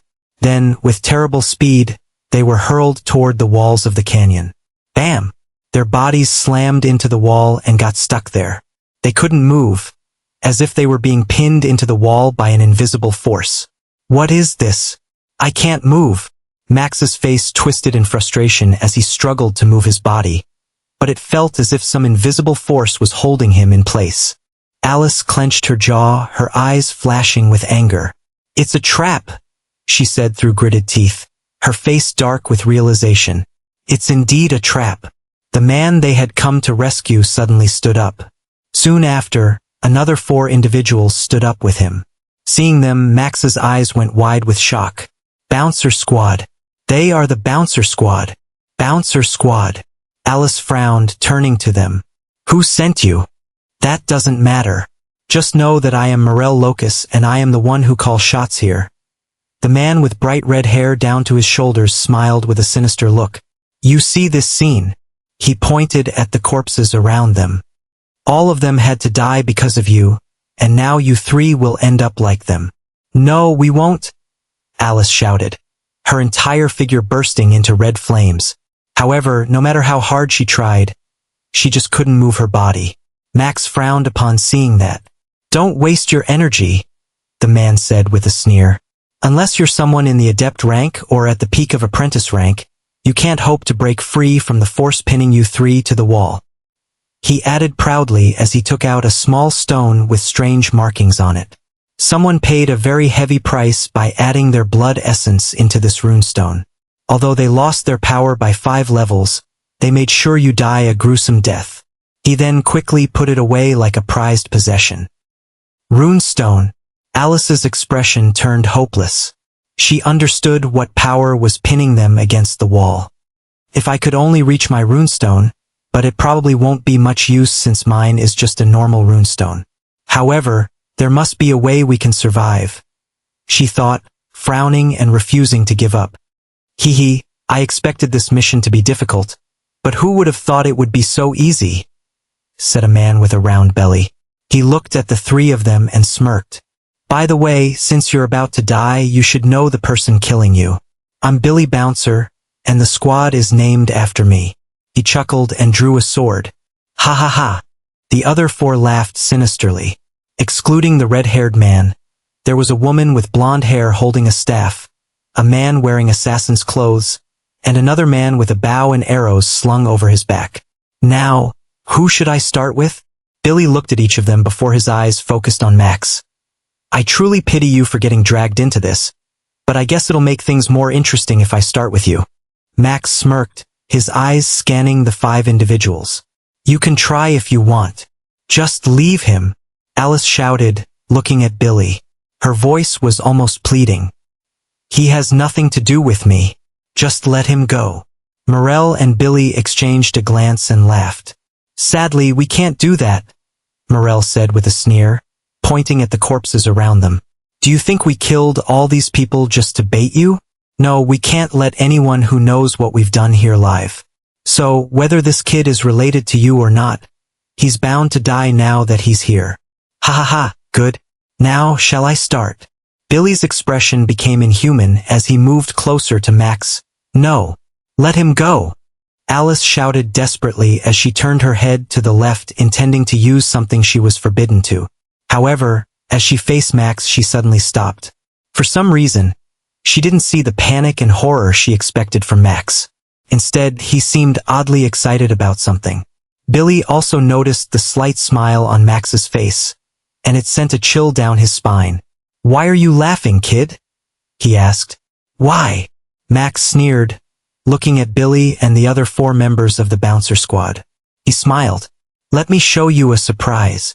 Max tried to move his hands using the power of 2 draconic essences, but they only trembled and shook. He smiled and used the power of 5 draconic essences and tried again. Bang! With a bang, he successfully lifted his right hand, then his left hand. "How? How did you do that?" Billy exclaimed, seeing Max free his hands.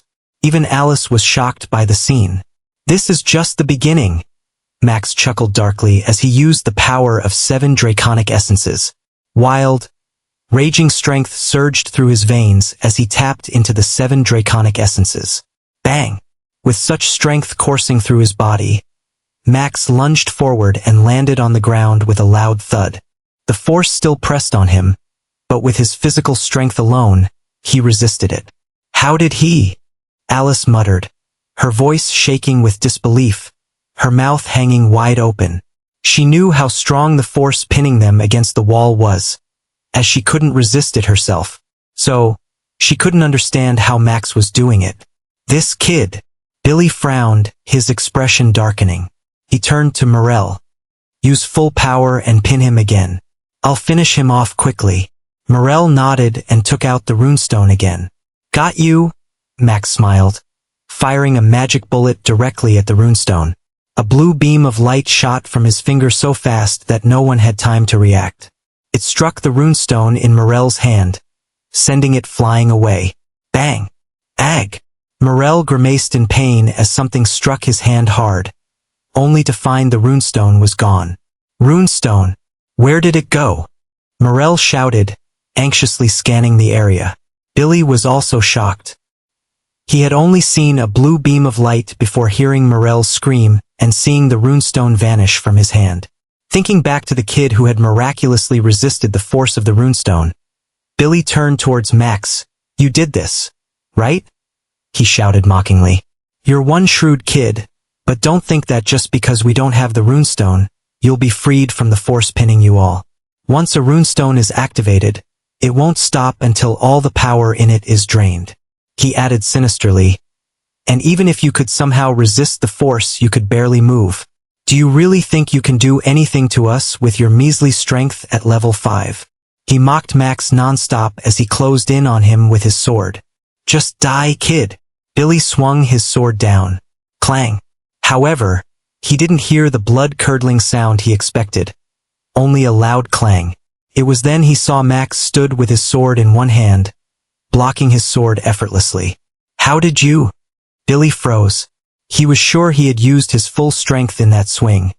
Yet no matter how hard he tried, he couldn't budge the kid's sword. "You're right," Max said, looking at Billy. "I could barely move. But do I need to move to take care of you all?" He sneered as his sword began to glow with a light blue light, sending Billy flying backward. "Damn this kid." Billy grimaced in pain and turned to the others. "Forget about him and kill the other two." The others nodded and sprang into action. Max did too. Blue glowing lights, each the size of a fingertip, began to emerge from Max's body one after another. They appeared from his hands, his feet, his back. Every part of him seemed to radiate this strange luminescence. 1, 2, 3, 4. The glowing orbs multiplied rapidly, their numbers growing so vast that they engulfed the entire scene. No matter whether it was the assassin or the archer making their move, they all seemed to stop when they saw the lights surrounding them. "What is this?" Morel frowned, seeing the blue dots of light floating around them. "These are?" Alice and Amy looked at each other, confused, having no idea what these glowing dots of light were. Billy frowned, looking around at the blue dots of light surrounding them, then turned back to Max with a sneer. "What is this? Some sort of circus trick?" Max smiled calmly. "Kind of. Do you want to taste it? Billy stared at Max for a moment before laughing. I get it. You're stalling for time, right? Hoping someone will come and save you. Hee hee, you will know soon. Max grinned. Billy's eyes narrowed at Max's smile as a bad feeling rose in his heart. Swish, swish, swish. Almost instantly, the blue dots of light shot toward the 5 members of the bouncer squad, resembling an unending barrage of bullets. They rained down on them relentlessly, piercing through their bodies and leaving gaping holes in their wake. It was a merciless assault, as the sheer volume of the dots of light, like lasers shooting at them, was overwhelming and inescapable. One by one, the blue dots of light struck them like bullets, relentlessly piercing through their bodies until they were riddled with holes. The onslaught continued for what felt like an eternity, but in reality, it was only a few seconds before the final glowing descended, marking the end of the relentless barrage. You! Billy's eyes widened in disbelief as he stared at Max, blood trickling from the corners of his mouth. Never in his wildest dreams had he imagined that he and his squad would meet their end at the hands of a mere kid. His body was riddled with countless holes, each one bleeding profusely, turning the ground beneath him into a crimson pool. Thud! A moment later, he fell to the ground like the other 4, unable to even put up a fight. Just like that, the infamous bouncer squad was no more. What the freaking hell was that? Alice exclaimed, her eyes widening in astonishment. As she replayed the scene in her mind, a surge of excitement coursed through her, and the hairs on her arms stood on end. Not from fear, but from sheer awe at what she had just witnessed. She couldn't even count how many times she'd been struck with shock and astonishment today, and all of it came from just one person. It's a secret. Max made a finger-on-lips gesture before he walked toward a certain direction where he shot the runestone with his magic bullet. Though he had to take each step slowly, using all his strength as the force from the runestone was still acting on them. A few minutes later, he reached there and saw the runestone lying there. Picking it up, he inspected it for a while when he felt a very familiar aura from it, though he couldn't recall sensing or even seeing this runestone before. But why is there this sudden urge to devour this thing? Max shook his head and quickly went back. I have the runestone. How do I stop it? How do I stop the force affecting us? Alice sighed. You can't stop it, she said dejectedly. Runestones are not meant to be used like this. Once activated, they can't be stopped unless all the energy inside them is used up. And this runestone, I'm afraid, has been powered by the blood essence of someone at the adept rank, so it will take a while before its power wears off. Max frowned, pondering her words. Let me try something, he said, turning around and showing his back to them. What are you doing? Alice asked. Max didn't respond. Instead, he focused on the runestone in his hands, letting the urge to devour it take over. In an instant, black flames erupted from his hands, wrapping around the runestone. The fiery tendrils consumed it, and within moments, the flames vanished. The runestone then crumbled into fine dust, leaving nothing behind. Thud! Thud! Just at that moment, Max heard the sound of 2 figures falling, causing a smile to appear on his face. What did you do? Alice asked once again, surprised. It's a secret. Max again gestured with his finger on his lips. Humph! Keep your stupid secret with you. Alice stomped her feet in anger and turned to Amy. Max shrugged before thinking of something and turning to the both of them. You two have to keep my strength a secret from others, especially to the guild, he said seriously. Alice snorted. I know that, you fool. Good. Max nodded, though he wondered why she called him a fool. Why didn't you use your blue light bullets at the very start? Alice asked suddenly, her curiosity piqued. Max chuckled at her question, sensing the suspicion in her tone. Haha. Well, I wasn't sure if they had any more tricks up their sleeves, so I figured the first thing I needed to do was get the runestone away from them. And that's exactly what I did. You saw the rest unfold after that. And what were those blue dots of light? Alice continued with her questioning. That was what a level 100 magic bullet skill looks like. Max thought in his mind but didn't say out loud. Seeing Max silent, Alice sighed. Fine. I don't care what you used, but I am grateful for your help this time. I know, and when I enter your guild, you will have to repay me, Max said with a smirk. We'll see when that time comes. Alice's face turned slightly red as she quickly shifted her attention away from the topic. She cleared her throat and then pointed toward the door leading to the boss chamber. Let's go and kill the boss monster. Max smiled as he stared at Alice a bit too long, his gaze deepening. Of course, he replied unconsciously. Damn, what happened to me? Why am I staring at her like an idiot? Am I falling for her? No, that can't happen. I'm only 15. Max mentally scolded himself, quickly shaking off the thoughts as he refocused on the door to the boss chamber, trying to keep his composure. He then saw Alice and Amy disappear into the boss chamber. Hey, now let's have some talk, shall we? Max then chuckled strangely and looked towards a certain corner of the canyon. You are very good at hiding almost invisible, but it's a pity that I am around, he said, shaking his head. His expression became sharp as he added coldly. I don't know who you are, but I noticed you have your eyes on Alice too since the moment we came to the Storm Canyon. However, it's good that you haven't made your move yet, otherwise you would be a corpse like them. A silence followed Max's words before a chuckle came from somewhere in the canyon. I don't believe that's the reason you didn't kill me. A voice sneered. It's because you can't kill me, and you can't kill me because I am not simply here. You can't kill something that isn't present. Max frowned.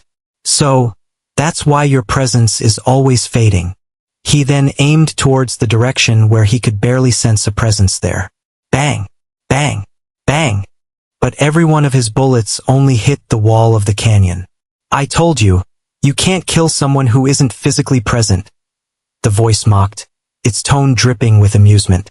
But you, my friend, are something else entirely, killing those at level 10 as if they were mere vegetables while being only at level 5. Now that is the most interesting thing I've ever seen in my life. But alas, I must take my leave. The voice lingered for a moment before delivering its parting shot. Oh, and one more thing. I know your secrets. Be scared. Be very scared. Then silence. He vanished. Max sighed, feeling his presence gone. Who was he? He wondered. This person knows I killed the bouncer squad. He felt slightly regretful that he couldn't kill it. If only he had confronted me directly. He shook his head in pity. Whoever he was, for some reason, he exuded a very familiar aura to me. Max pondered, not understanding how he could sense something like that. It was then he recalled something. Oh, right. Something should have changed when I devoured the runestone, right? Max muttered as checked his status. Max, rank. A novice, level 5 class. Dimensional keeper, physique. 6.5 soul. 7 energy. 10 skills. Class skills. 3-dimensional body. Dimension of time. Acquired skills. Magic bullets. LVL 100. Basic sword arts. LVL 100. Swift dash. LVL 100. Flurry strike. LVL 100. Flame creation. LVL 1. Comprehensions. Sword aura. LVL 1. Bloodline. Black Dragon Chaotic Bloodline. Draconic Essence. 10. Dragon Scales. 2. Dragon Scales increased from 1 to 2. Max was surprised. Though he didn't know what it's used for at the moment, he was glad that he at least knew how to increase their value. Now I just have to find out how to increase the Draconic Essence and the use of Dragon Scales. Max mused. After that he too touched the door to the boss room, disappearing from there. Is that a salamander? Max asked, his eyes gazing at the big reptile-like monster bathing in the lava pool. Seems like it, Alice nodded. Max pondered as he examined the boss chamber. It was a circular hall supported by 5 pillars. In the middle lay a lava pool, where a salamander with dark skin was swimming, unaware of the hunters who had come to hunt it. So what should it be? Max asked, looking at Alice. Should I kill it with one powerful hit? Or will it be you two who will handle the salamander? Kill it in one hit? Alice scoffed. A salamander possesses very thick skin. It should be impossible to even injure it without continuous attacks from a party of level 10 novice ranks. And you think you can kill it in one hit? Max liked the challenge in her eyes. What if I kill it in one move? Then what are you going to do? He asked teasingly. You simply can't do that. Alice didn't believe it and said with a flustered expression. If you can indeed kill the salamander in one hit, then after you enter and settle in our guild, I will be your guide to various features of our guild. She said this, though she didn't believe for a second that Max could kill the salamander in one hit. Haha, good. I like your condition. Max chuckled. Then watch closely.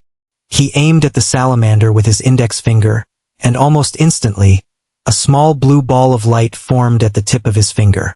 That bullet, or whatever the skill is, definitely couldn't penetrate the salamander's skin, Alice thought secretly. However, just at that moment, the small blue ball of light began to glow more brightly, and its size began to increase little by little. As the size increased, the aura from the blue ball of light became deadlier with each passing second. Even Alice could feel the aura emanating from the blue ball, which was very threatening. This? What did he do?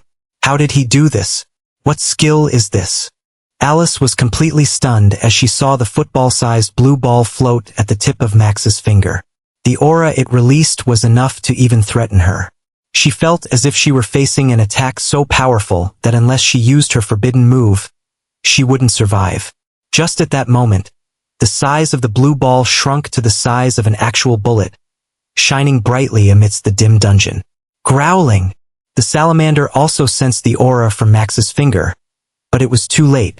Whoosh! Like a blue laser light, the bullet zoomed in on the salamander, tearing a gaping hole through it and colliding with the other side of the boss room wall. Bang! A big explosion occurred as the bullet collided with the boss room wall, sending a shockwave throughout the boss room. But only a moment later, calmness returned to the boss chamber as if nothing had happened, as the explosion died down. What was that? Alice asked, but then she shook her head. Wait, you don't have to tell me. I've been asking you this question so many times since we met. Though it's all your fault for that. Max chuckled. Just don't forget the bet. Alice sneered. We'll see that after you enter the guild. Max nodded, smiling, before turning to the salamander corpse, whose body began to glow with red light before disappearing, leaving behind a bunch of items. If there's a skill that dropped, then I want it, Max said before dashing toward the lava pool. Yeah, you can take whatever you want, Alice said casually. After she had gotten what she was here for, she didn't have any interest in this dungeon. Good. Max saw a bunch of items fallen on the floor beside the lava pool. It was then that his eyes spotted the one thing he had been looking for, a skill scroll. He took the skill in hand and inspected it. Infernal Coding. Uncommon rank. Uncommon rank. Max smiled and immediately learned the skill. After that, he went ahead and took all the items on the floor. I will make some big money after I get out of the dungeon. Max daydreamed about being rich as he collected all the items. All done. Now we can leave this dungeon. Max arrived before the two ladies, ready to depart. What's with that disgusting expression when you were collecting the items? Alice asked with an ugly face. I was just happy thinking I would be getting rich now, Max said, smiling at her as they walked toward the door. I see.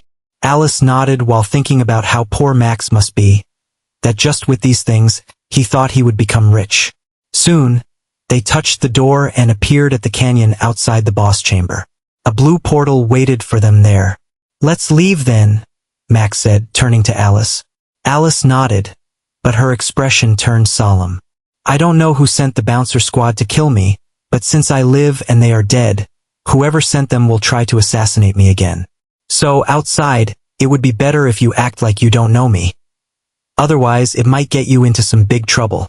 Max pondered over her words and nodded. He definitely didn't want to become a target of some powerful guilds when he was this weak. All right, I'll do as you say, he said to her. Good. I will wait for you at the guild, Alice said, giving him a very warm smile before she went into the portal with Amy, disappearing before Max's eyes. Max stood there for a moment blankly. No, what is it with me? I am just 15. I shouldn't get entangled in this type of thing. He hammered his head lightly and sighed. Shaking his head, he went into the portal and disappeared from the dungeon. Appearing outside of the dungeon, Max breathed in the fresh air as the cool wind brushed against his face, making him feel relaxed. The hot air and the temperature in the Burning Wilds dungeon had been too much for a weak soul like him. However, he noticed something different when he paid attention to the crowd before him. He saw many drones with microphones flying over the large crowd, questioning every individual who came from the portal. Max saw the situation and immediately understood it might be because of their late clearance of the dungeon. It will be even more chaos when the bouncer squad doesn't come outside, he mused as he slipped through the crowd, ignoring the constant questioning from the drones. Can you please report what happened inside the dungeon? Please tell us what happened? If you don't mind. After fighting through the crowd, Max finally came outside, where he saw Alice and Amy with the old man they had come with. He heard them talking about something. Max turned away from them and looked towards the portal, noticing more and more people were coming out. I should leave before the chaos breaks out, Max decided, heading out from the Burning Wilds dungeon area. However, he hadn't gone far when a loud voice reached everyone's ears who had gathered before the Burning Wilds dungeon. Those who have just come out of the Burning Wilds dungeon, you are all ordered to wait by the Lionheart Guild. If anyone is seen disobeying the order, there shall be various consequences. Lionheart Guild? Are they here for the bouncer squad? Max stopped as he cursed under his breath, his expression turning solemn. The timing of their arrival, combined with the announcement just now, made him very uneasy. Moreover, from the announcement just now, it was clear they hadn't arrived with good intentions. Turning his attention toward the portal, he noticed it was still shining. There are still many who haven't left the dungeon yet. So how did the Lionheart Guild know beforehand that the bouncer squad is dead? Just at that moment, the crowd erupted at the announcement. Why is the Lionheart Guild here? Why? Probably to cause some trouble. They are the most daring guild of the 5 top guilds, with a history of never fearing any power in our continent. Something good is about to happen. I'm sure of it. I wonder what these hunters from the Burning Wilds dungeon did to attract the hatred of the Lionheart Guild. Humph. I'm sure the Union Vanguard won't sit still in this situation. Hearing them, Max's palms sweated as he felt the tense situation approaching. Could I be overthinking this? Maybe the arrival of the Lionheart Guild has nothing to do with the bouncer squad, he thought, but then shook his head. Then why would they stop those who just left the Burning Wilds dungeon from leaving? Max contemplated the situation carefully, weighing his options. With my strength, there's no way they'd suspect me, he thought, coming up with a plan. Still, I can't afford to leave this area now that they've asked us not to. If I do, it might come back to bite me with even bigger problems later on. Just at that moment, the wind picked up, howling as dust swirled through the air. Everyone's attention snapped toward the sky as they noticed a sleek, rhombus-shaped flying shuttle descending toward them, cutting through the air with remarkable speed. It hovered above them, and from it came down many men and women. Those who came out of the Burning Wilds dungeon. Gather here. A man with light blue hair and a narrowed face began gathering them. Max sighed upon seeing the situation and gathered with everyone from the Burning Wilds dungeon. Some were surprised to see him still alive, while others didn't care. He stood with them in such a way that he faced Alice. He did that intentionally. If things got worse, Max hoped she could help him with indications or any other method, and he could only get her help if he could see her. Currently, Alice seemed to be talking with the old man, her expression solemn. I hope everything works out in the end, Max sighed and looked away from her. Just at that moment, a loud shout attracted everyone's attention. Hey, look! The portal stopped shining. That means all the hunters have come out, but the bouncer squad, and also, why did only about 20 hunters come out when about 50 of them entered? Everyone's eyes narrowed as they turned toward the portal. Even the drones turned towards the portal to capture everything. Because of the arrival of the Lionheart Guild and their announcement, everyone's attention had been on them and the hunters from the Burning Wilds dungeon. So many people hadn't noticed that the bouncer squad hadn't left the dungeon yet. And now, As they looked back at the dim portal before them, a look of disbelief washed over them. They couldn't imagine what or who could have killed the bouncer squad. Their strength was at the very peak of the F-rank dungeons. Nobody in the novice rank should even stand a chance against them, and yet they died.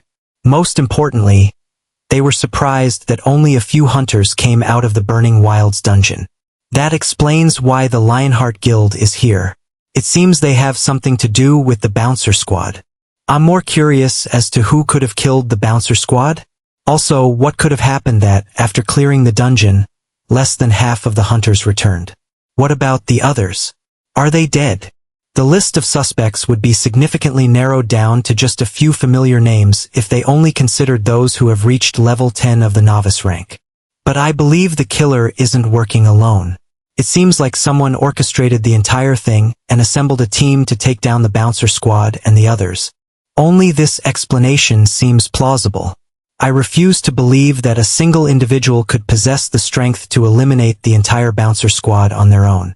The crowd erupted in chaos when they learned that the bouncer squad had perished inside an F-rank dungeon. Many speculated that it was part of a larger conspiracy, with multiple hunters uniting to eliminate the bouncer squad. Others, however, were simply waiting eagerly for the drama to unfold. Just then, two figures descended gracefully from the hovering shuttle above. Both appeared to be in their early 20s or late 20s, exuding an air of authority despite their youthful appearance. The man had neatly combed black hair and donned a sharp black suit that matched his stern expression. Beside him, the woman wore a flowing violet dress, her long chestnut brown hair cascading down to her knees, swaying gently with every movement. Their strength? I can't see their strength. Max frowned, his heart rate increasing with each passing moment, but he forced himself to calm down. The man wearing the suit didn't pay any attention to the crowd and arrived before the small group of people who had cleared the Burning Wilds dungeon. I am Nash from the Lionheart Guild, he announced, his sharp, hawk-like gaze scanning every individual standing before him. The bouncer squad recently signed a contract with our guild, and today, all 5 of them didn't make it out of the dungeon. But before he continued, he surveyed all the drones flying in the air before red strings began to release from his hands. These strings wrapped around all the drones and crushed them into pieces. Nash then turned his attention towards the everyone again. His piercing eyes seemed to weigh each person as he continued, his tone cold and deliberate. What does that mean? Nash's voice grew louder, carrying an edge of accusation. It means they were killed inside the dungeon. And it means some of you worked together to make that happen. They are indeed here for the bouncer squad. Max thought calmly, his thoughts swirling back to the one person who knows about what happened to the bouncer squad aside from Alice and Amy. No, we didn't kill them. One of the hunters gathered with Max and the others immediately protested. Yeah. In fact, some of us saw them heading towards the Storm Canyon with other hunters. Another joined in, a man in his late teens. Other hunters? Nash repeated, his tone icy as he bent down, bringing his face closer to the man who had just spoken. His piercing gaze seemed capable of seeing through lies. Tell me, Nash said slowly, are those other hunters present here? The man flinched under Nash's intense glare, visibly trembling as he shook his head. And no, none of them are here, he stammered. Summoning a flicker of courage, he added, I saw almost 20 hunters accompany the bouncer squad towards Storm Canyon, but none of them are here now. Nash stared at him for a moment before his fist moved. Pang! A punch landed squarely in the man's gut, crashing him to the ground. Do you think your plan is brilliant? Or do you take me for a fool? Nash growled, his voice dripping with menace. He bent down and grabbed the man by the neck, hoisting him effortlessly into the air. Some of you killed them, Nash snarled, his piercing gaze locking onto the man's panicked eyes. And now you're spinning ridiculous excuses, thinking I'll believe them. He punched again. GGHH. The man screamed in pain. I am telling the truth. Nash stared at him for a moment before sending him back toward Max and the others. Just stand there. We will know the truth in a minute. He then turned to the brown-haired lady beside him. Erica, if you will. he said, glaring at her. Oh, it's my turn? Erica giggled as she walked slowly toward the group and took out a lantern burning with purple flames. Alice, who was standing a little distance away, widened her eyes in pure shock as she stared at the purple lantern. That lantern, it couldn't be. It's the lantern of purple death. The old man standing beside Alice said solemnly. Legend has it that those under the contract of the lantern of purple death, their final moments can be seen in the purple flames if the killer's blood is mixed with it. Then, wouldn't the truth be revealed? Alice asked, her voice trembling with concern. The old man spoke calmly. Don't worry, your brother should arrive any moment now. Until then, let's see how things unfold. Alice nodded lightly, though her face remained filled with concern. Nash looked at the 20 or so people gathered before him and pointed at the purple lantern. Now, you must be wondering what this lantern is for, right? He chuckled, seeing their fearful eyes, and continued. For those of you who haven't done anything, you don't need to worry. But if any of you have blood on your hands concerning the bouncer squad, know that you are done playing. He looked at them one last time before turning to Erica. You can continue now. I will, but you just had to play with their minds even at the last possible moment. Erica chuckled, pleasingly at Nash as she appeared before one of the hunters gathered. It's just work and nothing else. Nash shook his head, declining her words. Erica smirked at him, then focused on the hunter in front of her. Show me your hand, she demanded. The hunter, trembling, extended both hands in front of her. What are they doing? Max wondered from the side. One will suffice, Erica said, as her hand began to glow with red light before she swiped it at the hunter's hand. Ag! A small cut appeared on the hunter's hand, causing him to grunt in pain. What surprised everyone else, though, was that the blood dripping from the hunter's hand was drawn toward the purple flame on the lantern like a magnet attracting iron. After 5 seconds, Erica looked at the hunter and said, Huh! You are innocent. The hunter sighed with relief, while the rest of the gathered people looked puzzled. They couldn't understand how Erica had determined his innocence. Could this be some sort of killer identifying artifact? Max frowned, his thoughts swirling with countermeasures against the purple lantern. Many others were tested with the purple lantern, each proving innocent one by one. But this only made Max's heart grow colder. He didn't know how this lamp worked or what it tested to prove someone's innocence, but he understood one thing. If the lantern's true purpose was to find the killer, then everyone else but him would walk away from there. There has to be something I can do here, Max thought desperately, examining each and every test that had proven the others innocent. Others were tested one after another proving them innocent, and it seemed as if God was him. He was ignored by Erica for others. But his turn eventually came in the end as Erica appeared before him. Quite the bold person to go to an F-rank dungeon with your strength, she commented as soon as she saw him. I just wanted to try, Max said, extending his right hand. Try, you say? Erica scolded. You're just a kid, and here you are trying to kill yourself in an F-rank dungeon with your strength. Have some patience, grow a little stronger at your academy, and then try your luck, kid. Max laughed embarrassedly. I'll keep that in mind. Erica nodded as her right hand began to glow with red light. It'll feel like you've been stung by a bee. With those words, she swiped her hand toward Max. Huh! But then her expression suddenly shifted, a mixture of confusion and amazement flashing across her face. Forget about her. Even Max found himself staring at his hand in amazement. It was completely unharmed. Not even a scratch on his skin. What stunned him the most was that he hadn't felt anything, not even the faintest sensation, when she had attempted to cut it. What? Did you find something? Nash stepped forward, his sharp gaze piercing through Max like daggers. No, it's just that I failed to cut his skin, Erica said, frowning. Nash shook his head. It's because of this softness that I'm leading the investigation here. He sighed. Do it again. Though he didn't think anything would come from the result. You have quite tough skin, you know that? Erica said softly as she once again swiped her hand at Max's hand. This time she managed to cut his skin, drawing blood.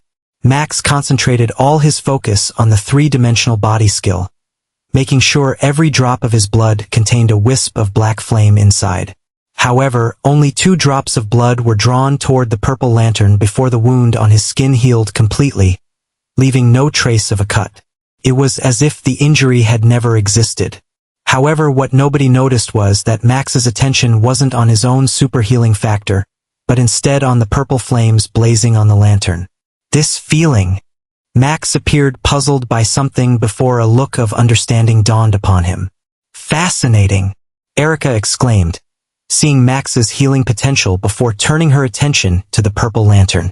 Some distance away, Alice stood with her palms wet with sweat, anxiously watching everything. No reaction whatsoever, Erica said after 5 seconds. Turning to Max, "You're good to go, kid." Max nodded lightly, sighing in relief. "So what now?" Erica turned to Nash. Nash stood with a solemn expression on his face. "It just doesn't make sense that the lantern didn't react to anyone here," he said, pondering. "Maybe it was a suicide mission," Erica shrugged. "Those who killed the bouncer squad may have committed suicide inside the dungeon. That would also explain the missing hunters who never came out of the dungeon with the bouncer squad. Or maybe it's Alice," Nash said, glancing at her direction. "Now, you will charged guilty to your friend's sister?" Erica asked, raising his brows. "No, I won't," Nash said, shaking head. "Though you may be right about the whole thing. It might be a suicide squad, whoever killed the bouncer squad." He shook his head in pity before turning his attention to the people he had gathered for the investigation. "You are all dismissed," he said loudly. Hearing that, everyone around Max sighed in relief. They had been on edge this whole time. "It's finally over," Max thought, sighing as he began to leave. He didn't want to stay there a second longer. But as if fate had other plans, a huge silver sword descended from the sky and floated beside them. The Blade family. Max's eyes narrowed as he dashed toward the forests of the outer circle.